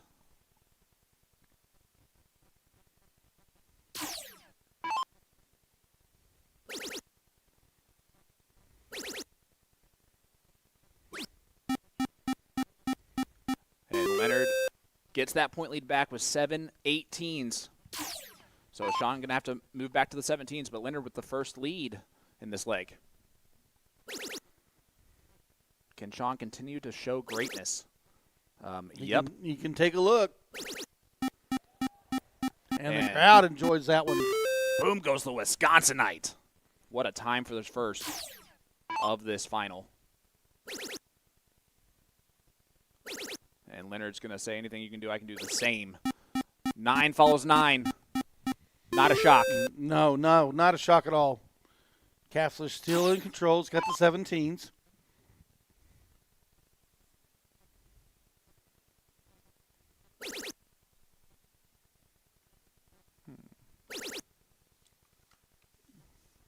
I feel like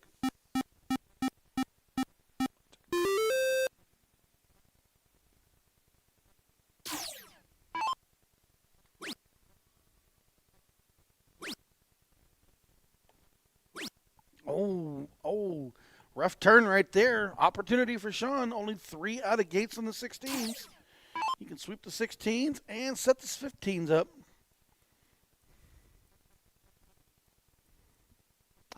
We are wrong here, Mooney. It is a race to 3 in the first. It's the opening. It's yep. the opener. So we apologize for that. Chat was correct.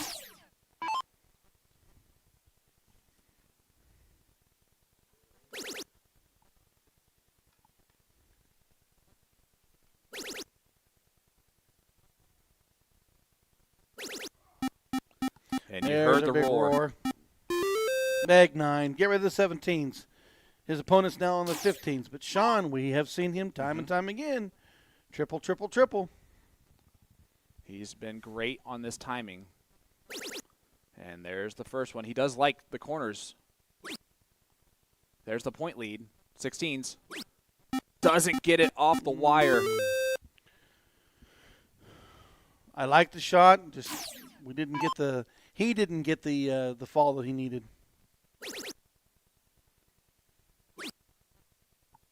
And Leonard doesn't get it either. So back in the hands of Catholic.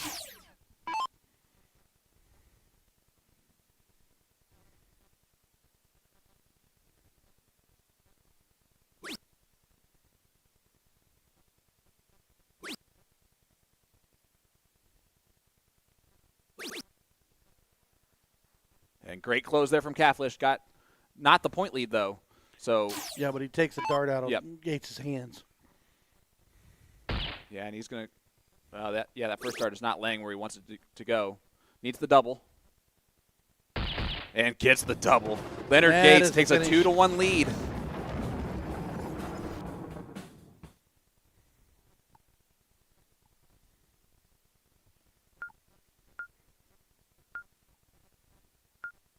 Catholic will go first here in leg number 4.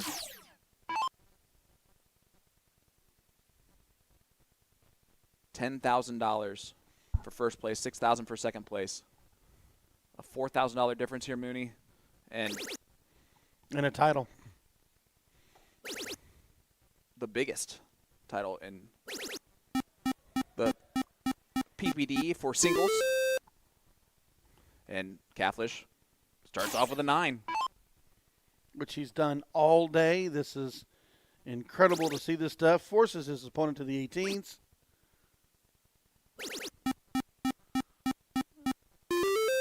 We've talked about this. That 7 mark is necessary, but can be detrimental because those 9s have been rattling off with Sean. We've seen him go 3 straight 9s in a row.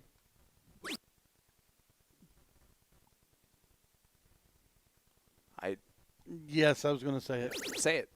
I don't think he should have taken that shot on the 18 that quick. Now he was able to go back to the 20s, but I think he should have went single 20, trip 20 before he took that look. I'm just going to rely on the expert for that decision. No, you're the expert. No. Only one person has qualified for this type of event, and it's not me. Leonard Gates, a big 7 mark once again. And again, the consistency, a 7-7 start from Gates does balance out the 9 mark opening from Catholic.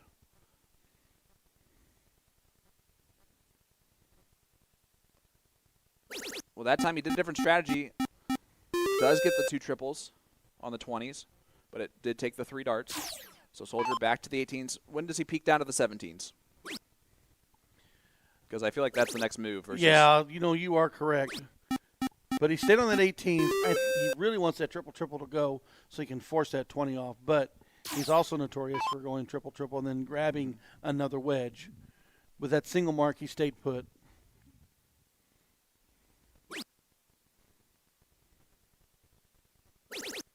Catholic can take the look now. He doesn't. He uses the high ground perfectly to stay out front. I never will hate that move.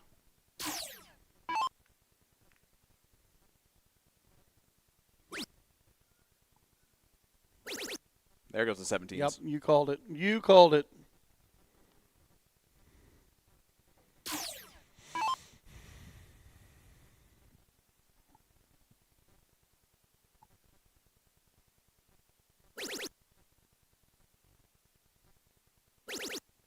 And there's a sweep of the board right there. He got the 2 big ones. Yeah, he did his job. He got the 2 big ones. Soldier needs a 9 mark to get the point lead back, but it'll still give Catholic the 20s and 19s.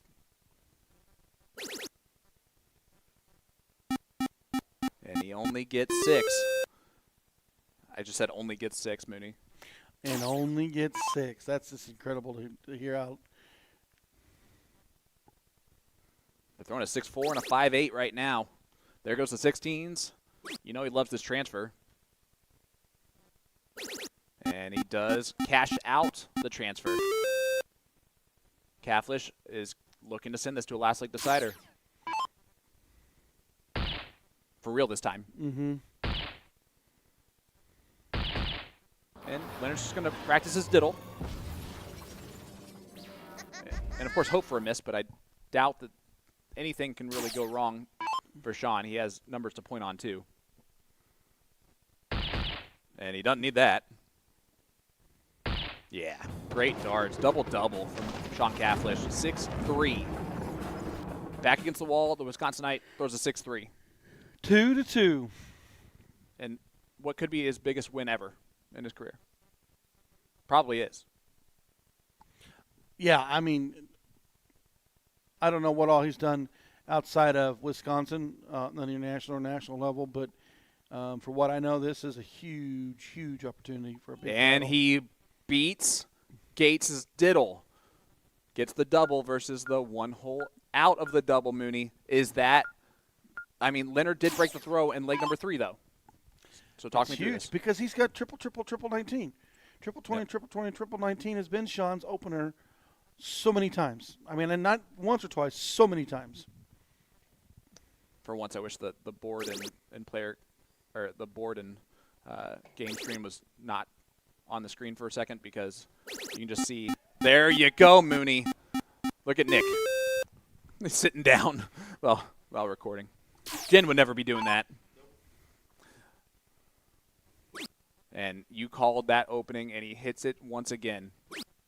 And, I mean, back against the wall here for Gates. This could be Incredible. even. Incredible.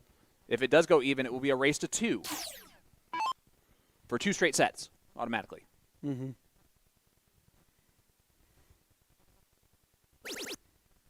And Catholic just continuing to run. Look at this from the Wisconsinite. Oh, he wanted that 16 gone, but a 9 and a 6 on the first 6 darts is incredible stuff. It's insane. Last leg decider, he throws the first 5 darts perfect. And, again, a situation he's never been in before. Taking on one of the greatest American dart players in history. Exactly. The winningest dart player in the CDC. And the old senior tour. Mm-hmm. He's the greatest senior player of all time. Only going to get 2. Here's a big sweep right here out of Sean Capers. Sorry. It's amazing. It is honestly amazing. Here comes the next dart. Which has also been amazing. Again, he loves this transfer. Not quite closing the door completely, but, I mean, four wedges up here, Moon. And a lot of points.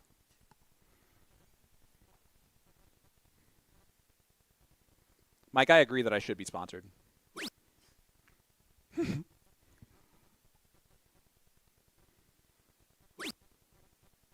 I love how Sean C is in there saying, "Go Sean C."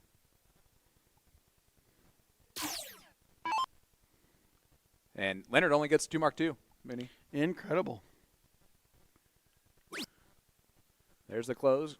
You go right at the bowl now. Yep. Let's go to a tie ball game. It is 1 loss apiece here in the finals of the men's CSI. We are playing at least 2 more sets here, Moon, and it's going to be a race to 2 both times. We just shortened that format. Is that going to be in favor of Sean now? It wouldn't have been if it was in the first set. Leonard won leg 3. Yep, you are correct. So the longer format actually did help out the Wisconsinite there.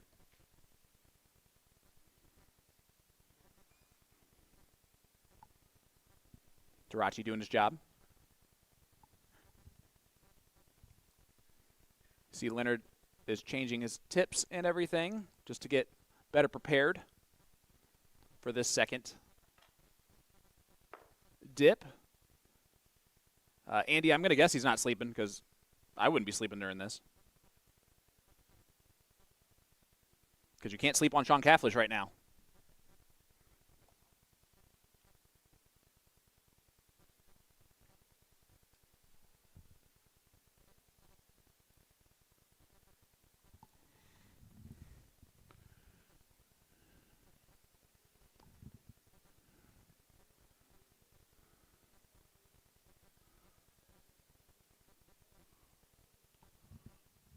Making Nick set the board up. That's amazing. Oh, this is so good. Leonard was being honest when he really wanted someone to call him Daddy. It's just going to be Nick, because he's setting up the screen for both of them. Where's Brian when we need him? The original OG button pusher, but right now it's Nick Teixeira being the button pusher. I guess Leonard tried to get Will to go up there and do it.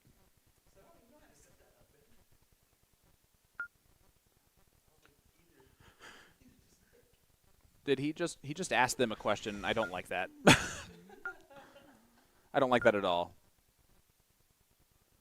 I mean, look at the game screen. Is it on the right thing? Yeah, race to 2. Yep. Loose side.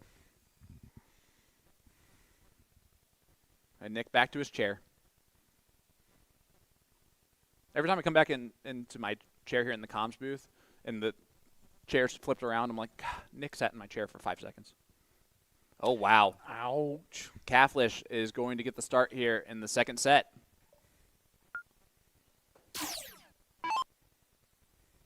The underdog has taken the first dip off of Soldier, and now they are even, Mooney.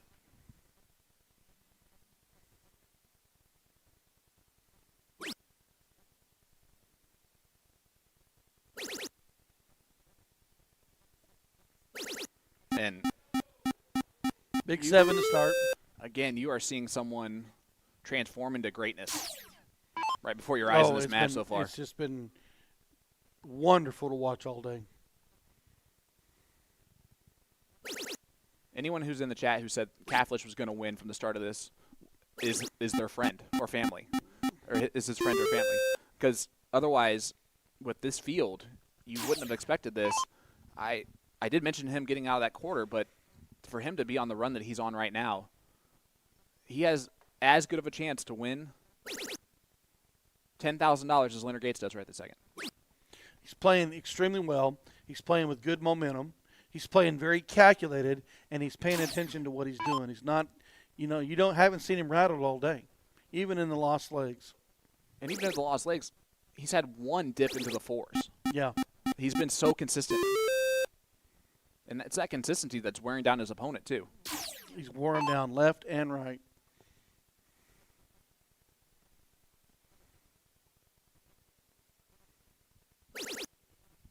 And again, this first dart. Look at that. I mean, Kaflish is that silent assassin, like I said. Mm-hmm.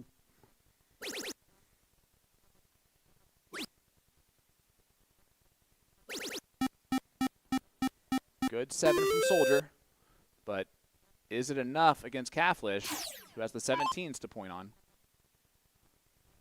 Down 40 points. I think he stays the first two no matter what, right?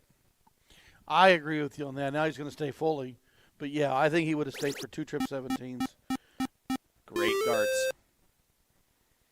I don't know. We didn't put him that much out in front. We probably would have seen him stay for all 3. He has been notorious for wanting a little bit more. Looky here. 2 triples on the 16s. How about all 3 of them? Leonard Gates, alligator blood. He keeps hanging around, and now he is out in front. 83 points out in front.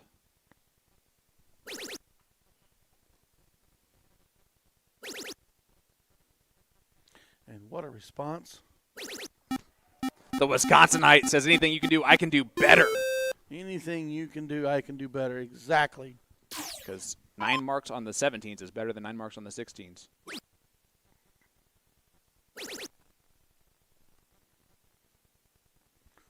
Door wide open. And you see Porky schmoozing with the boss there in the back corner. They're chatting about how amazing this tournament is and has been so far. And look at Kaflish. He did not like that second dart. And so he goes right back and hits another triple 17. Yeah, Man. A lot of opponents, you may have taken that second shot on the 16. No, I'm going to go back to the point that 17. He grabbed another triple. This is a gear I don't think maybe even Sean thought he had for this sustained time.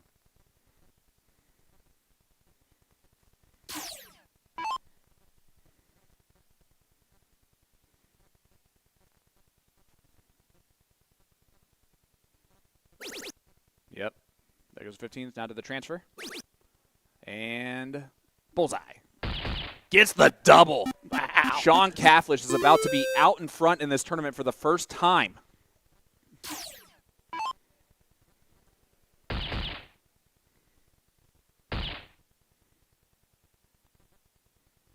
Unable to get any more than 3 for Leonard, and Kaflish is going to be up 1-0 in this race to 2. Winner, winner. Game shot. 6-4-1. Mooney. He's getting better. I don't know how well what he has shot for the day for the average, but it wouldn't surprise me if it wasn't close to 6. Yeah, it's for the day. High fives for sure. You know, for the day. It's just been incredible to watch. Reminder, it is in the one-loss format, race to 2, and that's because it is a tie ball game. Both gentlemen have one loss now. But Leonard, you know he's going to be great on his opens. Does a 7 mark there.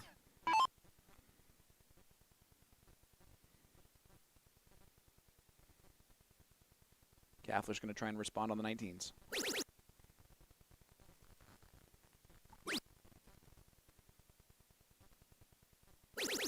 And he does respond on the 19s.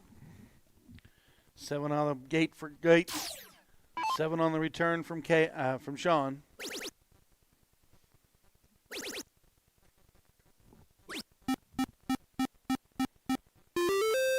Leonard returns. Death by 1,000 sevens. We've talked about this all the time.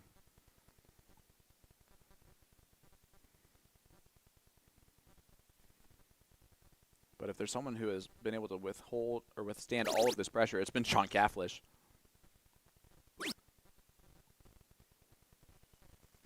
He's looking up. We wanted to grab the 18. Interesting move, and that's almost a play out of Leonard's book. Yeah, I was thinking the same thing, but I was going to say Gates will stay on the 20. He wants to at least take down one of them. Oh, he went and grabbed a 17. There's the book. How does Kafflish respond down all of these points? 148 of them to be exact.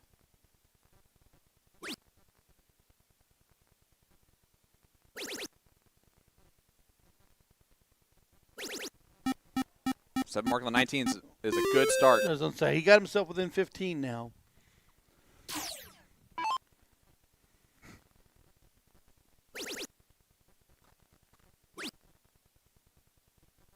These guys don't know how to throw not 7 marks. 12 darts each. 7, 7, 7, 7, 7. Insane.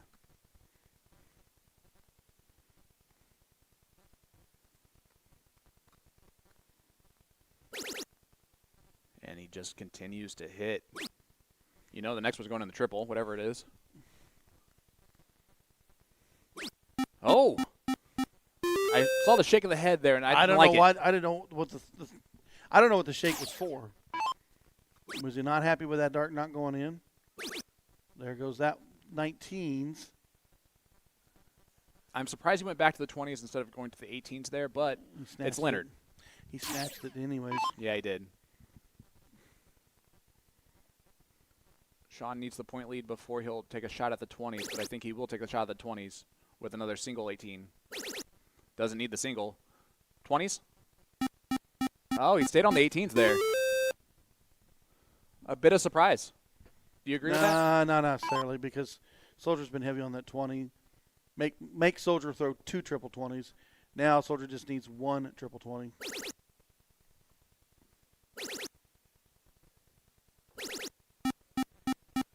And that is a big 9.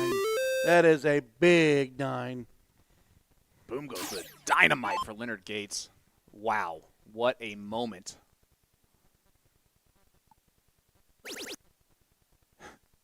I'm not going away. 6-6-7 playing a 6-4 that's going to get better. My goodness, 6-8-3 playing a 6-6-7. This is incredible. I am not going away. That's what Sean keeps telling him. And Soldier, that's fine. I'll keep hitting 7 marks. Throwing a 9 there every once in a while. You're going to have to beat me at this long game, and I'm Leonard Gates. I can play this long game all day long. Show me you can sustain this 7 mark. And so far, he's been able to do that. And he takes out the 20s there. That's a big dart. It's a very big dart. Could be a big dart. 6-7-1 playing 6-7-1.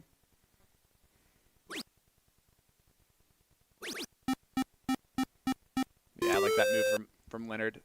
Puts everything crazy that Sean might be able to do kind of out of reach. Yeah, that bullseye is not going to score as heavily. He's still got the 15s. Even a 9 mark does not get him the point lead. But he's going to do it anyway. Oh, only 7. Only 7. I just said that. And I was just thinking, only Gross. 7.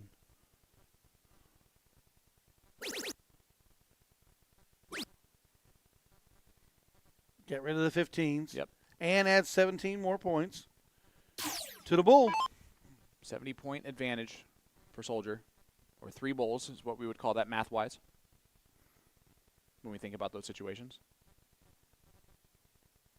Yep, and that's why I thought that he was going to go that route, because technically it's 3-6.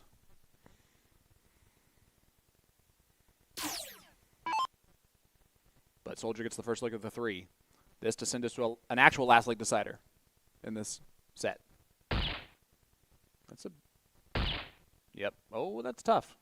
Yeah, that was tough. That second dart was way high, and now Sean Cafflish, 6 bowls, but after everything else he's done today, why would he do this? I would not be surprised right here. I would not be surprised. He needs 3 in the black. Not going to get it done. If he goes 2 in the black here. He almost did.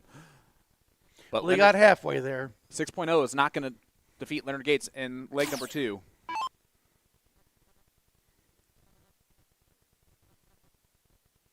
But Sean is averaging a 6.20 in this set so far. And there you go. And Leonard just practicing the diddle. With the Incredible second dart. stuff. Sean's going to show.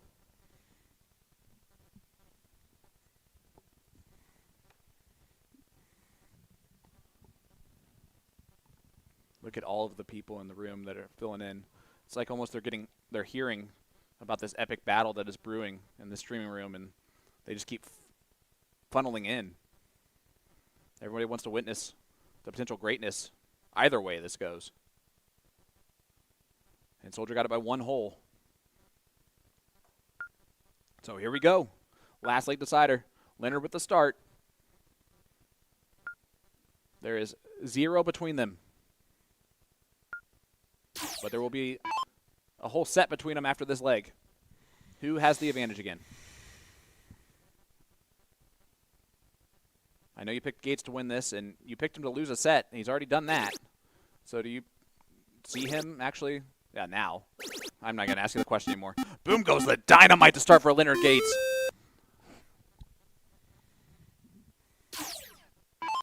Sean's been able to respond, though, in these moments so far. That's a perfect dart for him. Yeah, stack it right on there. There's another one.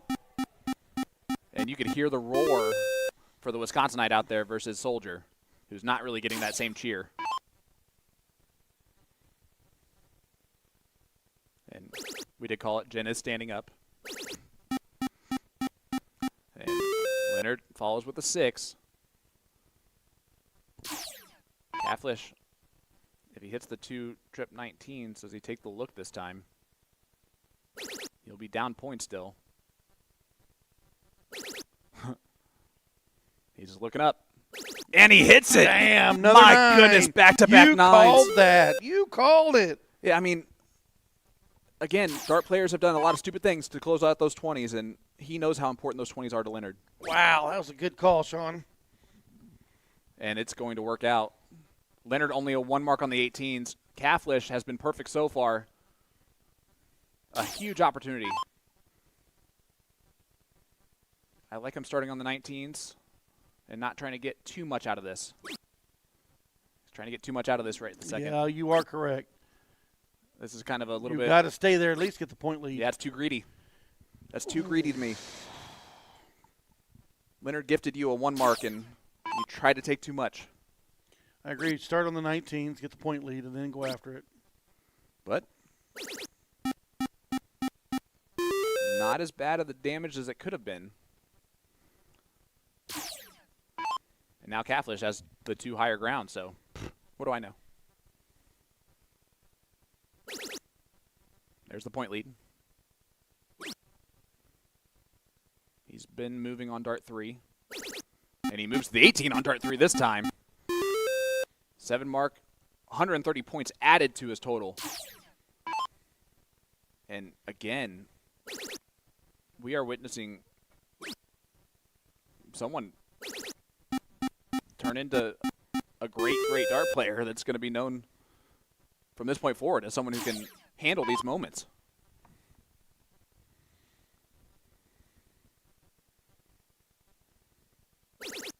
Like, you know how good Sean Catholish has been playing so far?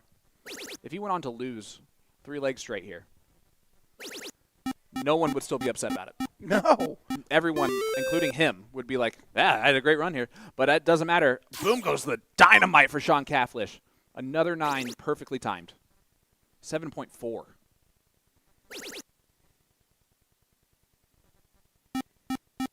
Ooh, and Leonard wires it up.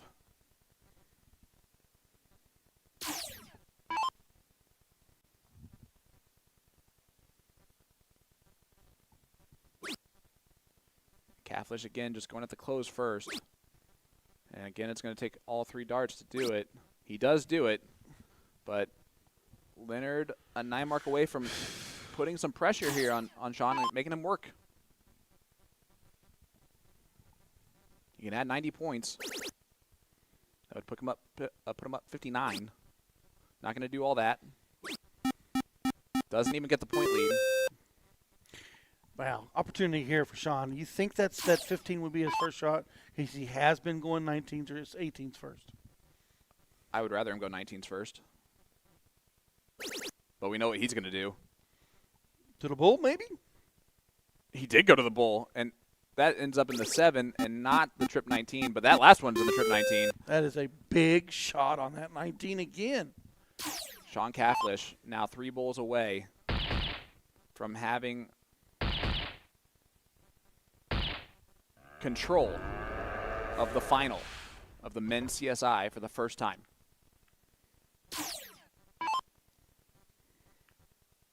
Leonard did tap him on the shoulder.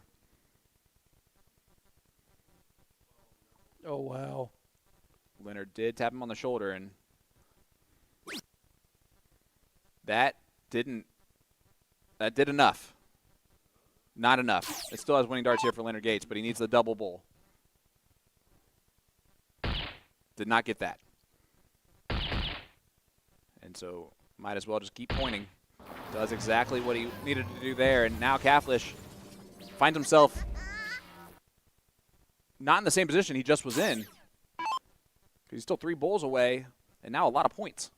You know, that's just crazy because, you know, that we didn't expect the light turn out of him, and that light turn could change the dynamics, but we're tied up now on the points. But a single bull now is all he needs to maybe sweep out the game.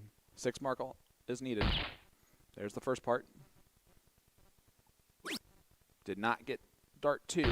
So right back to the bull where he gets another double, and that's huge. Yeah, I mean, massive.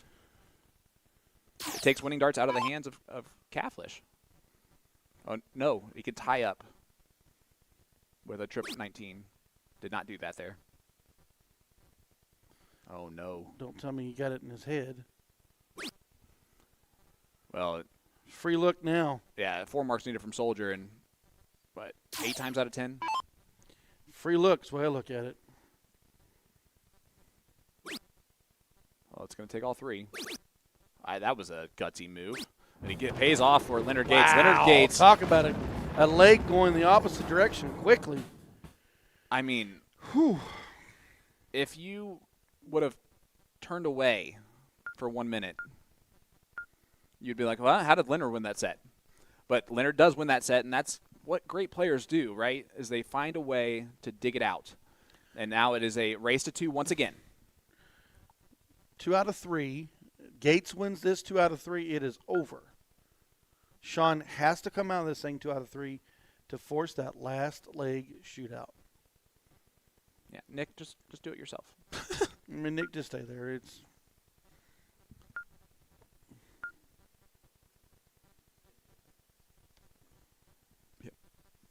Reminder, folks, as this men's CSI final continues, we just want to remind you about tomorrow morning.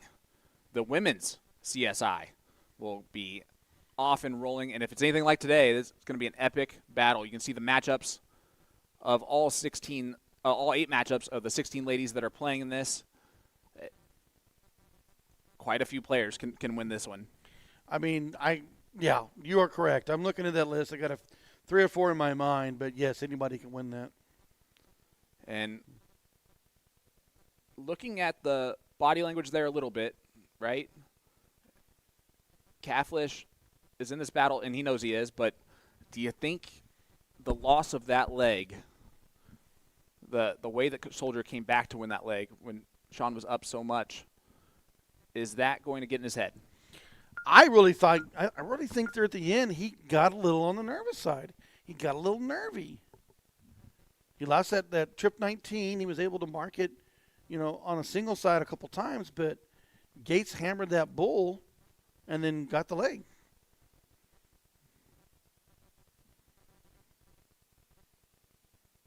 And only one hole in on the bull, so Soldier just needs a bowl to at least throw again. And that'll work. Right smack dab in the heart. So Leonard Gates with the 2-1 advantage. Are we going to play 3 more legs or 4? Or maybe 3? We can play just 2 or we can go all the way to 4. Yep. Soldier with the start. Soldier giving the start back to Caflish entirely. Oh, wow. Diddle did not matter there. At this point, as I walk away, I go, hey, how about you go first?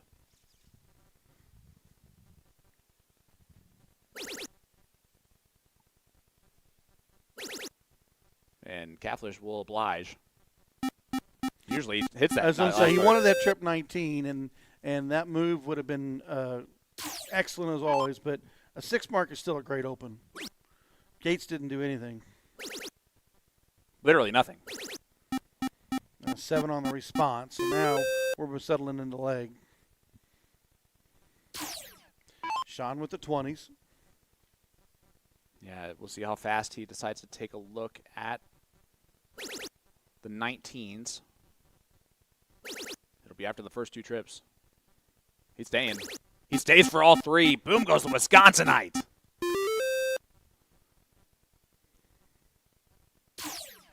I don't know what he was asking. Yeah.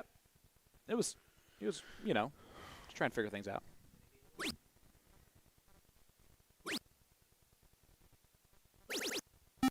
I think he wondered if he could sweep the leg of Caflish or, make it illegal for him to hit 9 marks anymore.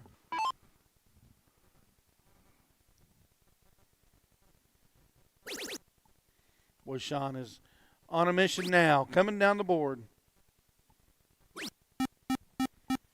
I'm just honored to share the same name as this fine gentleman.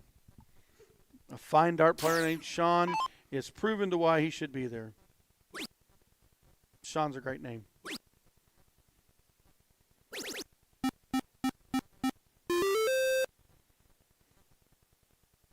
Thanks. I appreciate that. You're welcome. It's because we all grew up being called Scene, and it haunts our dreams forever. I like the attack on the X from Soldier. I like the 18 here. I like the 18 all day. Get rid of the useless X for Leonard. Make it useless. He didn't do that. I agree with you on that. 89-point difference.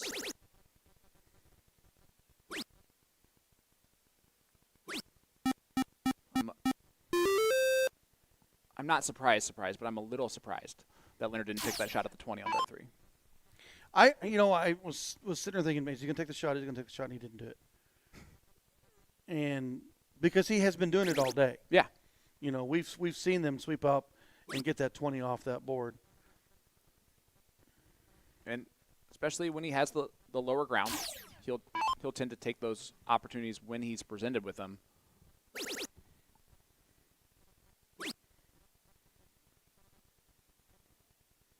But that is a slip up. Can Catholic take control right here? 20 first dart, and then I move to the 18s for darts 2 and 3. Exactly. Especially when that happens. All right, never mind. Go back to the 20s. And we will happily just accept that 6 mark. He does his job and then some right there. So Leonard Gates now moving to the corners, where he has 9 marked them repeatedly. But his opponent has the highest ground. Fixing a point.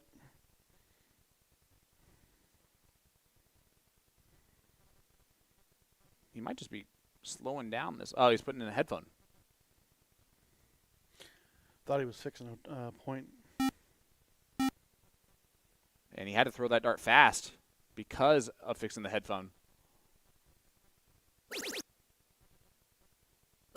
And yeah, he's going to end up with a 6 mark instead of a 9 because he had to rush that first dart. Sean on the tack should take the 16 right here now. He might go 15s first. No, he does go 16s. He just likes that transfer. Yep. Right to the bull. Yep. Boom, coffin shot, baby. Nice one, Sean. Thank you. As Leonard steps up, he's going to be down 1-0 in this set. And that will be familiar territory. The only difference is this time is against the throw. Mm-hmm.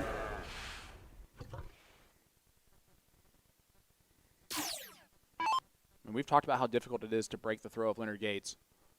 He does it right there, 5-7-3. Now Leonard did fall off that leg, 4-6-3 from Gates. Catholic has not fallen off at all. His averages have remained consistently in at least the mid to high 5s, except for I think one leg that we've watched on stream.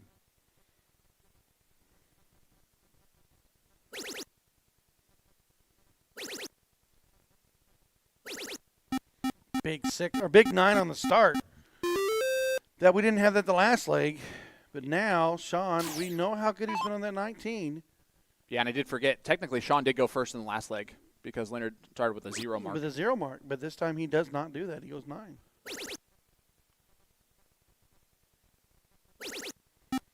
And he pulls over and grabs 17. Yep. Adds another wedge early.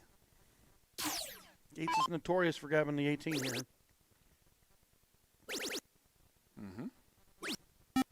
Good call, Mooney.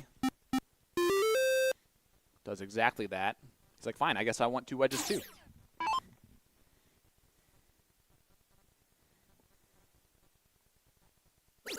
And Sean has been great with these 2 wedge moves because if he blocks his dart or the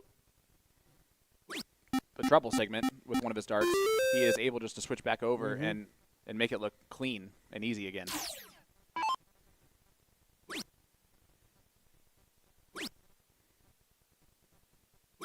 And so you just get it closed. But it still gives him the 17 look. But Sean cannot close. He can't close it all down, but he can get back in the lead with the points. And he's just gonna try and do that. Oh, that kissed hard off that. Yeah, he hit that dart hard. That moved over so much.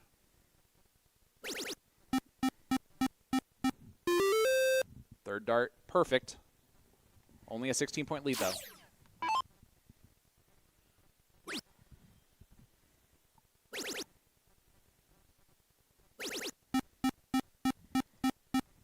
Leonard utilizing the high ground there, forcing Sean to hit 9-17 to get back the point lead.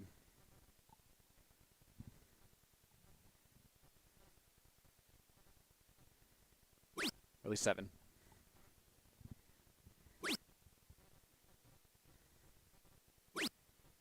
Oh, not a transition. He's going to want here because we know exactly what Gates will do. By 17s, by 16s, by 15s. No, he goes 20s instead. And, well. He got 17s off there. Most people that are watching along right now do not do it that way that Leonard just did that. Leonard's got the confidence in the world to only need one dart to close. For most, that is not what you want to leave yourself every time. You see, look at how chill Jordan Meyer is sitting back there. Half an assassin. Ram, the defending champion, is back there seeing who wins this one.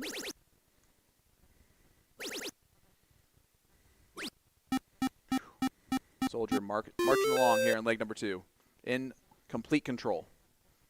And has been, for the most part, the entire leg.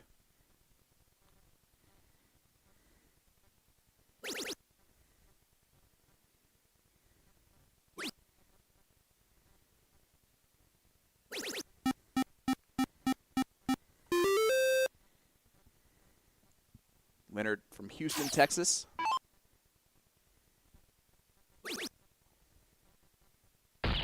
Sean Cafflish, Reedsburg, Wisconsin.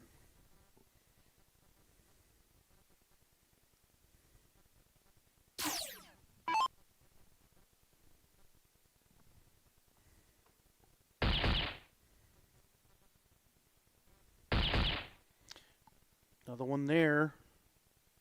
Oh, another one there. I mean, that would take a dart out of his hand, but of course, wanted to win the leg to send us to the last leg decider in this set. And put Leonard Gates one leg away from the title. Yep. And Leonard Gates is now one leg away from the title. 6-1-3 from Soldier. That's the first 6+ we've seen out of him in a hot minute. Yeah, that 9 mark opening on the 20s, and then the way he was able to stretch out the board got him ready for this one. But now we know what happens. Oh, great diddle from Sean Cafflish.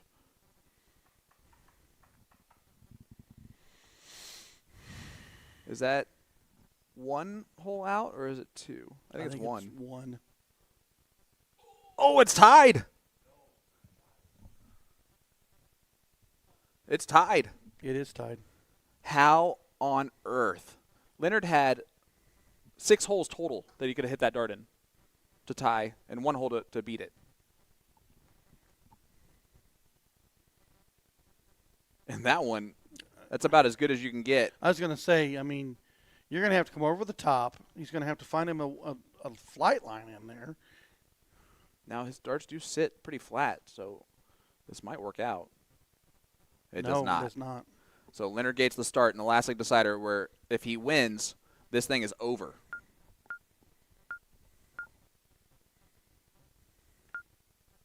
And if he loses, well, we get to play one more leg, bud. Mm-hmm. It's either going to be the last leg or we're going to have one more after this. That is up to who wins this one. Wants 7. Got 5. 5 is fine. Sean's been good on that 19. Mm-hmm. And if he, but Leonard makes him have to hit a 9 mark to take back control.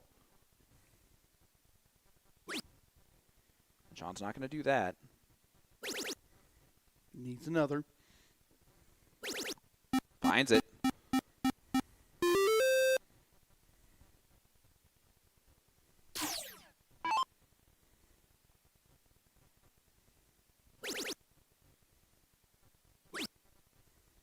I don't think he's going to move. He did grab yep. that 18. You know what? I really thought he'd stay on that 20, but he's been notorious for grabbing that 18. Usually he grabs that 18 after a triple. But, no, another segment for him. Moves over. Gets the 18s closed. Sean is going to look up. Back down to the 19s. If you're going to hit triple 19s every time you shoot at it, you might as well take those risks. That's a perfect risk to take 10 times out of 10. So not even a question. Those eyes never moved off that 20. And Leonard is going to be the type of player that he'll fancy his chances in a average race, you know, a point race. Ooh. He tried to go to the 17s there on dart Yeah, I mean, he wanted that wedge as well.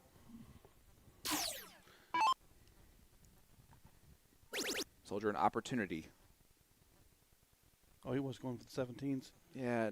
I don't know if I care for Yeah, that. he got a little greedy. We saw that earlier from Cathlish.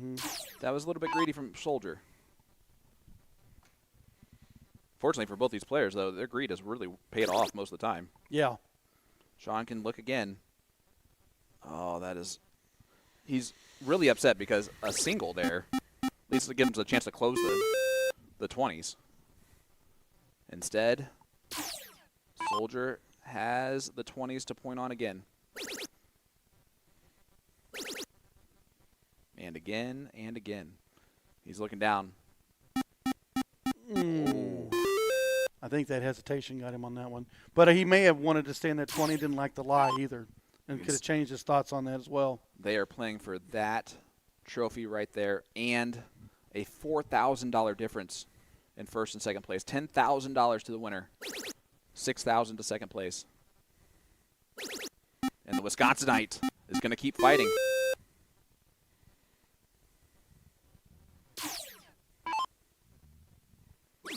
And let's give Leonard credit. He has been faced with a barrage of haymakers from Sean Cathlish in this final and has been able to withstand all of it to where he is one leg away from the title.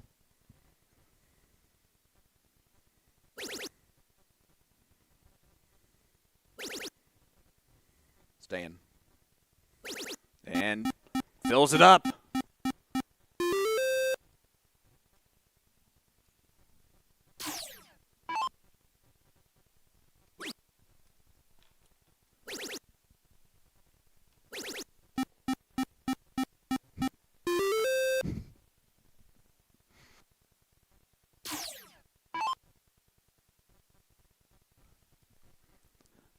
So Cathlish stepping up, needing 19s once again.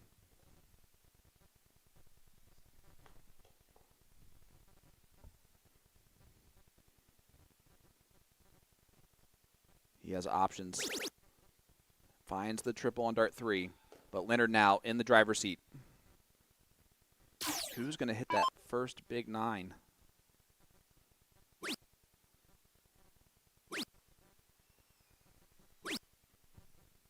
That is not much there. So back on Cathlish. Another opportunity. Triple first dart. He can take a look at the 20s and the 18s. Not going to get it.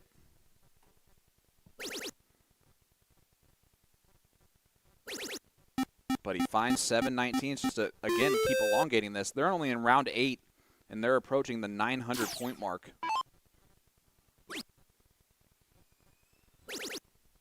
I mean, what a battle.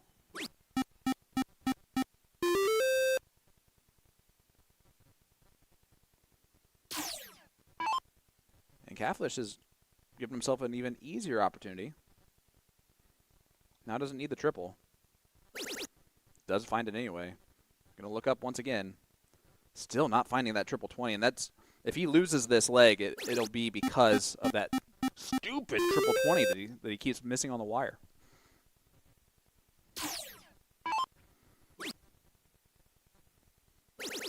Because if he only had to shoot 19s all day, he wouldn't miss. 10-20 for Leonard Gates on the score line. Sean's going to be over 1,000 here real shortly. And again, we're only halfway through this leg as far as rounds go. Oh, but this is the moment where he almost takes back control.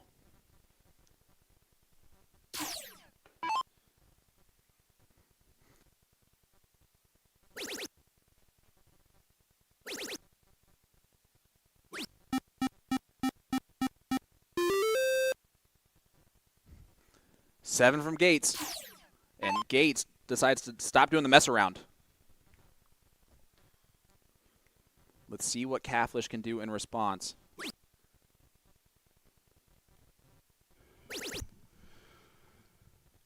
$30 points down. Not going to get the point lead back. Mooney, Soldier has been able to withstand this barrage. How has he been able to do it in this leg? That's experience.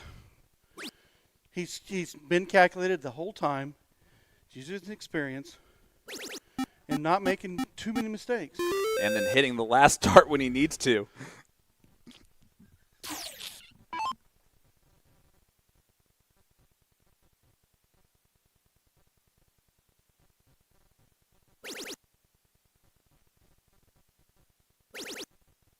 Cathlish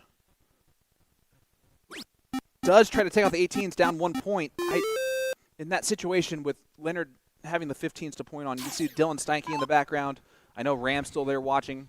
A couple of those players that played earlier in this CSI sticking around to see who wins this, and I don't blame any of them.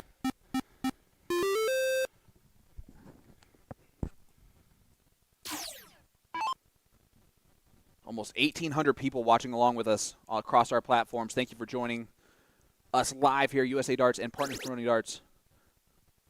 Cathlish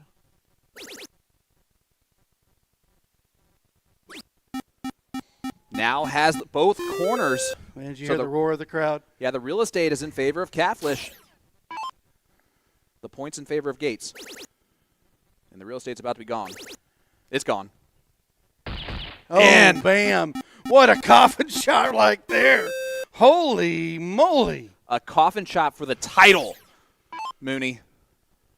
And Sean Cathlish has thrown everything at Leonard Gates. And Leonard Gates has had the resolve to continue to win legs without being the better player. Wow. What a match. What a final leg. Potentially.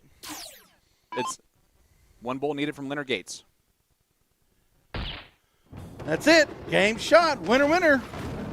Soldier is your champion. Sean, you played amazing. Thank you. I appreciate that. Sean Cathlish also played amazing with a really impressive run.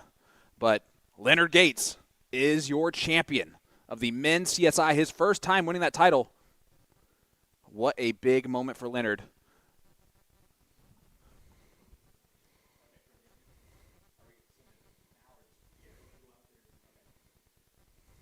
All right. Well, we are now just going to be waiting for the trophy presentation with our players. But there you have it. The men's CSI champion, Soldier, Leonard Gates, $10,000 for first place. That's a lot of money. That's a great day. That's a great day at work. And listen, he's playing in 2 more tournaments this weekend where $3,000 he can win. Yeah. And he can win $15,000 that he won last year in the finale. It's incredible. That's what the Tournament Champions brings. Now you got a CSI champion out of it. I mean, I did predict it, and I will say that at the end, I really, really thought Sean was going to pull it off. But I know, me too. But also, the CSI did exactly what I thought it would do. It would bring the folks that you may not consider to be there, and they were there. Sean Cathlish, in my opinion, turned into a star today. Oh, exactly. He turned into one of those players that now you have to talk about. You do. And he did that. He didn't do that by luck today. It was the withstanding high averages from Sean Cathlish, so great job. But let's send it down to our trophy presentation with Leonard Gates and Nick Teixeira, it looks like. Wait, really? Is it me?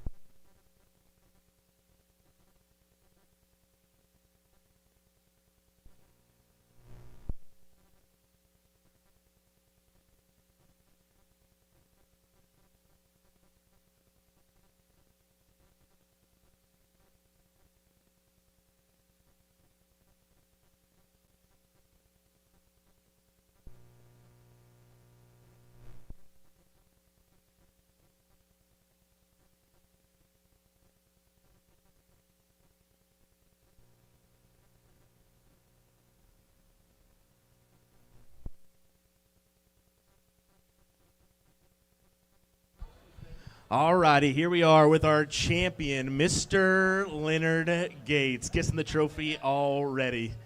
Leonard, how does it feel? It feels great. To all the people in the backstage, play darts more, people. Well, you made a statement. You said you're the best counter in the game, and then you also said, call me daddy when you came in on the walk-on. You proved a point today, didn't you? Yeah, well, it was with the call me daddy and best counter, it's more of a kind of a joke, but definitely coming into this weekend, playing the darts and doing what these guys did today. I mean, if anybody that plays soft tip darts and they want to come and compete, this is the stage right here. Get off the keyboard and come play darts. Simple as that. Simple as that. It definitely is. I mean, this title has eluded you for a little while now. You have numerous titles to your name, but what does it mean to get this big trophy and have your name etched on it for next year? Well, when I played Jules that year, I should have had it then. We played like 13,000 games. I'm like, dude, I beat him 13,001, so I didn't get the win. But just to say, you know, I got it now, and guess what? 2 Texans still in Texas, baby. Who's going to take it from us? You're right, Ram, followed by you. Yep, awesome. Well, it could potentially be an even bigger weekend with a few events ahead. Do you think you could possibly win the CDI maybe, or the finale as well? I got to talk to my partners and tell them, hey, y'all got to come on. You know, I got second last year. Hey, it's time to get, you know what I'm saying? I don't get less than second. So we're going to have some fun and play some more darts, man. If everybody's got the stamina to keep going and play darts, I'm here to do that. Congrats once again, Leonard Gates. Let's get a little Spartan. Oh. Spartans, what is your profession? Oh. Leonard Gates, everyone. Congrats to our men's CSI champion.